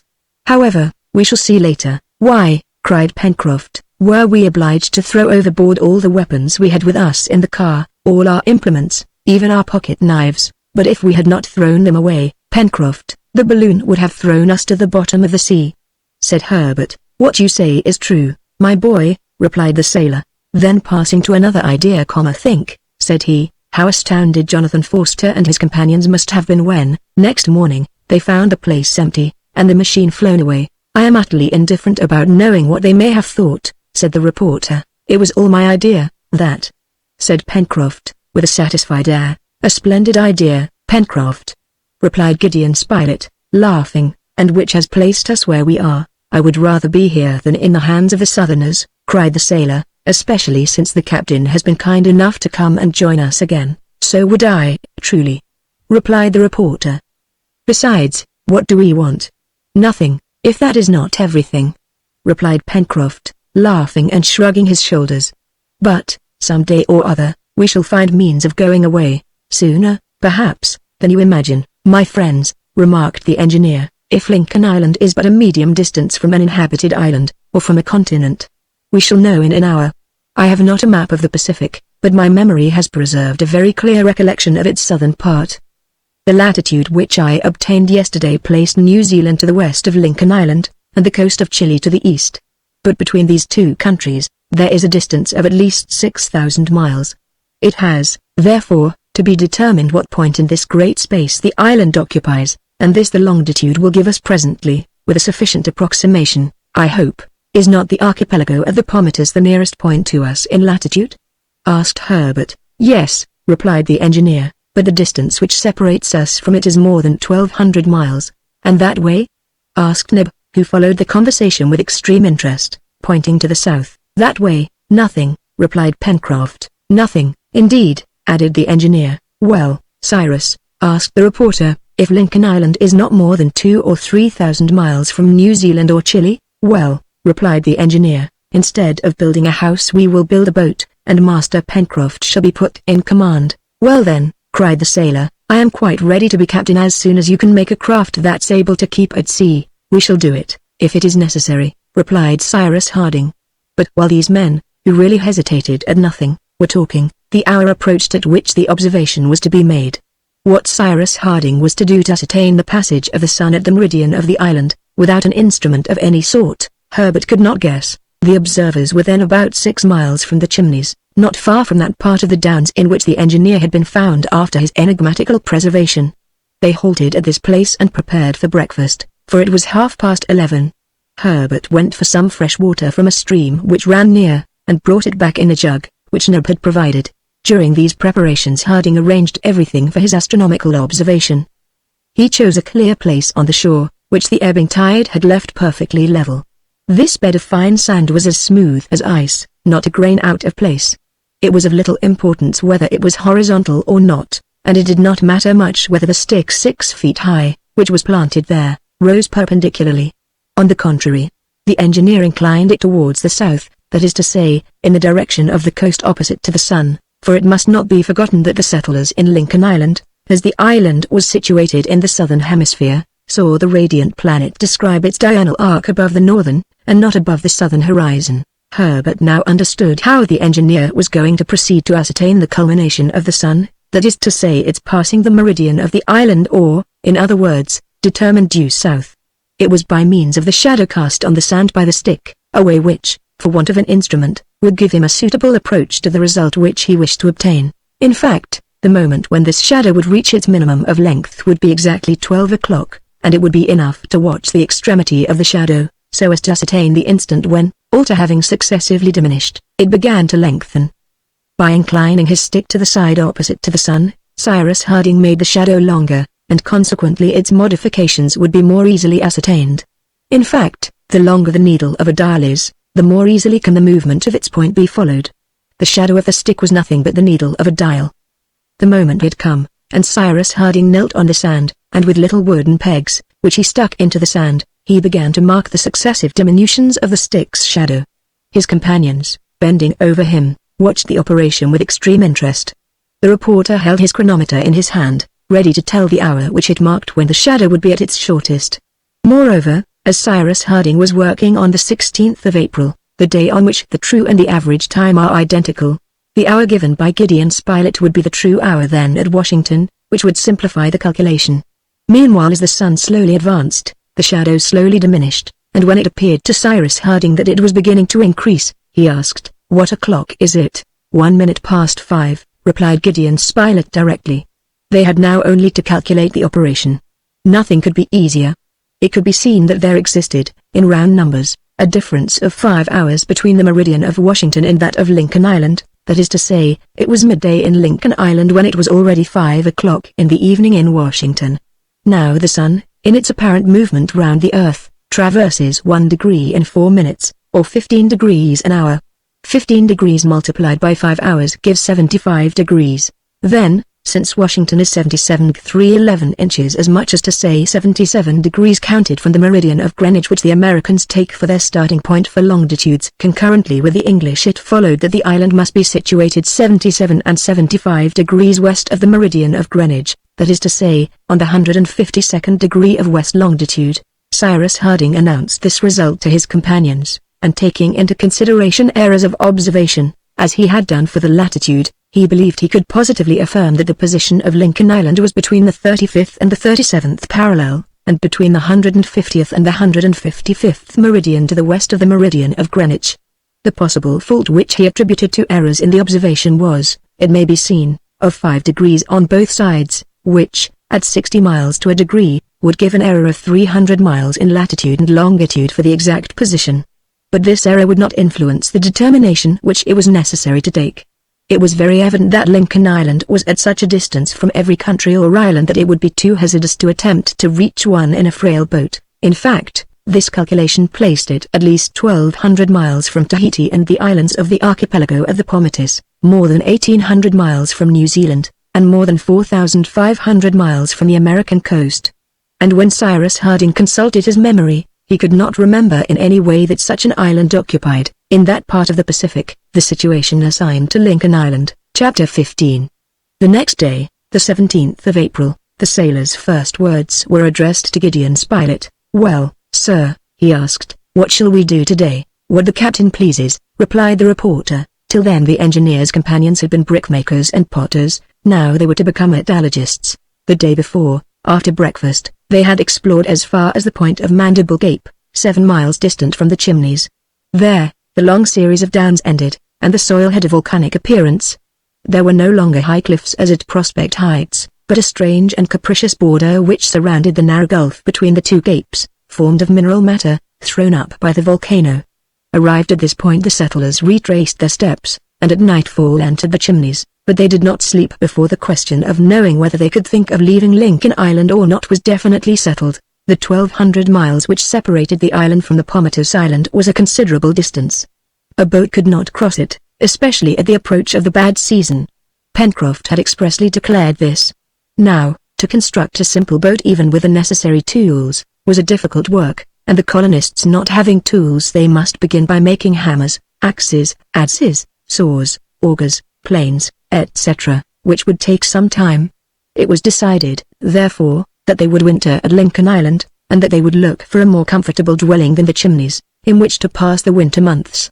Before anything else could be done it was necessary to make the iron ore, of which the engineer had observed some traces in the northwest part of the island, fit for use by converting it either into iron or into steel.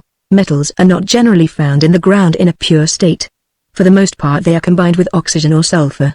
Such was the case with the 2 specimens which Cyrus Harding had brought back, one of magnetic iron, not carbonated, the other a pyrite, also called sulphuret of iron. It was, therefore, the first, the oxide of iron, which they must reduce with coal, that is to say, get rid of the oxygen, to obtain it in a pure state. This reduction is made by subjecting the ore with coal to a high temperature, either by the rapid and easy Catalan method, which has the advantage of transforming the ore into iron in a single operation, or by the blast furnace, which first smelts the ore, then changes it into iron, by carrying away the 3 to 4% of coal, which is combined with it. Now Cyrus Harding wanted iron, and he wished to obtain it as soon as possible. The ore which he had picked up was in itself very pure and rich. It was the oxygellous iron, which is found in confused masses of a deep grey color. It gives a black dust, crystallized in the form of the regular octahedron. Native lodestones consist of this ore, and iron of the first quality is made in Europe from that with which Sweden and Norway are so abundantly supplied. Not far from this vein was the vein of coal already made use of by the settlers. The ingredients for the manufacture being close together would greatly facilitate the treatment of the ore. This is the cause of the wealth of the mines in Great Britain, where the coal aids the manufacture of the metal extracted from the same soil at the same time as itself. "Then, Captain," said Pencroft, "we are going to work iron ore?" "Yes, my friend," replied the engineer, "and for that something which will please you we must begin by having a seal hunt on the islet." "A seal hunt?" cried the sailor, turning towards Gideon Spilett. "A seal's needed to make iron, since Cyrus has said so," replied the reporter, but the engineer had already left the Chimneys, and Pencroft prepared for the seal hunt, without having received any other explanation. Cyrus Harding, Herbert, Gideon Spilett, Neb, and the sailor were soon collected on the shore, at a place where the channel left a ford passable at low tide. The hunters could therefore traverse it without getting wet higher than the knee. Harding then put his foot on the islet for the first, and his companions for the second time. On their landing some hundreds of penguins looked fearlessly at them. The hunters, armed with sticks, could have killed them easily, but they were not guilty of such useless massacre, as it was important not to frighten the seals, who were lying on the sand several cable lengths off. They also respected certain innocent-looking birds, whose wings were reduced to the state of stumps, spread out like fins, ornamented with feathers of a scaly appearance.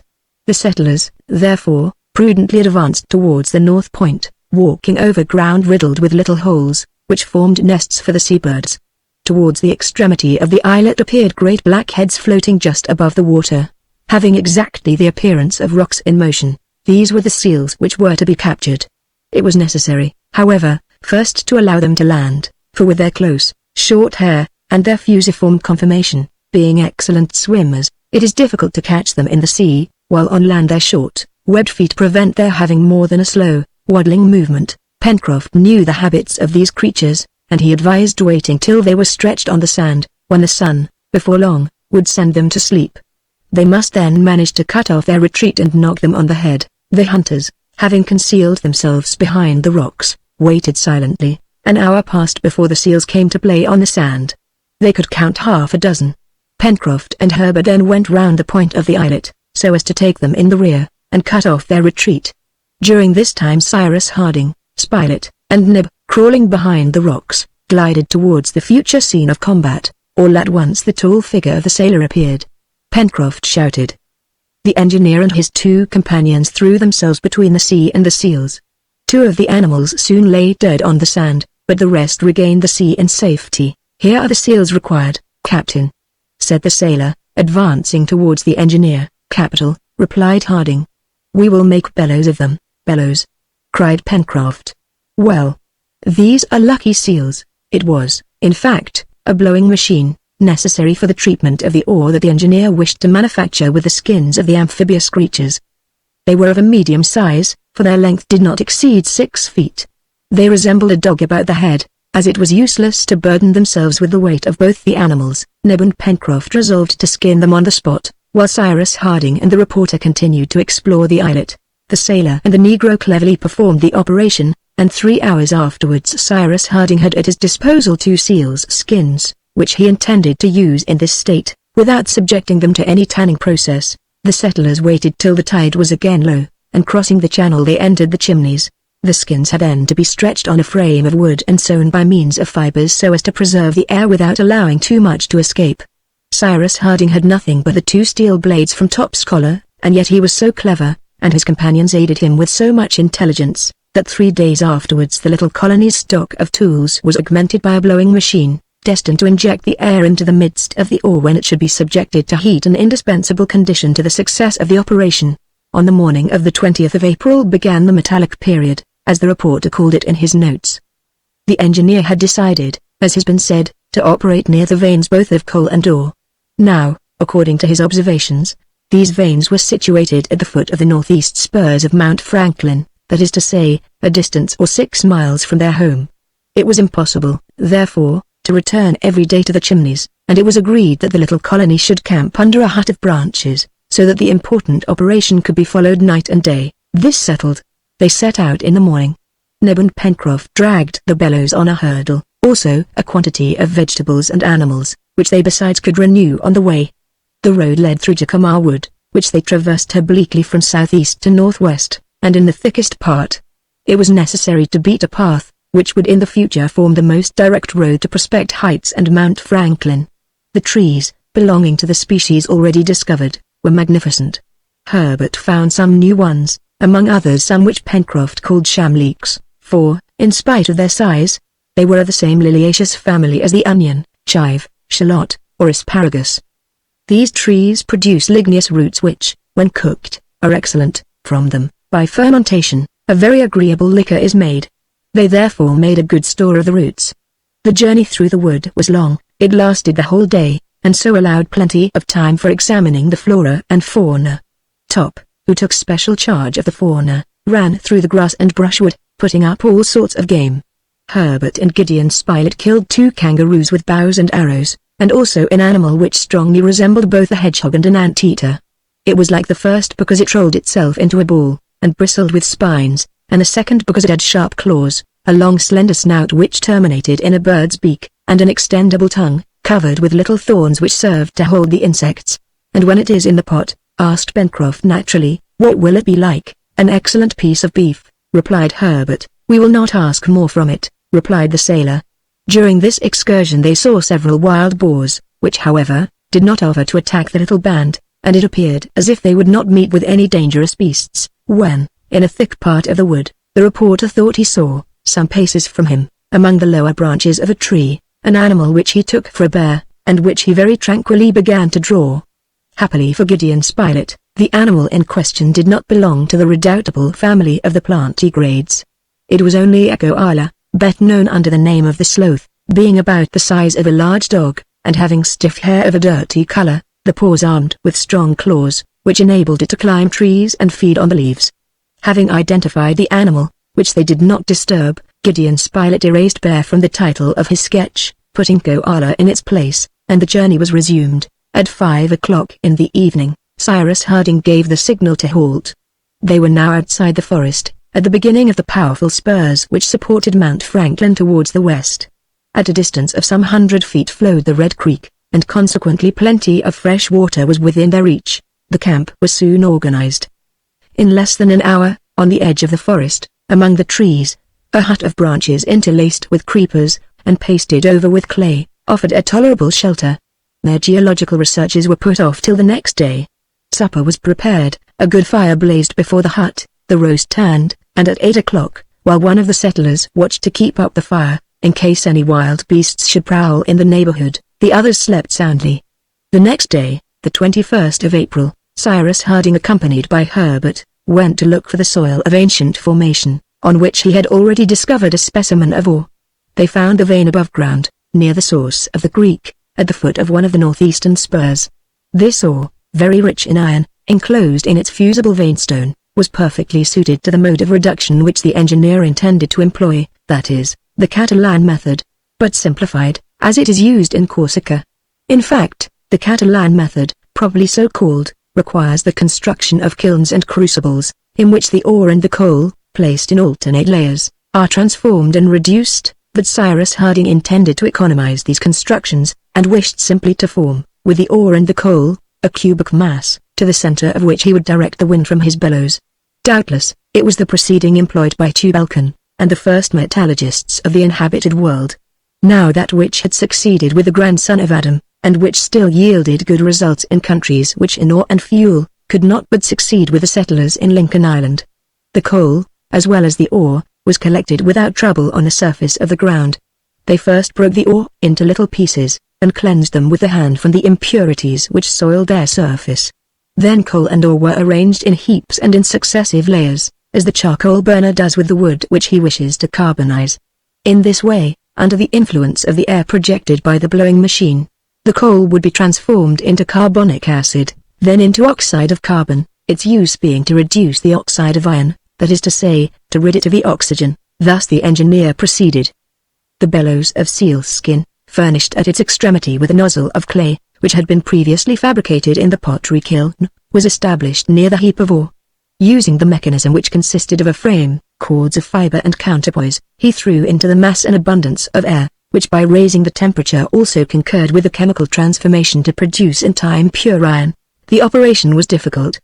All the patience, all the ingenuity of the settlers was needed, but at last it succeeded, and the result was a lump of iron, reduced to a spongy state, which it was necessary to shingle and forgot, that is to say, to forge so as to expel from it the liquefied veinstone. These amateur smiths had, of course, no hammer, but they were in no worse a situation than the first metallurgist, and therefore did what, no doubt, he had to do. A handle was fixed to the first lump, and was used as a hammer to forge the second on a granite anvil, and thus they obtained a coarse but useful metal. At length, after many trials and much fatigue, on the 25th of April several bars of iron were forged, and transformed into tools, crowbars, pincers, pickaxes, spades, etc., which Pencroft and Neb declared to be real jewels. But the metal was not yet in its most serviceable state, that is, of steel. Now steel is a combination of iron and coal, which is extracted, either from the liquid ore, by taking from it the excess of coal, or from the iron by adding to it the coal which was wanting. The first, obtained by the decarburation of the metal, gives natural or puddled steel. The second, produced by the carburation of the iron, gives steel of cementation. It was the last which Cyrus Harding intended to forge, as he possessed iron in a pure state. He succeeded by heating the metal with powdered coal in a crucible which had previously been manufactured from clay suitable for the purpose. He then worked this steel, which is malleable both when hot or cold, with a hammer. Neb and Pencroft, cleverly directed, made hatchets, which, heated red hot, and plunged suddenly into cold water, acquired an excellent temper. Other instruments, of course roughly fashioned, were also manufactured: blades for planes, axes, hatchets, pieces of steel to be transformed into saws, chisels, then iron for spades, pickaxes, hammers, nails, etc. At last, on the 5th of May, the metallic period ended, the smiths returned to the chimneys, and new work would soon authorize them to take a fresh title. Chapter 16. It was the 6th of May, a day which corresponds to the 6th of November in the countries of the Northern Hemisphere. The sky had been obscured for some days, and it was of importance to make preparations for the winter. However, the temperature was not as yet much lower, and a centigrade thermometer, transported to Lincoln Island, would still have marked an average of 10 to 12 degrees above zero. This was not surprising, since Lincoln Island, probably situated between the 35th and 40th parallel, would be subject, in the southern hemisphere, to the same climate as Sicily or Greece in the northern hemisphere. But as Greece and Sicily have severe cold, producing snow and ice, so doubtless would Lincoln Island in the severest part of the winter, and it was advisable to provide against it. In any case, if cold did not yet threaten them, the rainy season would begin, and on this lonely island, exposed to all the fury of the elements, in mid-ocean, bad weather would be frequent, and probably terrible. The question of a more comfortable dwelling than the chimneys must therefore be seriously considered and promptly resolved on. Pencroft, naturally, had some predilection for the retreat which he had discovered, but he well understood that another must be found. The chimneys had been already visited by the sea, under circumstances which are known, and it would not do to be exposed again to a similar accident. Besides, added Cyrus Harding, who this day was talking of these things with his companions, we have some precautions to take. Why? The island is not inhabited, said the reporter. That is probable, replied the engineer, although we have not yet explored the interior, but if no human beings are found, I fear that dangerous animals may abound. It is necessary to guard against a possible attack, so that we shall not be obliged to watch every night, or to keep up a fire. And then, my friends, we must foresee everything. We are here in a part of the Pacific often frequented by Malay pirates. What? Said Herbert, at such a distance from land? Yes, my boy, replied the engineer. These pirates are bold sailors as well as formidable enemies, and we must take measures accordingly. Well, replied Pencroft, we will fortify ourselves against savages with 2 legs as well as against savages with 4. But, Captain, will it not be best to explore every part of the island before undertaking anything else? That would be best, added Gideon Spilett. Who knows if we might not find on the opposite side one of the caverns which we have searched for in vain here. That is true, replied the engineer, but you forget, my friends, that it will be necessary to establish ourselves in the neighborhood of a watercourse, and that, from the summit of Mount Franklin, we could not see towards the west, either stream or river.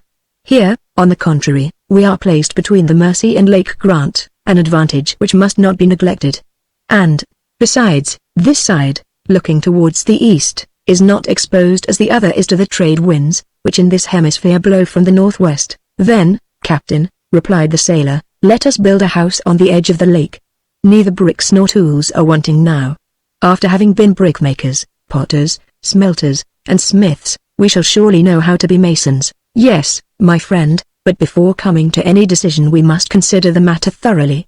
A natural dwelling would spare us much work, and would be a surer retreat, for it would be as well defended against enemies from the interior as those from outside. That is true, Cyrus, replied the reporter, but we have already examined all that mass of granite, and there is not a hole, not a cranny, no, not one, added Pencroft. Ah, if we were able to dig out a dwelling in that cliff, at a good height, so as to be out of the reach of harm, that would be capital. I can see that on the front which looks seaward, 5 or 6 rooms, with windows to light them, said Herbert, laughing, and a staircase to climb up to them. Added Nebraska. You are laughing, cried the sailor, and why? What is there impossible in what I propose? Haven't we got pickaxes and spades? Won't Captain Harding be able to make powder to blow up the mine? Isn't it true, Captain, that you will make powder the very day we want it? Cyrus Harding listened to the enthusiastic Pencroft developing his fanciful projects. To attack this mass of granite, even by a mine, was Herculean work, and it was really vexing that nature could not help them at their need. But the engineer did not reply to the sailor except by proposing to examine the cliff more attentively, from the mouth of the river to the angle which terminated it on the north. They went out, therefore, and the exploration was made with extreme care, over an extent of nearly 2 miles. But in no place in the bare, straight cliff, could any cavity be found. The nests of the rock pigeons which fluttered at its summit were only, in reality, holes bored at the very top, and on the irregular edge of the granite. It was a provoking circumstance, and as to attacking this cliff, either with pickaxe or with powder, so as to effect a sufficient excavation, it was not to be thought of. It so happened that, on all this part of the shore, Pencroft had discovered the only habitable shelter, that is to say, the chimneys, which now had to be abandoned. The exploration ended, the colonists found themselves at the north angle of the cliff, where it terminated in long slopes which died away on the shore. From this place, to its extreme limit in the west, it only formed a sort of declivity, a thick mass of stones, earth, and sand, bound together by plants, bushes, and grass inclined at an angle of only 45 degrees. Clumps of trees grew on these slopes, which were also carpeted with thick grass. But the vegetation did not extend far, and a long, sandy plain, which began at the foot of these slopes, reached to the beach. Cyrus Harding thought, not without reason, that the overplus of the lake must overflow on this side. The excess of water furnished by the Red Creek must also escape by some channel or other. Now the engineer had not yet found this channel on any part of the shore already explored, that is to say, from the mouth of the stream on the west of Prospect Heights. The engineer now proposed to his companions to climb the slope, and to return to the chimneys by the heights, while exploring the northern and eastern shores of the lake. The proposal was accepted, and in a few minutes Herbert and Neb were on the upper plateau. Cyrus Harding, Gideon Spilett, and Pencroft followed with more sedate steps. The beautiful sheet of water glittered through the trees under the rays of the sun. In this direction the country was charming. The eye feasted on the groups of trees. Some old trunks, bent with age, showed black against the verdant grass which covered the ground. Crowds of brilliant cockatoos screamed among the branches, moving prisms, hopping from one bough to another. The settlers, instead of going directly to the north bank of the lake, made a circuit round the edge of the plateau, so as to join the mouth of the creek on its left bank. It was a detour of more than a mile and a half. Walking was easy, for the trees widely spread, left a considerable space between them. The fertile zone evidently stopped at this point, and vegetation would be less vigorous in the part between the course of the creek and the Mercy. Cyrus Harding and his companions walked over this new ground with great care. Bows, arrows, and sticks with sharp iron points were their only weapons. However, no wild beast showed itself, and it was probable that these animals frequented rather the thick forests in the south, but the settlers had the disagreeable surprise of seeing Top stop before a snake of great size, measuring from 14 to 15 feet in length. Neb killed it by a blow from his stick. Cyrus Harding examined the reptile, and declared it not venomous, for it belonged to that species of diamond serpents which the natives of New South Wales rear. But it was possible that others existed whose bite was mortal, such as the deaf vipers with forked tails, which rise up under the feet, or those winged snakes, furnished with 2 ears, which enable them to proceed with great rapidity. Top, the first moment of surprise over, began a reptile chase with such eagerness, that they feared for his safety. His master called him back directly. The mouth of the Red Creek, at the place where it entered into the lake, was soon reached. The explorers recognized on the opposite shore the point which they had visited on their descent from Mount Franklin. Cyrus Harding ascertained that the flow of water into it from the creek was considerable. Nature must therefore have provided some place for the escape of the overplus. This doubtless formed a fall, which, if it could be discovered, would be of great use. The colonists, walking apart, but not straying far from each other, began to skirt the edge of the lake, which was very steep. The water appeared to be full of fish, and Pencroft resolved to make some fishing rods, so as to try and catch some. The northeast point was first to be doubled. It might have been supposed that the discharge of water was at this place, for the extremity of the lake was almost on a level with the edge of the plateau. But no signs of this were discovered, and the colonists continued to explore the bank, which, after a slight bend, descended parallel to the shore. On this side the banks were less woody, but clumps of trees, here and there, added to the picturesqueness of the country. Lake Grant was viewed from thence in all its extent, and no breath disturbed the surface of its waters. Top, in beating the bushes, put up flocks of birds of different kinds, which Gideon Spilett and Herbert saluted with arrows. One was hit by the lad, and fell into some marshy grass. Top rushed forward, and brought a beautiful swimming bird, of a slate color, short beak, very developed frontal plate, and wings edged with white. It was a coot, the size of a large partridge, belonging to the group of macrodactyls which formed the transition between the order of wading birds and that of palmipeds. Sorry game, in truth, and its flavor is far from pleasant. But Top was not so particular in these things as his masters, and it was agreed that the coot should be for his supper. The settlers were now following the eastern bank of the lake, and they would not be long in reaching the part which they already knew. The engineer was much surprised at not seeing any indication of the discharge of water. The reporter and the sailor talked with him, and he could not conceal his astonishment. At this moment Top, who had been very quiet till then, gave signs of agitation. The intelligent animal went backwards and forwards on the shore, stopped suddenly, and looked at the water, one paw raised, as if he was pointing at some invisible game. Then he barked furiously, and was suddenly silent. Neither Cyrus Harding nor his companions had at first paid any attention to Top's behavior, but the dog's barking soon became so frequent that the engineer noticed it. "What is there, Top?" he asked. The dog bounded towards his master, seeming to be very uneasy, and then rushed again towards the bank. Then, all at once, he plunged into the lake. "Here, Top!" cried Cyrus Harding, who did not like his dog to venture into the treacherous water. "What's happening down there?" asked Pencroft, examining the surface of the lake. "Top smells some amphibious creature," replied Herbert. "An alligator, perhaps," said the reporter. "I do not think so," replied Harding.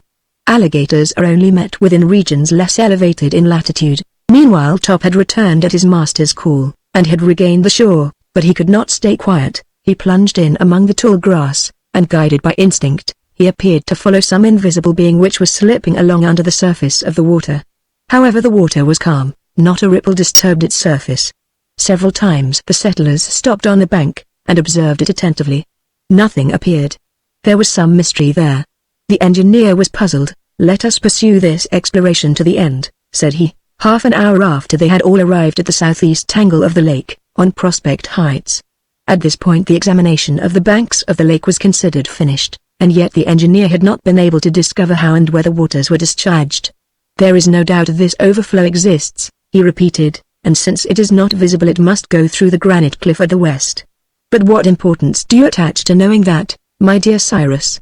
asked Gideon Spilett. "Considerable importance," replied the engineer, "for if it flows through the cliff there is probably some cavity, which it would be easy to render habitable after turning away the water." "But is it not possible, Captain, that the water flows away at the bottom of the lake," said Herbert, "and that it reaches the sea by some subterranean passage?" "That might be," replied the engineer, "and should it be so we shall be obliged to build our house ourselves, since nature has not done it for us." The colonists were about to begin to traverse the plateau to return to the Chimneys, when Top gave new signs of agitation. He barked with fury, and before his master could restrain him, he had plunged a second time into the lake. All ran towards the bank. The dog was already more than 20 feet off, and Cyrus was calling him back, when an enormous head emerged from the water, which did not appear to be deep in that place. Herbert recognized directly the species of amphibian to which the tapering head, with large eyes, and adorned with long silky moustaches, belonged. "A lamantine!" he cried. It was not a lamantine, but one of that species of the order of cetaceans, which bear the name of the dugong, for its nostrils were open at the upper part of its snout. The enormous animal rushed on the dog, who tried to escape by returning towards the shore.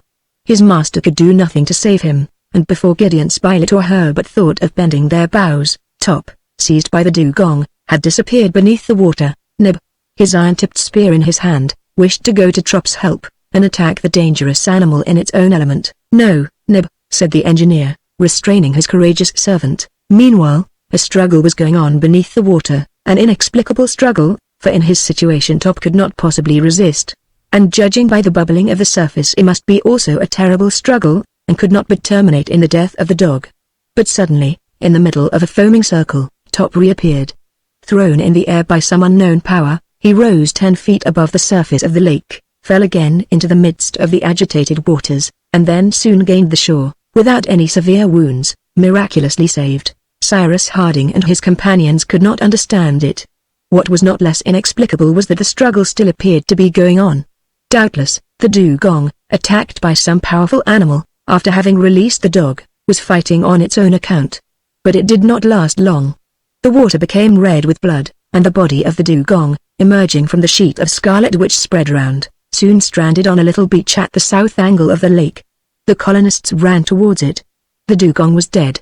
It was an enormous animal, 15 or 16 feet long, and must have weighed from 3 to 4,000 pounds. At its neck was a wound, which appeared to have been produced by a sharp blade. What could the amphibious creature have been, who, by this terrible blow had destroyed the formidable dugong? No one could tell, and much interested in this incident, Harding and his companions returned to the Chimneys. Chapter 17. The next day, the 7th of May, Harding and Gideon Spilett, leaving Neb to prepare breakfast, climbed Prospect Heights, while Herbert and Pencroft ascended by the river, to renew their store of wood. The engineer and the reporter soon reached the little beach on which the dugong had been stranded. Already flocks of birds had attacked the mass of flesh, and had to be driven away with stones, for Cyrus wished to keep the fat for the use of the colony. As to the animal's flesh, it would furnish excellent food, for in the islands of the Malay archipelago and elsewhere, it is especially reserved for the table of the native princes. But that was Neb's affair. At this moment Cyrus Harding had other thoughts. He was much interested in the incident of the day before. He wished to penetrate the mystery of that submarine combat, and to ascertain what monster could have given the dugong so strange a wound. He remained at the edge of the lake, looking, observing, but nothing appeared under the tranquil waters, which sparkled in the first rays of the rising sun. At the beach, on which lay the body of the dugong, the water was tolerably shallow, but from this point the bottom of the lake sloped gradually, and it was probable that the depth was considerable in the center.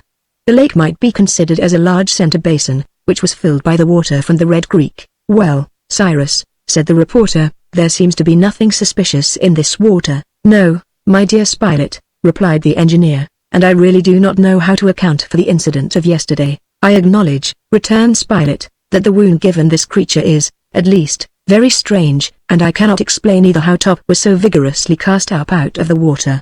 One could have thought that a powerful arm held him up, and that the same arm with a dagger killed the dugong." "Yes," replied the engineer, who had become thoughtful, "there is something that I cannot understand." "But do you better understand either, my dear Spilett, in what way I was saved myself, how I was drawn from the waves, and carried to the downs?" "No. Is it not true? Now, I feel sure that there is some mystery there, which, doubtless, we shall discover some day. Let us observe, but do not dwell on these singular incidents before our companions. Let us keep our remarks to ourselves, and continue our work." It will be remembered that the engineer had not as yet been able to discover the place where the surplus water escaped, but he knew it must exist somewhere. He was much surprised to see a strong current at this place. By throwing in some bits of wood he found that it set towards the southern angle. He followed the current, and arrived at the south point of the lake. There was a sort of depression in the water, as if it was suddenly lost in some fissure in the ground. Harding listened, placing his ear to the level of the lake. He very distinctly heard the noise of a subterranean fall. "There," said he, rising, "is the discharge of the water. There, doubtless, by a passage in the granite cliff, it joins the sea, through cavities which we can use to our profit. Well, I can find it." The engineer cut a long branch, stripped it of its leaves, and plunging it into the angle between the two banks, he found that there was a large hole 1 foot only beneath the surface of the water. This hole was the opening so long looked for in vain, and the force of the current was such that the branch was torn from the engineer's hands and disappeared. "There is no doubt about it now," repeated Harding. "There is the outlet, and I will lay it open to view." "How?" asked Gideon Spilett. "By lowering the level of the water of the lake 3 feet. "And how will you lower the level?" "By opening another outlet larger than this." "At what place, Cyrus?" "At the part of the bank nearest the coast." "But it is a mass of granite," observed Spilett. "Well," replied Cyrus Harding, "I will blow up the granite, and the water escaping will subside, so as to lay bare this opening, and make a waterfall, by falling onto the beach," added the reporter. "A fall that we shall make use of," replied Cyrus. "Come, come." The engineer hurried away his companion, whose confidence in Harding was such that he did not doubt the enterprise would succeed. And yet, how was this granite wall to be opened without powder, and with imperfect instruments? Was not this work upon which the engineer was so bent above their strength? When Harding and the reporter entered the Chimneys, they found Herbert and Pencroft unloading their raft of wood. "The woodmen have just finished, Captain," said the sailor, laughing. "And when you want masons, masons come no, but chemists," replied the engineer. "Yes," added the reporter, "we are going to blow up the island." "Blow up the island?" cried Pencroft. "Part of it, at least," replied Spilett. "Listen to me, my friends," said the engineer. And he made known to them the result of his observations. According to him, a cavity, more or less considerable, must exist in the mass of granite which supported Prospect Heights, and he intended to penetrate into it, To do this, the opening through which the water rushed must first be cleared, and the level lowered by making a larger outlet. Therefore an explosive substance must be manufactured, which would make a deep trench in some other part of the shore. This was what Harding was going to attempt with the minerals which nature placed at his disposal. It is useless to say with what enthusiasm all, especially Pencroft, received this project. To employ great means, open the granite, create a cascade, that suited the sailor. And he would just as soon be a chemist as a mason or bootmaker, since the engineer wanted chemicals. He would be all that they liked, even a professor of dancing and deportment, said he to Neb, if that was ever necessary. Neb and Pencroft were first of all told to extract the grease from the dugong, and to keep the flesh, which was destined for food. Such perfect confidence had they in the engineer, that they set out directly, without even asking a question. A few minutes after them, Cyrus Harding, Herbert, and Gideon Spilett, dragging the hurdle, went towards the vein of coals, where those schistose pyrites abound which are met with in the most recent transition soil, and of which Harding had already found a specimen. All the day being employed in carrying a quantity of these stones to the chimneys, by evening they had several tons. The next day, the 8th of May, the engineer began his manipulations. These schistose pyrites being composed principally of coal, flint, alumina, and sulphuret of iron, the latter in excess, it was necessary to separate the sulphuret of iron, and transform it into sulfate as rapidly as possible.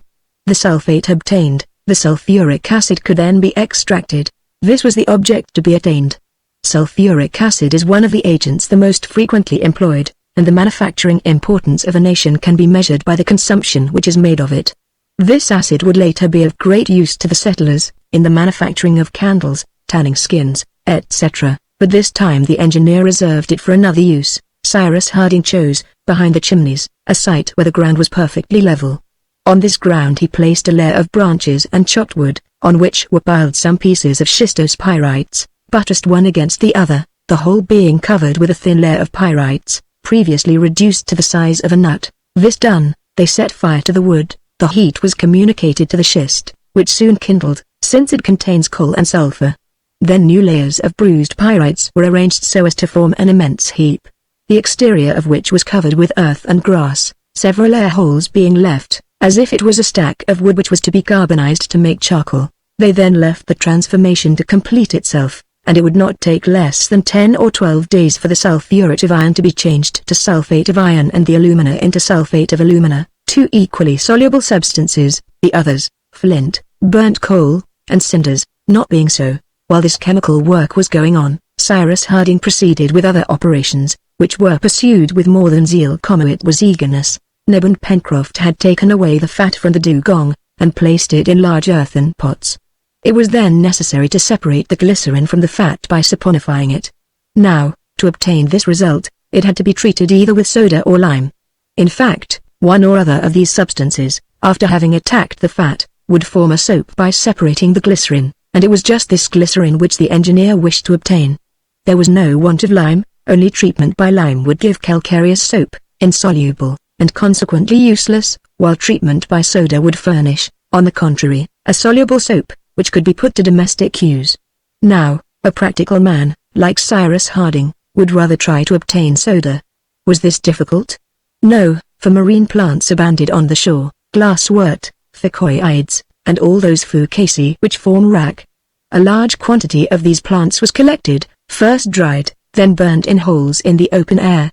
The combustion of these plants was kept up for several days, and the result was a compact grain mass, which has been long known under the name of natural soda. This obtained, the engineer treated the fat with soda, which gave both the soluble soap and that neutral substance, glycerin. But this was not all. Cyrus Harding still needed, in view of his future preparation, another substance, nitrate of potash, which is better known under the name of saltnitre, or of saltpeter. Cyrus Harding could have manufactured this substance by treating the carbonate of potash, which would be easily extracted from the cinders of the vegetables, by azotic acid. But this acid was wanting, and he would have been in some difficulty, if nature had not happily furnished the saltpeter, without giving them any other trouble than that of picking it up. Herbert found a vein of it at the foot of Mount Franklin, and they had nothing to do but purify this salt. These different works lasted a week. They were finished before the transformation of the sulphuret into sulfate of iron had been accomplished. During the following days the settlers had time to construct a furnace of bricks of a particular arrangement, to serve for the distillation of the sulfate or iron when it had been obtained. All this was finished about the 18th of May, nearly at the time when the chemical transformation terminated. Gideon Spilett, Herbert, Neb, and Pencroft, skillfully directed by the engineer, has become most clever workmen. Before all masters, necessity is the one most listened to, and who teaches the best. When the heap of pyrites had been entirely reduced by fire, the result of the operation, consisting of sulfate of iron, sulfate of alumina, flint, remains of coal, and cinders, was placed in a basin full of water. They stirred this mixture, let it settle, then decanted it, and obtained a clear liquid containing in solution sulfate of iron and sulfate of alumina, the other matters remaining solid, since they are insoluble. Lastly, this liquid being partly evaporated, crystals of sulfate of iron were deposited, and the not evaporated liquid, which contained the sulfate of alumina, was thrown away. Cyrus Harding had now at his disposal a large quantity of these sulfate of iron crystals, from which the sulfuric acid had to be extracted. The making of sulfuric acid is a very expensive manufacture.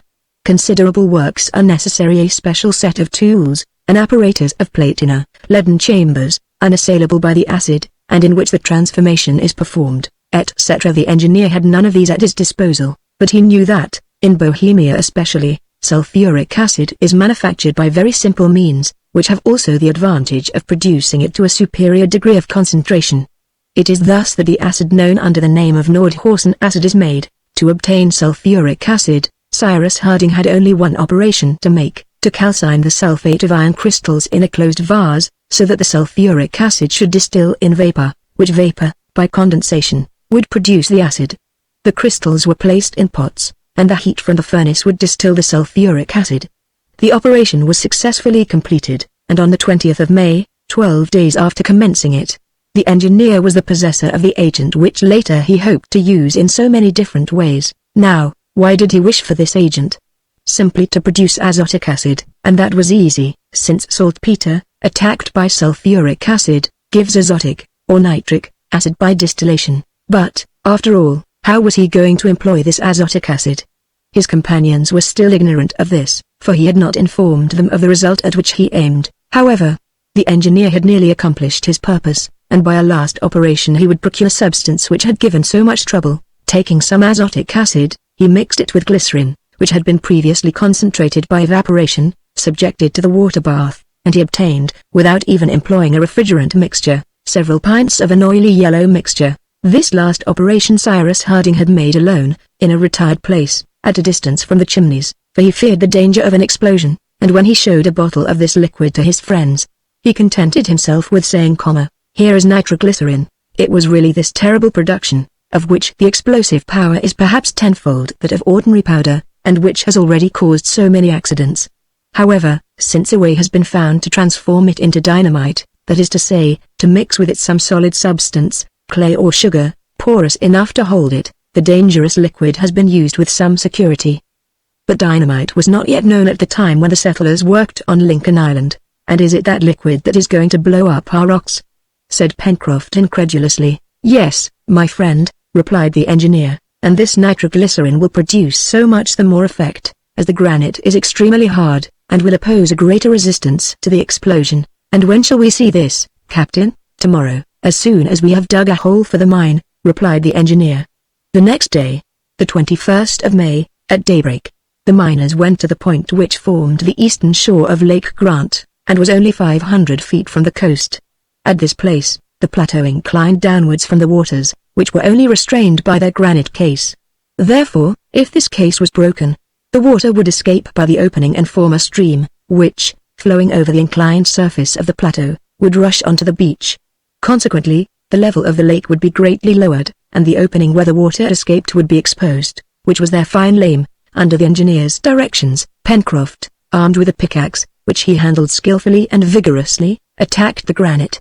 The hole was made on the point of the shore, slanting, so that it should meet a much lower level than that of the water of the lake. In this way the explosive force, by scattering the rock, would open a large place for the water to rush out. The work took some time, for the engineer, wishing to produce a great effect, intended to devote not less than 7 quarts of nitroglycerin to the operation. But Pencroft, relieved by Neb, did so well, that towards 4 o'clock in the evening, the mine was finished. Now the question of setting fire to the explosive substance was raised. Generally, nitroglycerin is ignited by caps of fulminate, which in bursting cause the explosion. A shock is therefore needed to produce the explosion, for, simply lighted, this substance would burn without exploding. Cyrus Harding could certainly have fabricated a percussion cap. In default of fulminate, he could easily obtain a substance similar to gun cotton, since he had azotic acid at his disposal. This substance, pressed in a cartridge, and introduced among the nitroglycerin, would burst by means of a fuse, and cause the explosion. But Cyrus Harding knew that nitroglycerin would explode by a shock. He resolved to employ this means, and try another way. If this did not succeed, in fact, the blow of a hammer on a few drops of nitroglycerin, spread out on a hard surface, was enough to create an explosion. But the operator could not be there to give the blow, without becoming a victim to the operation. Harding, therefore, thought of suspending a mass of iron, weighing several pounds, by means of a fiber, to an upright just above the mine. Another long fiber, previously impregnated with sulfur, was attached to the middle of the first, by one end, while the other lay on the ground several feet distant from the mine. The second fiber being set on fire, it would burn till it reached the first. This catching fire in its turn, would break, and the mass of iron would fall on the nitroglycerin. This apparatus being then arranged, the engineer, after having sent his companions to a distance, filled the hole, so that the nitroglycerin was on a level with the opening. Then he threw a few drops of it on the surface of the rock, above which the mass of iron was already suspended. This done, Harding lit the end of the sulfured fiber, and leaving the place, he returned with his companions to the chimneys. The fiber was intended to burn 25 minutes, and, in fact, 25 minutes afterwards a most tremendous explosion was heard. The island appeared to tremble to its very foundation. Stones were projected in the air as if by the eruption of a volcano. The shock produced by the displacing of the air was such, that the rocks of the chimneys shook. The settlers, although they were more than 2 miles from the mine, were thrown on the ground. They rose, climbed the plateau, and ran towards the place where the bank of the lake must have been shattered by the explosion. A cheer escaped them. A large rent was seen in the granite. A rapid stream of water rushed foaming across the plateau and dashed down a height of 300 feet onto the beach. Chapter 18. Cyrus Harding's project had succeeded, but, according to his usual habit, he showed no satisfaction. With closed lips and a fixed look, he remained motionless. Herbert was in ecstasies, Neb bounded with joy, Pencroft nodded his great head, murmuring these words, "Come, our engineer gets on capitally." The nitroglycerin had indeed acted powerfully. The opening which it had made was so large that the volume of water which escaped through this new outlet was at least treble that which before passed through the old one. The result was, that a short time after the operation the level of the lake would be lower 2 feet, or more. The settlers went to the chimneys to take some pickaxes, iron-tipped spears, string made of fibers, flint and steel. They then returned to the plateau, Top accompanying them. On the way the sailor could not help saying to the engineer, "Don't you think, Captain, that by means of that charming liquid you have made, one could blow up the whole of our island?" "Without any doubt, the island, continents, and the world itself," replied the engineer. "It is only a question of quantity." "Then could you not use this nitroglycerin for loading firearms?" asked the sailor. "No, Pencroft, for it is too explosive a substance. But it would be easy to make some gun cotton, or even ordinary powder, as we have azotic acid, saltpeter, sulfur, and coal. Unhappily, it is the guns which we have not got." "Oh, Captain," replied the sailor, with a little determination. Pencroft had erased the word impossible from the dictionary of Lincoln Island. The settlers, having arrived at Prospect Heights, went immediately towards that point of the lake near which was the old opening now uncovered. This outlet had now become practicable, since the water no longer rushed through it, and it would doubtless be easy to explore the interior. In a few minutes the settlers had reached the lower point of the lake, and a glance showed them that the object had been attained. In fact, in the side of the lake, and now above the surface of the water, appeared the long-looked-for opening. A narrow ridge, left bare by the retreat of the water, allowed them to approach it. This orifice was nearly 20 feet in width, but scarcely 2 in height. It was like the mouth of a drain at the edge of the pavement, and therefore did not offer an easy passage to the settlers, but Neb and Pencroft, taking their pickaxes, soon made it of a suitable height. The engineer then approached, and found that the sides of the opening, in its upper part at least, had not a slope of more than from 30 to 35 degrees. It was therefore practicable, and, provided that the declivity did not increase, it would be easy to descend even to the level of the sea. If then, as was probable, some vast cavity existed in the interior of the granite. It might, perhaps, be of great use. "Well, Captain, what are we stopping for?" asked the sailor, impatient to enter the narrow passage. "You see, Top has got before us." "Very well," replied the engineer. "But we must see our way. Neb, go and cut some resinous branches." Neb and Herbert ran to the edge of the lake, shaded with pines and other green trees, and soon returned with some branches, which they made into torches. The torches were lighted with flint and steel, and Cyrus Harding leading, the settlers ventured into the dark passage, which the overplus of the lake had formerly filled. Contrary to what might have been supposed, the diameter of the passage increased as the explorers proceeded, so that they very soon were able to stand upright. The granite, worn by the water for an infinite time, was very slippery, and falls were to be dreaded. But the settlers were all attached to each other by a cord, as is frequently done in ascending mountains. Happily some projections of the granite, forming regular steps, made the descent less perilous. Drops, still hanging from the rocks, shone here and there under the light of the torches, and the explorers guessed that the sides were clothed with innumerable stalactites. The engineer examined this black granite. There was not a stratum, not a break in it. The mass was compact, and of an extremely close grain. The passage dated, then, from the very origin of the island. It was not the water which little by little had hollowed it. Pluto and not Neptune had bored it with his own hand, and on the wall traces of an eruptive work could be distinguished, which all the washing of the water had not been able totally to efface. The settlers descended very slowly. They could not but feel a certain awe, in this venturing into these unknown depths, for the first time visited by human beings. They did not speak, but they thought, and the thought came to more than one, that some polypus or other gigantic cephalopod might inhabit the interior cavities, which were in communication with the sea. However, Top kept at the head of the little band, and they could rely on the sagacity of the dog, who would not fail to give the alarm if there was any need for it. After having descended about 100 feet, following a winding road, Harding, who was walking on before, stopped, and his companions came up with him. The place where they had halted was wider, so as to form a cavern of moderate dimensions. Drops of water fell from the vault, but that did not prove that they oozed through the rock. They were simply the last traces left by the torrent which had so long thundered through this cavity, and the air there was pure, slightly damp, but producing no mephitic exhalation. "Well, my dear Cyrus," said Gideon Spilett, "here is a very secure retreat, well hid in the depths of the rock, but it is, however, uninhabitable." "Why uninhabitable?" asked the sailor. "Because it is too small and too dark." "Couldn't we enlarge it, hollow it out, make openings to let in light and air?" replied Pencroft, who now thought nothing impossible. "Let us go on with our exploration," said Cyrus Harding. "Perhaps lower down. Nature will have spared us this labor." "We have only gone a third of the way," observed Herbert. "Nearly a third," replied Harding, "for we have descended 100 feet from the opening, and it is not impossible that 100 feet farther down." "Where is Top?" asked Neb, interrupting his master. They searched the cavern, but the dog was not there. "Most likely he has gone on," said Pencroft. "Let us join him," replied Harding. The descent was continued. The engineer carefully observed all the deviations of the passage, and notwithstanding so many detours, he could easily have given an account of its general direction, which went towards the sea. The settlers had gone some 50 feet farther, when their attention was attracted by distant sounds which came up from the depths. They stopped and listened. These sounds, carried through the passage as through an acoustic tube, came clearly to the ear. "That is Top barking," cried Herbert. "Yes," replied Pencroft, "and our brave dog is barking furiously." "We have our iron-tipped spears," said Cyrus Harding. "Keep on your guard, and forward. It is becoming more and more interesting," murmured Gideon Spilett in the sailor's ear, who nodded. Harding and his companions rushed to the help of their dog.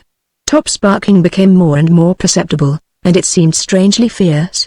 Was he engaged in a struggle with some animal whose retreat he had disturbed?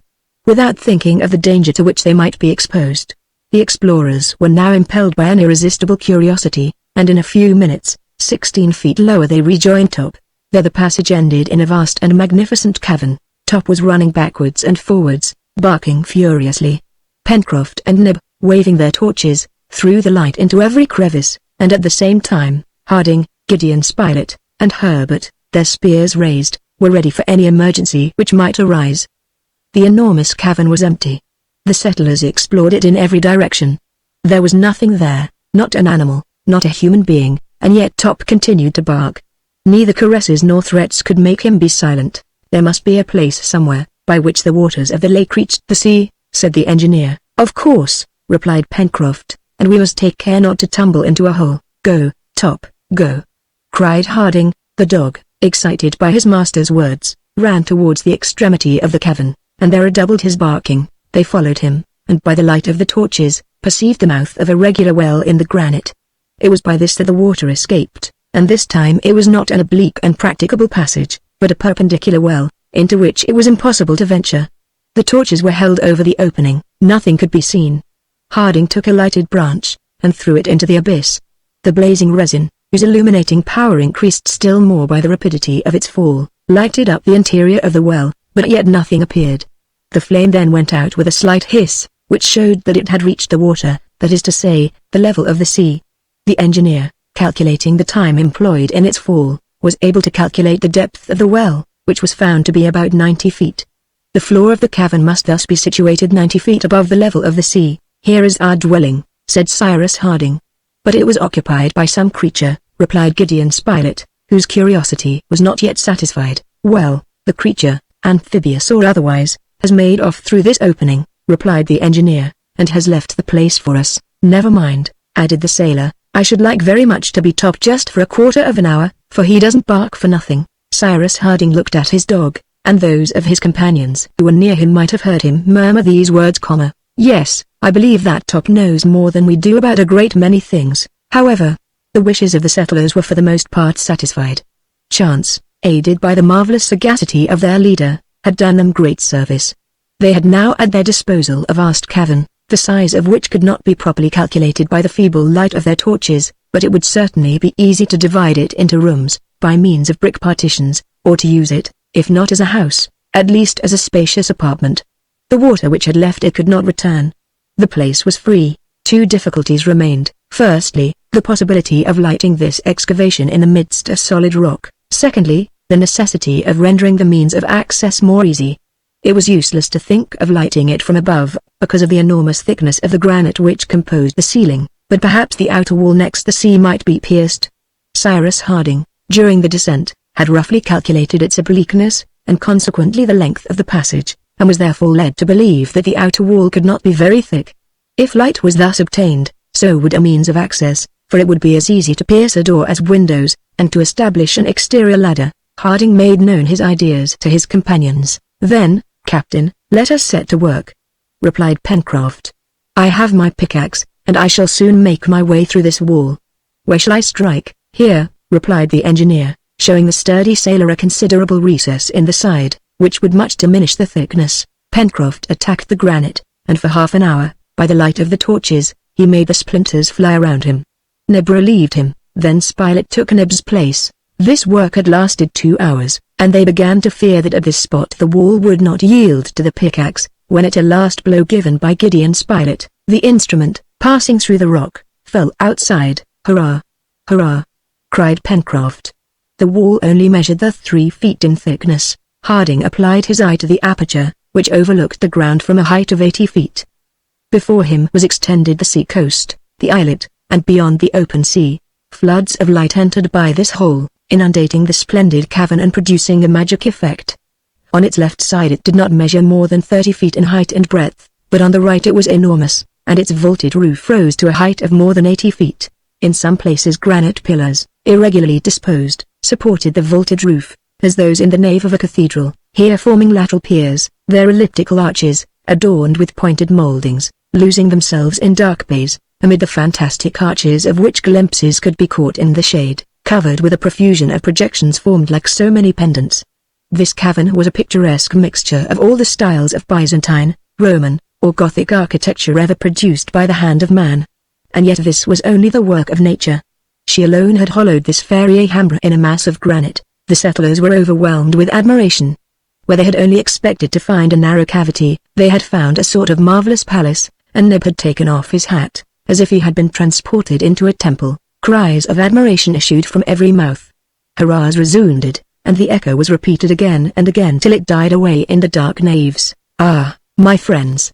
Exclaimed Cyrus Harding, when we have lighted the interior of this place, and have arranged our rooms and storehouses in the left part, we shall still have this splendid cavern, which we will make our study and our museum, and we will call it asked Herbert. Granite House, replied Harding, a name which his companions again saluted with a cheer. The torches were now almost consumed, and as they were obliged to return by the passage to reach the summit of the plateau, it was decided to put off the work necessary for the arrangement of their new dwelling till the next day. Before departing, Cyrus Harding leaned once more over the dark well, which descended perpendicularly to the level of the sea. He listened attentively. No noise was heard, not even that of the water, which the undulations of the surge must sometimes agitate in its depths. A flaming branch was again thrown in. The sides of the well were lighted up for an instant, but as at the first time, nothing suspicious was seen. If some marine monster had been surprised unawares by the retreat of the water, he would by this time have regained the sea by the subterranean passage, before the new opening had been offered to him. Meanwhile, the engineer was standing motionless, his eyes fixed on the gulf. Without uttering a word, the sailor approached him, and touching his arm, "Captain," said he, "what do you want, my friend?" asked the engineer, as if he had returned from the land of dreams. "The torches will soon go out, forward," replied Cyrus Harding. The little band left the cavern and began to ascend through the dark passage. Top closed the rear, still growling every now and then. The ascent was painful enough. The settlers rested a few minutes in the upper grotto, which made a sort of landing place halfway up the long granite staircase. Then they began to climb again. Soon fresher air was felt. The drops of water, dried by evaporation, no longer sparkled on the walls. The flaring torches began to grow dim. The one which Neb carried went out, and if they did not wish to find their way in the dark, they must hasten. This was done, and a little before 4 o'clock, at the moment when the sailor's torch went out in its turn, Cyrus Harding and his companions passed out of the passage. Chapter 19. The next day, the 22nd of May, the arrangement of their new dwelling was commenced. In fact, the settlers longed to exchange the insufficient shelter of the chimneys for this large and healthy retreat, in the midst of solid rock, and sheltered from the water both of the sea and sky. Their former dwelling was not, however, to be entirely abandoned, for the engineer intended to make a manufactory of it for important works. Cyrus Harding's first care was to find out the position of the front of Granite House from the outside. He went to the beach, and as the pickaxe when it escaped from the hands of the reporter must have fallen perpendicularly to the foot of the cliff, the finding it would be sufficient to show the place where the hole had been pierced in the granite. The pickaxe was easily found, and the hole could be seen in a perpendicular line above the spot where it was stuck in the sand. Some rock pigeons were already flying in and out of the narrow opening. They evidently thought the Granite House had been discovered on purpose for them. It was the engineer's intention to divide the right portion of the cavern into several rooms, preceded by an entrance passage, and to light it by means of 5 windows and a door, pierced in the front. Pencroft was much pleased with the 5 windows, but he could not understand the use of the door, since the passage offered a natural staircase, through which it would always be easy to enter Granite House. "My friend," replied Harding, "if it is easy for us to reach our dwelling by this passage, it will be equally easy for others besides us. I mean, on the contrary, to block up that opening, to seal it hermetically, and, if it is necessary, to completely hide the entrance by making a dam, and thus causing the water of the lake to rise." "And how shall we get in?" asked the sailor. "By an outside ladder," replied Cyrus Harding, "a rope ladder, which, once drawn up, will render access to our dwelling impossible." "But why so many precautions?" asked Pencroft. "As yet we have seen no dangerous animals. As to our island being inhabited by natives, I don't believe it." "Are you quite sure of that, Pencroft?" asked the engineer, looking at the sailor. "Of course we shall not be quite sure, till we have explored it in every direction," replied Pencroft. "Yes," said Harding, "for we know only a small portion of it as yet. But at any rate, if we have no enemies in the interior, they may come from the exterior, for parts of the Pacific are very dangerous. We must be provided against every contingency." Cyrus Harding spoke wisely, and without making any further objection, Pencroft prepared to execute his orders. The front of Granite House was then to be lighted by 5 windows and a door, besides a large bay window and some smaller oval ones, which would admit plenty of light to enter into the marvelous nave which was to be their chief room. This facade, situated at a height of 80 feet above the ground, was exposed to the east, and the rising sun saluted it with its first rays. It was found to be just at that part of the cliff which was between the projection at the mouth of the Mersey and a perpendicular line traced above the heap of rocks which formed the chimneys. Thus the winds from the northeast would only strike it obliquely, for it was protected by the projection. Besides, until the window frames were made, the engineer meant to close the openings with thick shutters, which would prevent either wind or rain from entering, and which could be concealed in need. The first work was to make the openings. This would have taken too long with the pickaxe alone, and it is known that Harding was an ingenious man. He had still a quantity of nitroglycerin at his disposal, and he employed it usefully. By means of this explosive substance the rock was broken open at the very places chosen by the engineer. Then, with the pickaxe and spade, the windows and doors were properly shaped, the jagged edges were smoothed off, and a few days all to the beginning of the work, Granite House was abundantly lighted by the rising sun, whose rays penetrated into its most secret recesses. Following the plan proposed by Cyrus Harding, the space was to be divided into 5 compartments looking out on the sea. To the right, an entry with a door, which would meet the ladder, then a kitchen, 30 feet long, a dining room, measuring 40 feet, a sleeping room, of equal size, and lastly, a visitor's room, petitioned for by Pencroft, and which was next to the great hall. These rooms, or rather this suite of rooms, would not occupy all the depth of the cave. There would be also a corridor and a storehouse, in which their tools, provisions, and stores would be kept. All the productions of the island, the flora as well as the fauna, were to be there in the best possible state of preservation, and completely sheltered from the damp. There was no want of space, so that each object could be methodically arranged. Besides, the colonists had still at their disposal the little grotto above the great cavern, which was like the garret of the new dwelling. This plan settled, it had only to be put into execution. The miners became brickmakers again, then the bricks were brought to the foot of Granite House. Till then, Harding and his companions had only entered the cavern by the long passage. This mode of communication obliged them first to climb Prospect Heights, making a detour by the river's bank, and then to descend 200 feet through the passage, having to climb as far when they wished to return to the plateau. This was a great loss of time, and was also very fatiguing. Cyrus Harding, therefore, resolved to proceed without any further delay to the fabrication of a strong rope ladder, which, once raised, would render Granite House completely inaccessible. This ladder was manufactured with extreme care, and its uprights, formed of the twisted fibers of a species of cane, had the strength of a thick cable. As to the rounds, they were made of a sort of red cedar, with light, strong branches, and this apparatus was wrought by the masterly hand of Pencroft. Other ropes were made with vegetable fibers, and a sort of crane with a tackle was fixed at the door. In this way bricks could easily be raised into Granite House. The transport of the materials being thus simplified, the arrangement of the interior could begin immediately. There was no want of lime, and some thousands of bricks were there ready to be used. The framework of the partitions was soon raised, very roughly at first, and in a short time, the cave was divided into rooms and storehouses, according to the plan agreed upon. These different works progressed rapidly under the direction of the engineer, who himself handled the hammer and the trowel. No labor came amiss to Cyrus Harding, who thus set an example to his intelligent and zealous companions.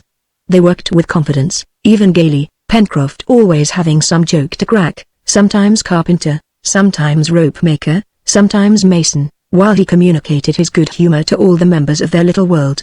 His faith in the engineer was complete, nothing could disturb it. He believed him capable of undertaking anything and succeeding in everything. The question of boots and clothes assuredly a serious question, that of light during the winter months, utilizing the fertile parts of the island, transforming the wild flora into cultivated flora, it all appeared easy to him, Cyrus Harding helping, everything would be done in time. He dreamed of canals facilitating the transport of the riches of the ground, workings of quarries and mines, machines for every industrial manufacture, railroads, yes, railroads, of which a network would certainly one day cover Lincoln Island. The engineer let Pencroft talk.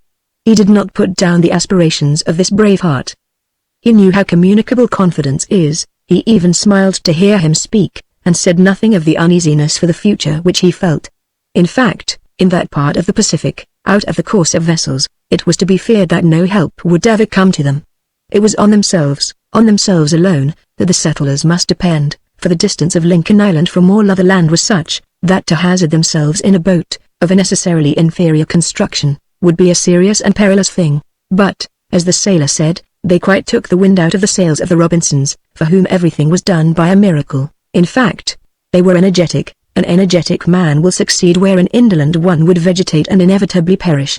Herbert distinguished himself in these works.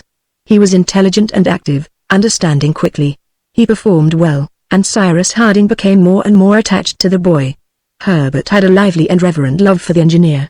Pencroft saw the close sympathy which existed between the two, but he was not in the least jealous. Neb was Neb, he was what he would be always: courage, zeal, devotion, self-denial personified. He had the same faith in his master that Pencroft had, but he showed it less vehemently. When the sailor was enthusiastic, Neb always looked as if he would say, "Nothing could be more natural." Pencroft and he were great friends. As to Gideon Spilett, he took part in the common work, and was not less skillful in it than his companions, which always rather astonished the sailor. A journalist, clever, not only in understanding, but in performing everything, the ladder was finally fixed on the 28th of May. There were not less than 100 rounds in this perpendicular height of 80 feet. Harding had been able, fortunately, to divide it in two parts, profiting by an overhanging of the cliff which made a projection 40 feet above the ground. This projection, carefully leveled by the pickaxe, made a sort of platform, to which they fixed the first ladder, of which the oscillation was thus diminished one half, and a rope permitted it to be raised to the level of Granite House. As to the second ladder, it was secured both at its lower part, which rested on the projection, and at its upper end, which was fastened to the door.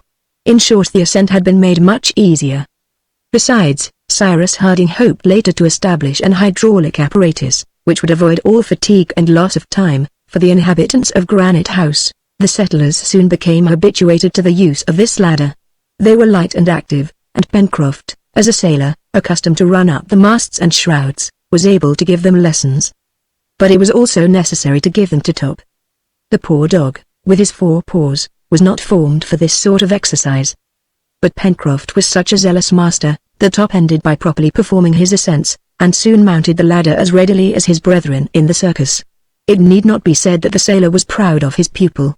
However, more than once Pencroft hoisted him on his back, which Top never complained of. It must be mentioned here, that during these works, which were actively conducted, for the bad season was approaching, the alimentary question was not neglected.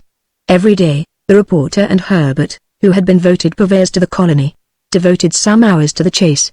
As yet, they only hunted in Jacamar Wood, on the left of the river, because, for want of a bridge or boat, the Mersey had not yet been crossed. All the immense woods, to which the name of the forests of the far west had been given, were not explored. They reserved this important excursion for the first fine days of the next spring. But Jacamar Wood was full of game, kangaroos and boars abounded, and the hunters' iron-tipped spears and bows and arrows did wonders. Besides, Herbert discovered towards the southwest point of the lagoon a natural warren, a slightly damp meadow, covered with willows and aromatic herbs which scented the air, such as thyme, basil, savory, all the sweet-scented species of the labiated plants, which the rabbits appeared to be particularly fond of. On the reporter observing that since the table was spread for the rabbits, it was strange that the rabbits themselves should be wanting, the two sportsmen carefully explored the warren. At any rate, it produced an abundance of useful plants, and a naturalist would have had a good opportunity of studying many specimens of the vegetable kingdom. Herbert gathered several shoots of the basil, rosemary, balm, betony, etc., which possess different medicinal properties, some pectoral, astringent, febrifuge, others antispasmodic, or anti-rheumatic. When, afterwards, Pencroft asked the use of this collection of herbs, "For medicine," replied the lad, "to treat us when we are ill." "Why should we be ill, since there are no doctors in the island?" asked Pencroft quite seriously. There was no reply to be made to that, but the lad went on with his collection all the same, and it was well received at Granite House. Besides these medicinal herbs, he added a plant known in North America as Oswego tea, which made an excellent beverage. At last, by searching thoroughly, the hunters arrived at the real site of the warren. There the ground was perforated like a sieve. "Here are the burrows," cried Herbert. "Yes," replied the reporter, "so I see, but are they inhabited? That is the question." This was soon answered. Almost immediately, hundreds of little animals, similar to rabbits, fled in every direction, with such a rapidity that even Top could not overtake them. Hunters and dog ran in vain. These rodents escaped them easily. But the reporter resolved not to leave the place, until he had captured at least half a dozen of the quadrupeds. He wished to stock their larder first, and domesticate those which they might take later. It would not have been difficult to do this, with a few snares stretched at the openings of the burrows. But at this moment they had neither snares, nor anything to make them of. They must, therefore, be satisfied with visiting each hole, and rummaging in it with a stick, hoping by dint of patience to do what could not be done in any other way. At last, after half an hour, 4 rodents were taken in their holes. They were similar to their European brethren, and are commonly known by the name of American rabbits. This produce of the chase was brought back to Granite House, and figured at the evening repast. The tenants of the warren were not at all to be despised, for they were delicious. It was a valuable resource of the colony, and it appeared to be inexhaustible. On the 31st of May the partitions were finished. The rooms have now only to be furnished, and this would be work for the long winter days. A chimney was established in the first room, which served as a kitchen. The pipe destined to conduct the smoke outside gave some trouble to these amateur bricklayers. It appeared simplest to Harding to make it of brick clay, as creating an outlet for it to the upper plateau was not to be thought of. A hole was pierced in the granite above the window of the kitchen, and the pipe emitted like that of an iron stove. Perhaps the winds which blew directly against the facade would make the chimney smoke, but these winds were rare, and besides, Master Nib, the cook, was not so very particular about that. When these interior arrangements were finished, the engineer occupied himself in blocking up the outlet by the lake, so as to prevent any access by that way. Masses of rock were rolled to the entrance and strongly cemented together. Cyrus Harding did not yet realize his plan of drowning this opening under the waters of the lake, by restoring them to their former level by means of a dam. He contented himself with hiding the obstruction with grass and shrubs, which were planted in the interstices of the rocks, and which next spring would sprout thickly. However, he used the waterfall so as to lead a small stream of fresh water to the new dwelling. A little trench, made below their level, produced this result, and this derivation from a pure and inexhaustible source yielded 25 or 30 gallons a day. There would never be any want of water at Granite House. At last all was finished, and it was time, for the bad season was near. Thick shutters closed the windows of the facade, until the engineer had time to make glass. Gideon Spilett had very artistically arranged on the rocky projections around the windows plants of different kinds, as well as long streaming grass, so that the openings were picturesquely framed in green, which had a pleasing effect. The inhabitants of this solid, healthy, and secure dwelling, could not but be charmed with their work. The view from the windows extended over a boundless horizon, which was closed by the 2 Mandible Capes on the north, and Claw Cape on the south. All Union Bay was spread before them. Yes, our brave settlers had reason to be satisfied, and Pencroft was lavish in his praise of what he humorously called his apartments on the 5th floor above the ground. Chapter 20. The winter season set in with the month of June, which corresponds with the month of December in the northern hemisphere. It began with showers and squalls, which succeeded each other without intermission. The tenants of Granite House could appreciate the advantages of a dwelling which sheltered them from the inclement weather. The chimneys would have been quite insufficient to protect them against the rigor of winter, and it was to be feared that the high tides would make another eruption. Cyrus Harding had taken precautions against this contingency, so as to preserve as much as possible the forge and furnace which were established there. During the whole of the month of June the time was employed in different occupations, which excluded neither hunting nor fishing, the larder being, therefore, abundantly supplied. Pencroft, so soon as he had leisure, proposed to set some traps, from which he expected great results. He soon made some snares with creepers, by the aid of which the warren henceforth every day furnished its quota of rodents. Neb employed nearly all his time in salting or smoking meat, which ensured their always having plenty or provisions. The question of clothes was now seriously discussed, the settlers having no other garments than those they wore when the balloon threw them on the island. These clothes were warm and good, they had taken great care of them as well as of their linen, and they were perfectly whole, but they would soon need to be replaced. Moreover, if the winter was severe, the settlers would suffer greatly from cold. On this subject the ingenuity of Harding was at fault.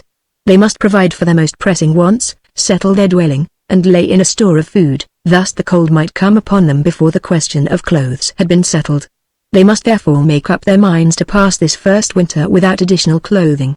When the fine season came round again, they would regularly hunt those musmons which had been seen on the expedition to Mount Franklin, and the wool once collected, the engineer would know how to make it into strong warm stuff. How? He would consider. Well, we are free to roast ourselves at Granite House, said Pencroft. There are heaps of fuel, and no reason for sparing it. Besides, added Gideon Spilett, Lincoln Island is not situated under a very high latitude, and probably the winters here are not severe. Did you not say, Cyrus, that this 35th parallel corresponded to that of Spain in the other hemisphere? Doubtless, replied the engineer, but some winters in Spain are very cold. no want of snow and ice, and perhaps Lincoln Island is just as rigorously dried. However, it is an island, and as such, I hope that the temperature will be more moderate. Why, Captain? Asked Herbert. Because the sea, my boy, may be considered as an immense reservoir, in which is stored the heat of the summer. When winter comes, it restores this heat, which ensures for the regions near the ocean a medium temperature, less high in summer, but less low in winter. We shall prove that, replied Pencroft. But I don't want to bother myself about whether it will be cold or not. One thing is certain, that is that the days are already short, and the evenings long. Suppose we talk about the question of light. Nothing is easier, replied Harding. To talk about? Asked the sailor. To settle. And when shall we begin? Tomorrow, by having a seal hunt. To make candles? Yes, such was the engineer's project, and it was quite feasible, since he had lime and sulfuric acid, while the amphibians of the islet would furnish the fat necessary for the manufacture. They were now at the 4th of June. It was Whit Sunday and they agreed to observe this feast. All work was suspended, and prayers were offered to heaven. But these prayers were now thanksgivings. The settlers in Lincoln Island were no longer the miserable castaways thrown on the islet. They asked for nothing more, they gave thanks. The next day, the 5th of June, in rather uncertain weather, they set out for the islet. They had to profit by the low tide to cross the channel, and it was agreed that they would construct, for this purpose, as well as they could, a boat which would render communication so much easier, and would also permit them to ascend the Mersey, at the time of their grand exploration of the southwest of the island, which was put off till the first fine days. The seals were numerous, and the hunters, armed with their iron-tipped spears, easily killed half a dozen. Neb and Pencroft skinned them, and only brought back to Granite House their fat and skin, this skin being intended for the manufacture of boots. The result of the hunt was this, nearly 300 pounds of fat, all to be employed in the fabrication of candles. The operation was extremely simple, and if it did not yield absolutely perfect results, they were at least very useful. Cyrus Harding would only have had at his disposal sulfuric acid, but by heating this acid with the neutral fatty bodies he could separate the glycerin. Then from this new combination, he easily separated the oil, the margarine, and the stearin, by employing boiling water. But to simplify the operation, he preferred to saponify the fat by means of lime. By this he obtained a calcareous soap, easy to decompose by sulfuric acid, which precipitated the lime into the state of sulfate, and liberated the fatty acids. From these three acids oleic, margaric, and stearic, the first, being liquid, was driven out by a sufficient pressure. As to the two others, they formed the very substance of which the candles were to be molded. This operation did not last more than 24 hours. The wicks, after several trials, were made of vegetable fibers, and dipped in the liquefied substance. They formed regular stearic candles, molded by the hand, which only wanted whiteness and polish. They would not doubtless have the advantages of the wicks which are impregnated with boracic acid, and which vitrify as they burn and are entirely consumed, but Cyrus Harding having manufactured a beautiful pair of snuffers, these candles would be greatly appreciated during the long evenings in Granite House. During this month there was no want of work in the interior of their new dwelling. The joiners had plenty to do. They improved their tools, which were very rough, and added others also. Scissors were made among other things, and the settlers were at last able to cut their hair, and also to shave, or at least trim their beards. Herbert had none, Neb but little, but their companions were bristling in a way which justified the making of the said scissors. The manufacture of a handsaw cost infinite trouble, but at last an instrument was obtained which, when vigorously handled, could divide the ligneous fibers of the wood. They then made tables, seats, cupboards, to furnish the principal rooms, and bedsteads, of which all the bedding consisted of grass mattresses. The kitchen, with its shelves, on which rested the cooking utensils, its brick stove, looked very well, and Neb worked away there as earnestly as if he was in a chemist's laboratory, but the joiners had soon to be replaced by carpenters. In fact, the waterfall created by the explosion rendered the construction of two bridges necessary, one on Prospect Heights, the other on the shore.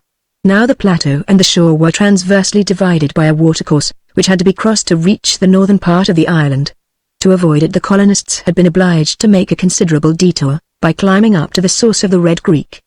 The simplest thing was to establish on the plateau, and on the shore, two bridges from 20 to 25 feet in length. All the carpenter's work that was needed was to clear some trees of their branches. This was a business of some days. Directly the bridges were established, Neb and Pencroft profited by them to go to the oyster bed which had been discovered near the downs. They dragged with them a sort of rough cart, which replaced the former inconvenient hurdle, and brought back some thousands of oysters, which soon increased among the rocks and formed a bed at the mouth of the Mersey. These mollusks were of excellent quality, and the colonists consumed some daily. It has been seen that Lincoln Island, although its inhabitants had as yet only explored a small portion of it, already contributed to almost all their wants. It was probable that if they hunted into its most secret recesses, in all the wooded part between the Mersey and Reptile Point, they would find new treasures. The settlers in Lincoln Island had still one privation.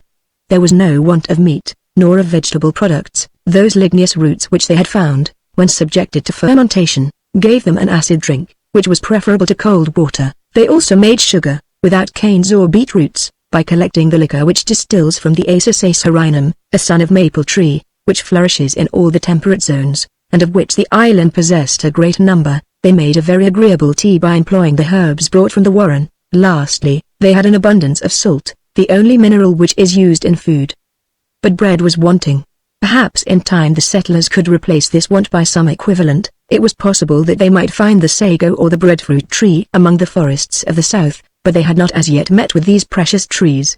However, Providence came directly to their aid, in an infinitesimal proportion it is true, but Cyrus Harding, with all his intelligence, all his ingenuity, would never have been able to produce that which, by the greatest chance, Herbert one day found in the lining of his waistcoat, which he was occupied in setting to rights. On this day, as it was raining in torrents, the settlers were assembled in the great hall in Granite House, when the lad cried out all at once, "Look here, Captain, a grain of corn," and he showed his companions a single grain which from a hole in his pocket had got into the lining of his waistcoat. The presence of this grain was explained by the fact that Herbert, when at Richmond, used to feed some pigeons, of which Pencroft had made him a present. "A grain of corn?" said the engineer quickly. "Yes, Captain, but one, only one." "Well, my boy," said Pencroft, laughing, "we're getting on capitally, upon my word. What shall we make with one grain of corn?" "We will make bread of it," replied Cyrus Harding. "Bread, cakes, tarts," replied the sailor. "Come, the bread that this grain of corn will make won't choke us very soon." Herbert, not attaching much importance to his discovery, was going to throw away the grain in question, but Harding took it, examined it, found that it was in good condition, and looking the sailor full in the face, Pencroft, he asked quietly, "Do you know how many ears one grain of corn can produce?" "One, I suppose," replied the sailor, surprised at the question. "10, Pencroft." "And do you know how many grains one ear bears?" "No, upon my word." "About 80," said Cyrus Harding. "Then, if we plant this grain, at the first crop we shall reap 800 grains, which at the second will produce 640,000, at the third, 512 millions, at the fourth, more than 400,000 of millions. There is the proportion." Harding's companions listened without answering. These numbers astonished them. They were exact, however. "Yes, my friends," continued the engineer, "such are the arithmetical progressions of prolific nature, and yet what is this multiplication of the grain of corn, of which the ear only bears 800 grains, compared to the poppy plant, which bears 32,000 seeds, to the tobacco plant, which produces 360,000. In a few years, without the numerous causes of destruction, which arrests their fecundity, these plants would overrun the earth." But the engineer had not finished his lecture. "And now, Pencroft," he continued, "do you know how many bushels 400,000 millions of grains would make?" "No," replied the sailor, "but what I do know is, that I am nothing better than a fool." "Well, they would make more than 3 millions, at 130,000 a bushel." "Pencroft, 3 millions!" cried Pencroft. 3 millions, in 4 years. "In 4 years," replied Cyrus Harding, "and even in 2 years, if, as I hope, in this latitude we can obtain 2 crops a year." At that, according to his usual custom, Pencroft could not reply otherwise than by a tremendous hurrah. "So, Herbert," added the engineer, "you have made a discovery of great importance to us." "Everything, my friends, everything can serve us in the condition in which we are.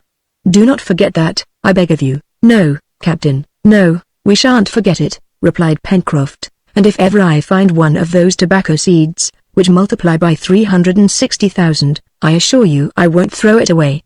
"And now, what must we do?" "We must plant this grain," replied Herbert. "Yes," added Gideon Spilett, "and with every possible care, for it bears in itself our future harvests." "Provided it grows," cried the sailor. "It will grow, replied Cyrus Harding. This was the 20th of June. The time was then propitious for sowing this single precious grain of corn. It was first proposed to plant it in a pot, but upon reflection it was decided to leave it to nature, and confide it to the earth. This was done that very day, and it is needless to add, that every precaution was taken that the experiment might succeed. The weather having cleared, the settlers climbed the height above Granite House. There, on the plateau, they chose a spot, well sheltered from the wind, and exposed to all the heat of the midday sun. The place was cleared, carefully weeded, and searched for insects and worms. Then a bed of good earth, improved with a little lime, was made. It was surrounded by a railing, and the grain was buried in the damp earth. Did it not seem as if the settlers were laying the first stone of some edifice? It recalled to Pencroft the day on which he lighted his only match, and all the anxiety of the operation. But this time the thing was more serious. In fact, the castaways would have been always able to procure fire, in some mode or other, but no human power could supply another grain of corn, if unfortunately this should be lost. Chapter 21. From this time Pencroft did not let a single day pass without going to visit what he gravely called his cornfield. And woe to the insects which dared to venture there. No mercy was shown them. Towards the end of the month of June, after incessant rain, the weather became decidedly colder, and on the 29th of Fahrenheit thermometer would certainly have announced only 20 degrees above zero, that is considerably below the freezing point. The next day, the 30th of June, the day which corresponds to the 31st of December in the northern year, was a Friday. Neb remarked that the year finished on a bad day, but Pencroft replied that naturally the next would begin on a good one, which was better. At any rate it commenced by very severe cold. Ice accumulated at the mouth of the Mersey, and it was not long before the whole expanse of the lake was frozen. The settlers had frequently been obliged to renew their store of wood. Pencroft also had wisely not waited till the river was frozen, but had brought enormous rafts of wood to their destination. The current was an indefatigable moving power, and it was employed in conveying the floating wood to the moment when the frost enchained it. To the fuel which was so abundantly supplied by the forest, they added several cartloads of coal, which had to be brought from the foot of the spurs of Mount Franklin.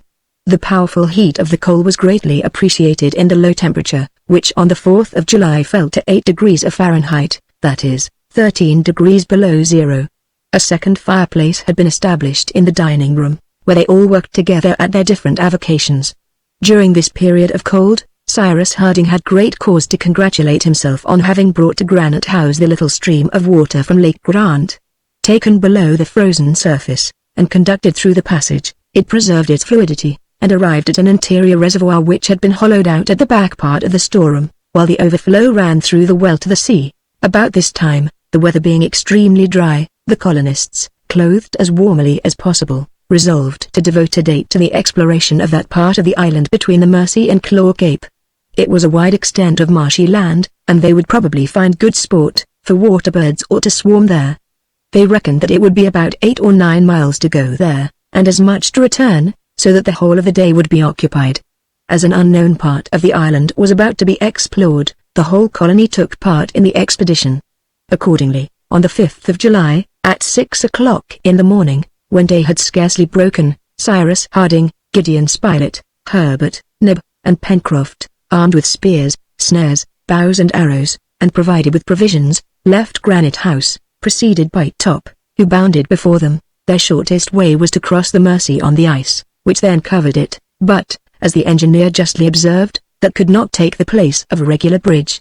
So, the construction of the regular bridge was noted in the list of future works. It was the first time that the settlers had set foot on the right bank of the Mersey, and ventured into the midst of those gigantic and superb coniferae now sprinkled over with snow, but they had not gone half a mile when from a thicket a whole family of quadrupeds, who had made a home there, disturbed by Top, rushed forth into the open country. "Ah! I should say those are foxes!" cried Herbert, when he saw the troop rapidly decamping. They were foxes, but of a very large size, who uttered a sort of barking, at which Top seemed to be very much astonished, for he stopped short in the chase, and gave the swift animals time to disappear. The dog had reason to be surprised, as he did not know natural history. But, by their barking, these foxes, with reddish-grey hair, black tails terminating in a white tuft, had betrayed their origin. So Herbert was able, without hesitating, to give them their real name of Arctic foxes. They are frequently met with in Chile, in the Falkland Islands, and in all parts of America traversed by the 30th and 40th parallels. Herbert much regretted that Top had not been able to catch one of these carnivora. "Are they good to eat?" asked Pencroft, who only regarded the representatives of the fauna in the island from one special point of view. "No," replied Herbert, "but zoologists have not yet found out if the eye of these foxes is diurnal or nocturnal, or whether it is correct to class them in the genus dog, properly so called." Harding could not help smiling on hearing the lad's reflection, which showed a thoughtful mind. As to the sailor, from the moment when he found that the foxes were not classed in the genus eatable, they were nothing to him. However, when a poultry yard was established at Granite House, he observed that it would be best to take some precautions against a probable visit from these four-legged plunderers, and no one disputed this. After having turned the point, the settlers saw a long beach washed by the open sea. It was then 8 o'clock in the morning. The sky was very clear, as it often is after prolonged cold, but warmed by their walk, neither Harding nor his companions felt the sharpness of the atmosphere too severely. Besides, there was no wind, which made it much more bearable. A brilliant sun, but without any calorific action, was just issuing from the ocean. The sea was as tranquil and blue as that of a Mediterranean gulf, when the sky is clear. Claw Cape, bent in the form of a yataghan, tapered away nearly 4 miles to the southeast. To the left the edge of the marsh was abruptly ended by a little point. Certainly, in this part of the Union Bay, which nothing sheltered from the open sea, not even a sandbank, ships beaten by the east winds would have found no shelter. They perceived by the tranquility of the sea, in which no shallows troubled the waters, by its uniform color, which was stained by no yellow shades, by the absence of even a reef, that the coast was steep and that the ocean there covered a deep abyss. Behind in the west, but at a distance of 4 miles, rose the first trees of the forests of the far west. They might have believed themselves to be on the desolate coast of some island in the Antarctic regions which the ice had invaded. The colonists halted at this place for breakfast. A fire of brushwood and dried seaweed was lighted, and Neb prepared the breakfast of cold meat, to which he added some cups of Oswego tea. While eating they looked around them. This part of Lincoln Island was very sterile, and contrasted with all the western part. The reporter was thus led to observe that if chance had thrown them at first on the shore, they would have had but a deplorable idea of their future domain. "I believe that we should not have been able to reach it," replied the engineer, "for the sea is deep, and there is not a rock on which we could have taken refuge. Before Granite House, at least, there were sandbanks, an islet, which multiplied our chances of safety. Here, nothing but the depths." "It is singular enough," remarked Spilett, "that this comparatively small island should present such varied ground. This diversity of aspect, logically only belongs to continents of a certain extent. One would really say that the western part of Lincoln Island, so rich and so fertile, is washed by the warm waters of the Gulf of Mexico, and that its shores to the north and the southeast extend over a sort of Arctic Sea." "You are right, my dear Spilett," replied Cyrus Harding. "I have also observed this. I think the form and also the nature of this island strange. It is a summary of all the aspects which a continent presents, and I should not be surprised if it was a continent formerly." "What? A continent in the middle of the Pacific?" cried Pencroft. "Why not?" replied Cyrus Harding. "Why should not Australia, New Ireland, Australasia, united to the archipelagos of the Pacific, have once formed a sixth part of the world, as important as Europe or Asia, as Africa or the two Americas? To my mind, it is quite possible that all these islands, emerging from this vast ocean, are but the summits of a continent, now submerged, but which was above the waters at a prehistoric period, as the Atlantis was formerly," replied Herbert. "Yes, my boy. If, however, it existed, and would Lincoln Island have been a part of that continent?" asked Pencroft. "It is probable," replied Cyrus Harding, "and that would sufficiently explain the variety of productions which are seen on its surface, and the great number of animals which still inhabit it," added Herbert. "Yes, my boy," replied the engineer, "and you furnish me with an argument to support my theory. It is certain, after what we have seen, that animals are numerous in this island, and what is more strange, that the species are extremely varied.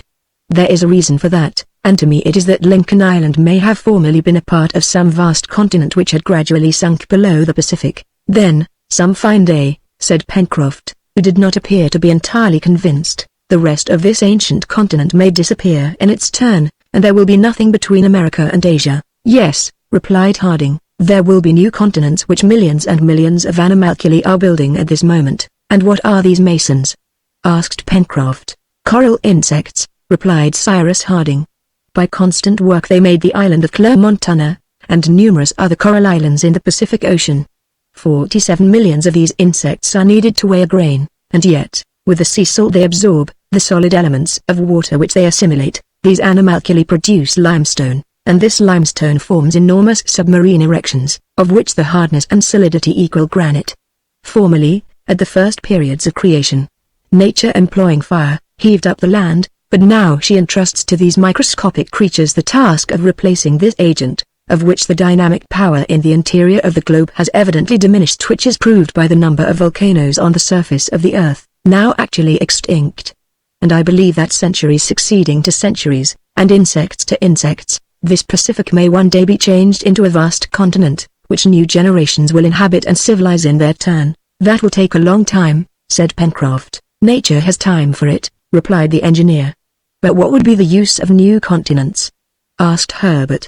It appears to me that the present extent of habitable countries is sufficient for humanity. Yet nature does nothing uselessly, certainly, replied the engineer, but this is how the necessity of new continents for the future, and exactly on the tropical zone occupied by the coral islands, may be explained. At least to me this explanation appears plausible. We are listening, Captain, said Herbert. This is my idea. Philosophers generally admit that someday our globe will end, or rather that animal and vegetable life will no longer be possible, because of the intense cold to which it will be subjected. What they are not agreed upon, is the cause of this cold. Some think that it will arise from the falling of the temperature, which the sun will experience alter millions of years, others, from the gradual extinction of the fires in the interior of our globe, which have a greater influence on it than is generally supposed. I hold to this last hypothesis, grounding it on the fact that the moon is really a cold star, which is no longer habitable, although the sun continues to throw on its surface the same amount of heat. If, then, the moon has become cold, it is because the interior fires to which, as do all the stars of the stellar world, it owes its origin, are completely extinct. Lastly, whatever may be the cause, our globe will become cold someday, but this cold will only operate gradually. What will happen, then? The temperate zones, at a more or less distant period, will not be more habitable than the polar regions now are. Then the population of men, as well as the animals, will flow towards the latitudes which are more directly under the solar influence. An immense emigration will take place. Europe, Central Asia, North America, will gradually be abandoned, as well as Australasia and the lower parts of South America. The vegetation will follow the human emigration. The flora will retreat towards the equator at the same time as the fauna. The central parts of South America and Africa will be the continents chiefly inhabited. The Laplanders and the Samoyeds will find the climate of the polar regions on the shores of the Mediterranean. Who can say, that at this period, the equatorial regions will not be too small, to contain and nourish terrestrial humanity? Now, may not provident nature, so as to give refuge to all the vegetable and animal emigration, be at present laying the foundation of a new continent under the equator, and may she not have entrusted these insects with the construction of it? I have often thought of all these things, my friends, and I seriously believe that the aspect of our globe will someday be completely changed, that by the raising of new continents the sea will cover the old, and that, in future ages, a Columbus will go to discover the islands of Chimborazo, of the Himalayas, or of Montana Blink, remains of a submerged America, Asia, and Europe. Then these new continents will become, in their turn, uninhabitable, heat will die away, as does the heat from a body when the soul has left it, and life will disappear from the globe, if not forever, at least for a period. Perhaps then, our spheroid will be left to death to revive someday under superior conditions. But all that, my friends, is the secret of the author of all things, and beginning by the work of the insects, I have perhaps let myself be carried too far, in investigating the secrets of the future. My dear Cyrus, replied Spilett, these theories are prophecies to me, and they will be accomplished someday. That is the secret of God, said the engineer. All that is well and good, then said Pencroft, who had listened with all his might. But will you tell me, Captain, if Lincoln Island has been made by your insects? No, replied Harding, it is of a purely volcanic origin. Then it will disappear someday? That is probable. I hope we won't be here then. No, don't be uneasy, Pencroft, we shall not be here then, as we have no wish to die here, and hope to get away sometime. In the meantime, replied Gideon Spilett, let us establish ourselves here as if forever. There is no use in doing things by halves. This ended the conversation. Breakfast was finished, the exploration was continued, and the settlers arrived at the border of the marshy region. It was a marsh of which the extent, to the rounded coast which terminated the island of the southeast, was about 20 square miles. The soil was formed of clayey flint earth, mingled with vegetable matter, such as the remains of rushes, reeds, grass, etc. Here and the beds of grass, thick as a carpet, covered it. In many places icy pools sparkled in the sun. Neither rain nor any river, increased by a sudden swelling, could supply these ponds. They therefore naturally concluded that the marsh was fed by the infiltrations of the soil, and it was really so. It was also to be feared that during the heat miasmas would arise, which might produce fevers. Above the aquatic plants, on the surface of the stagnant water, fluttered numbers of birds. Wild duck, teal, snipe lived there in flocks, and those fearless birds allowed themselves to be easily approached. One shot from a gun would certainly have brought down some dozen of the birds, they were so close together. The explorers were, however, obliged to content themselves with bows and arrows.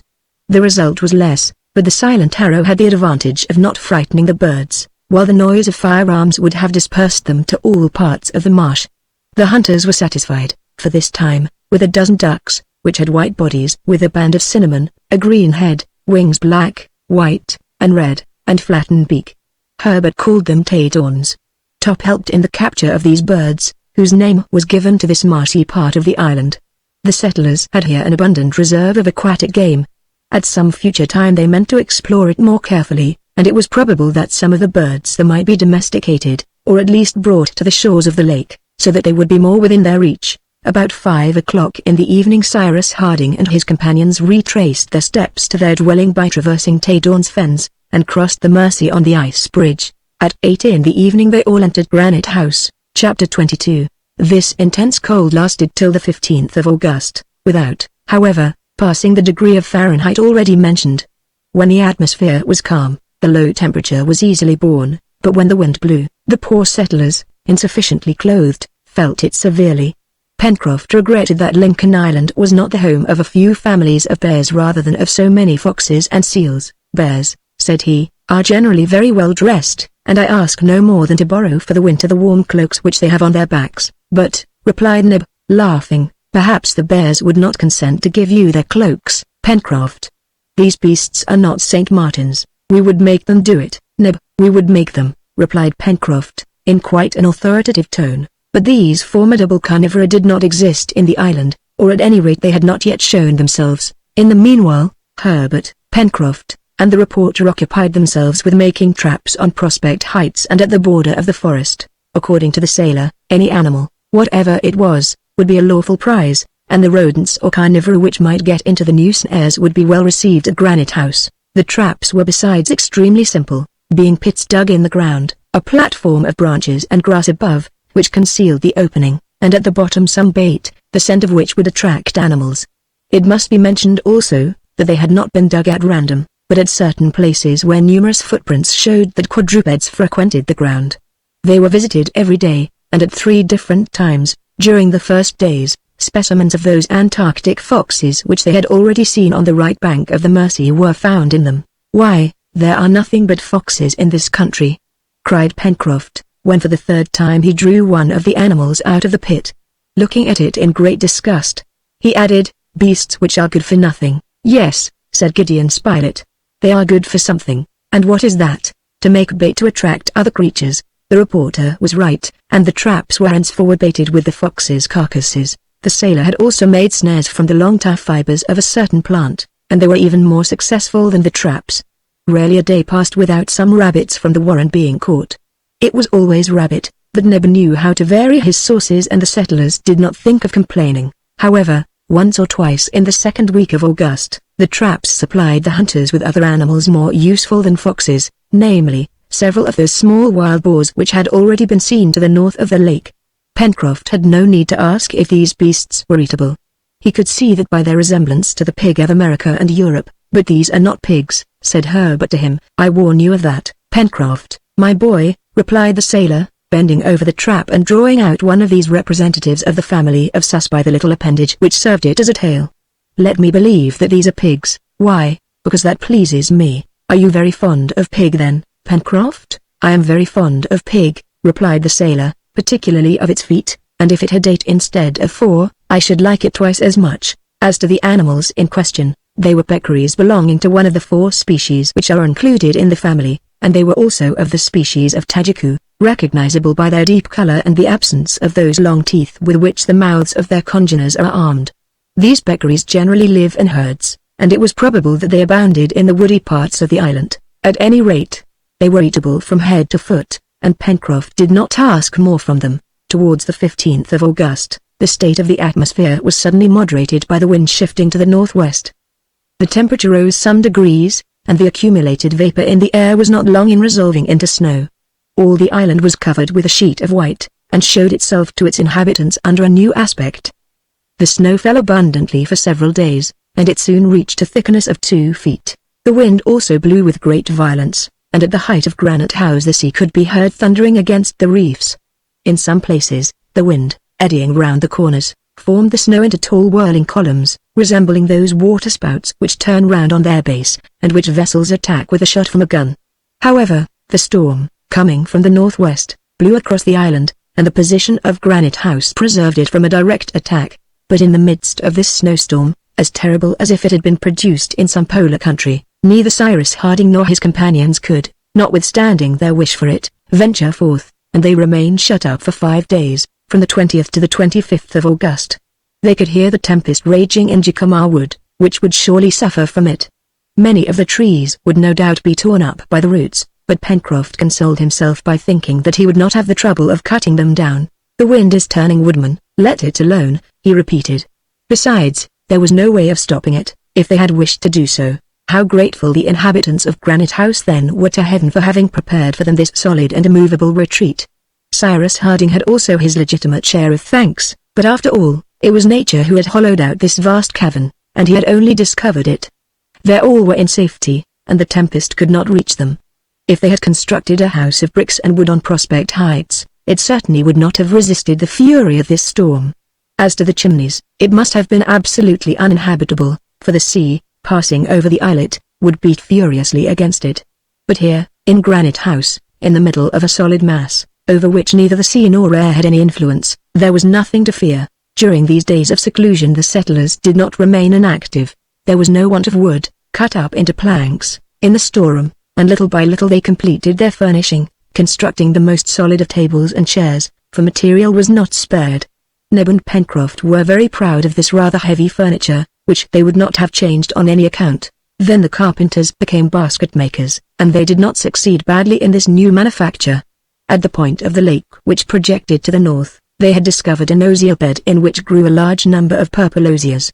Before the rainy season, Pencroft and Herbert had cut down these useful shrubs, and their branches, well prepared, could now be effectively employed. The first attempts were somewhat crude, but in consequence of the cleverness and intelligence of the workmen, by consulting, and recalling the models which they had seen, and by emulating each other, the possessions of the colony were soon increased by several baskets of different sizes. The storeroom was provided with them, and in special baskets Neb placed his collection of rhizomes, stone pine almonds, etc. During the last week of the month of August the weather moderated again. The temperature fell a little, and the tempest abated. The colonists sallied out directly. There was certainly 2 feet of snow on the shore, but they were able to walk without much difficulty on the hardened surface. Cyrus Harding and his companions climbed Prospect Heights. What a change! The woods, which they had left green, especially in the part at which the firs predominated, had disappeared under a uniform color. All was white, from the summit of Mount Franklin to the shore, the forests, the plains, the lake, the river. The waters of the Mersey flowed under a roof of ice, which, at each rising and ebbing of the tide, broke up with loud crashes. Numerous birds fluttered over the frozen surface of the lake. Ducks and snipe, teal and guillemots were assembled in thousands. The rocks among which the cascade flowed were bristling with icicles. One might have said that the water escaped by a monstrous gargoyle, shaped with all the imagination of an artist of the Renaissance. As to the damage caused by the storm in the forest, that could not as yet be ascertained, they would have to wait till the snowy covering was dissipated. Gideon Spilett, Pencroft, and Herbert did not miss this opportunity of going to visit their traps. They did not find them easily, under the snow with which they were covered. They had also to be careful not to fall into one or other of them, which would have been both dangerous and humiliating, to be taken in their own snares. But happily they avoided this unpleasantness, and found their traps perfectly intact. No animal had fallen into them, and yet the footprints in the neighborhood were very numerous, among others, certain very clear marks of claws. Herbert did not hesitate to affirm that some animal of the feline species had passed there, which justified the engineer's opinion that dangerous beasts existed in Lincoln Island. These animals doubtless generally lived in the forests of the far west, but pressed by hunger, they had ventured as far as Prospect Heights. Perhaps they had smelled out the inhabitants of Granite House. "Now, what are these feline creatures?" asked Pencroft. "They are tigers," replied Herbert. "I thought those beasts were only found in hot countries?" "On the new continent," replied the lad. "They are found from Mexico to the pampas of Buenos Aires. Now, as Lincoln Island is nearly under the same latitude as the provinces of La Plata, it is not surprising that tigers are to be met with in it." "Well, we must look out for them," replied Pencroft. However, the snow soon disappeared, quickly dissolving under the influence of the rising temperature. Rain fell, and the sheet of white soon vanished. Notwithstanding the bad weather, the settlers renewed their stores of different things: stone pine almonds, rhizomes, syrup from the maple tree, for the vegetable part, rabbits from the warren, agoutis, and kangaroos for the animal part. This necessitated several excursions into the forest, and they found that a great number of trees had been blown down by the last hurricane. Pencroft and Neb also pushed with the cart as far as the vein of coal, and brought back several tons of fuel. They saw in passing that the pottery kiln had been severely damaged by the wind, at least 6 feet of it having been blown off. At the same time as the coal, the store of wood was renewed at Granite House, and they profited by the current of the Mercy having again become free, to float down several rafts. They could see that the cold period was not ended. A visit was also paid to the Chimneys, and the settlers could not but congratulate themselves on not having been living there during the hurricane. The sea had left unquestionable traces of its ravages. Sweeping over the islet, it had furiously assailed the passages, half filling them with sand, while thick beds of seaweed covered the rocks. While Neb, Herbert, and Pencroft hunted or collected wood, Cyrus Harding and Gideon Spilett busied themselves in putting the Chimneys to rights, and they found the forge and the bellows almost unhurt, protected as they had been from the first by the heaps of sand. The store of fuel had not been made uselessly. The settlers had not done with the rigorous cold. It is known that, in the northern hemisphere, the month of February is principally distinguished by rapid fallings of the temperature. It is the same in the southern hemisphere, and the end of the month of August, which is the February of North America, does not escape this climatic law. About the 25th, after another change from snow to rain, the wind shifted to the southeast, and the cold became, suddenly, very severe. According to the engineer's calculation, the mercurial column of a Fahrenheit thermometer would not have marked less than 8 degrees below zero, and this intense cold, rendered still more painful by a sharp gale, lasted for several days. The colonists were again shut up in Granite House, and as it was necessary to hermetically seal all the openings of the facade, only leaving a narrow passage for renewing the air, the consumption of candles was considerable. To economize them, the cavern was often only lighted by the blazing hearths, on which fuel was not spared. Several times, one or other of the settlers descended to the beach in the midst of ice which the waves heaped up at each tide, but they soon climbed up again to Granite House, and it was not without pain and difficulty that their hands could hold to the rounds of the ladder. In consequence of the intense cold, their fingers felt as if burned when they touched the rounds. To occupy the leisure hours, which the tenants of Granite House now had at their disposal, Cyrus Harding undertook an operation which could be performed indoors. We know that the settlers had no other sugar at their disposal than the liquid substance which they drew from the maple, by making deep incisions in the tree. They contented themselves with collecting this liquor in jars and employing it in this state for different culinary purposes, and the more so, as on growing old, this liquid began to become white and to be of a syrupy consistence. But there was something better to be made of it, and one day Cyrus Harding announced that they were going to turn into refiners. "Refiners?" replied Pencroft. "That is rather a warm trade, I think." "Very warm," answered the engineer. "Then it will be seasonable," said the sailor. This word refining need not awake in the mind thoughts of an elaborate manufactory with apparatus and numerous workmen. No. To crystallize this liquor, only an extremely easy operation is required. Placed on the fire in large earthen pots, it was simply subjected to evaporation, and soon a scum arose to its surface. As soon as this began to thicken, Neb carefully removed it with a wooden spatula. This accelerated the evaporation, and at the same time prevented it from contracting an aromatic flavor, after boiling for several hours on a hot fire, which did as much good to the operators as the substance operated upon. The latter was transformed into a thick syrup. This syrup was poured into clay molds, previously fabricated in the kitchen stove, and to which they had given various shapes. The next day this syrup had become cold, and formed cakes and tablets. This was sugar of rather a reddish color, but nearly transparent and of a delicious taste.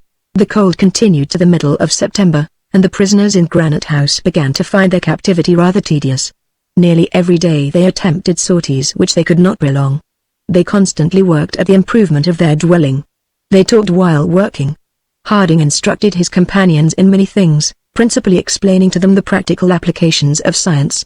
The colonists had no library at their disposal, but the engineer was a book which was always at hand, always open at the page which one wanted, a book which answered all their questions, and which they often consulted.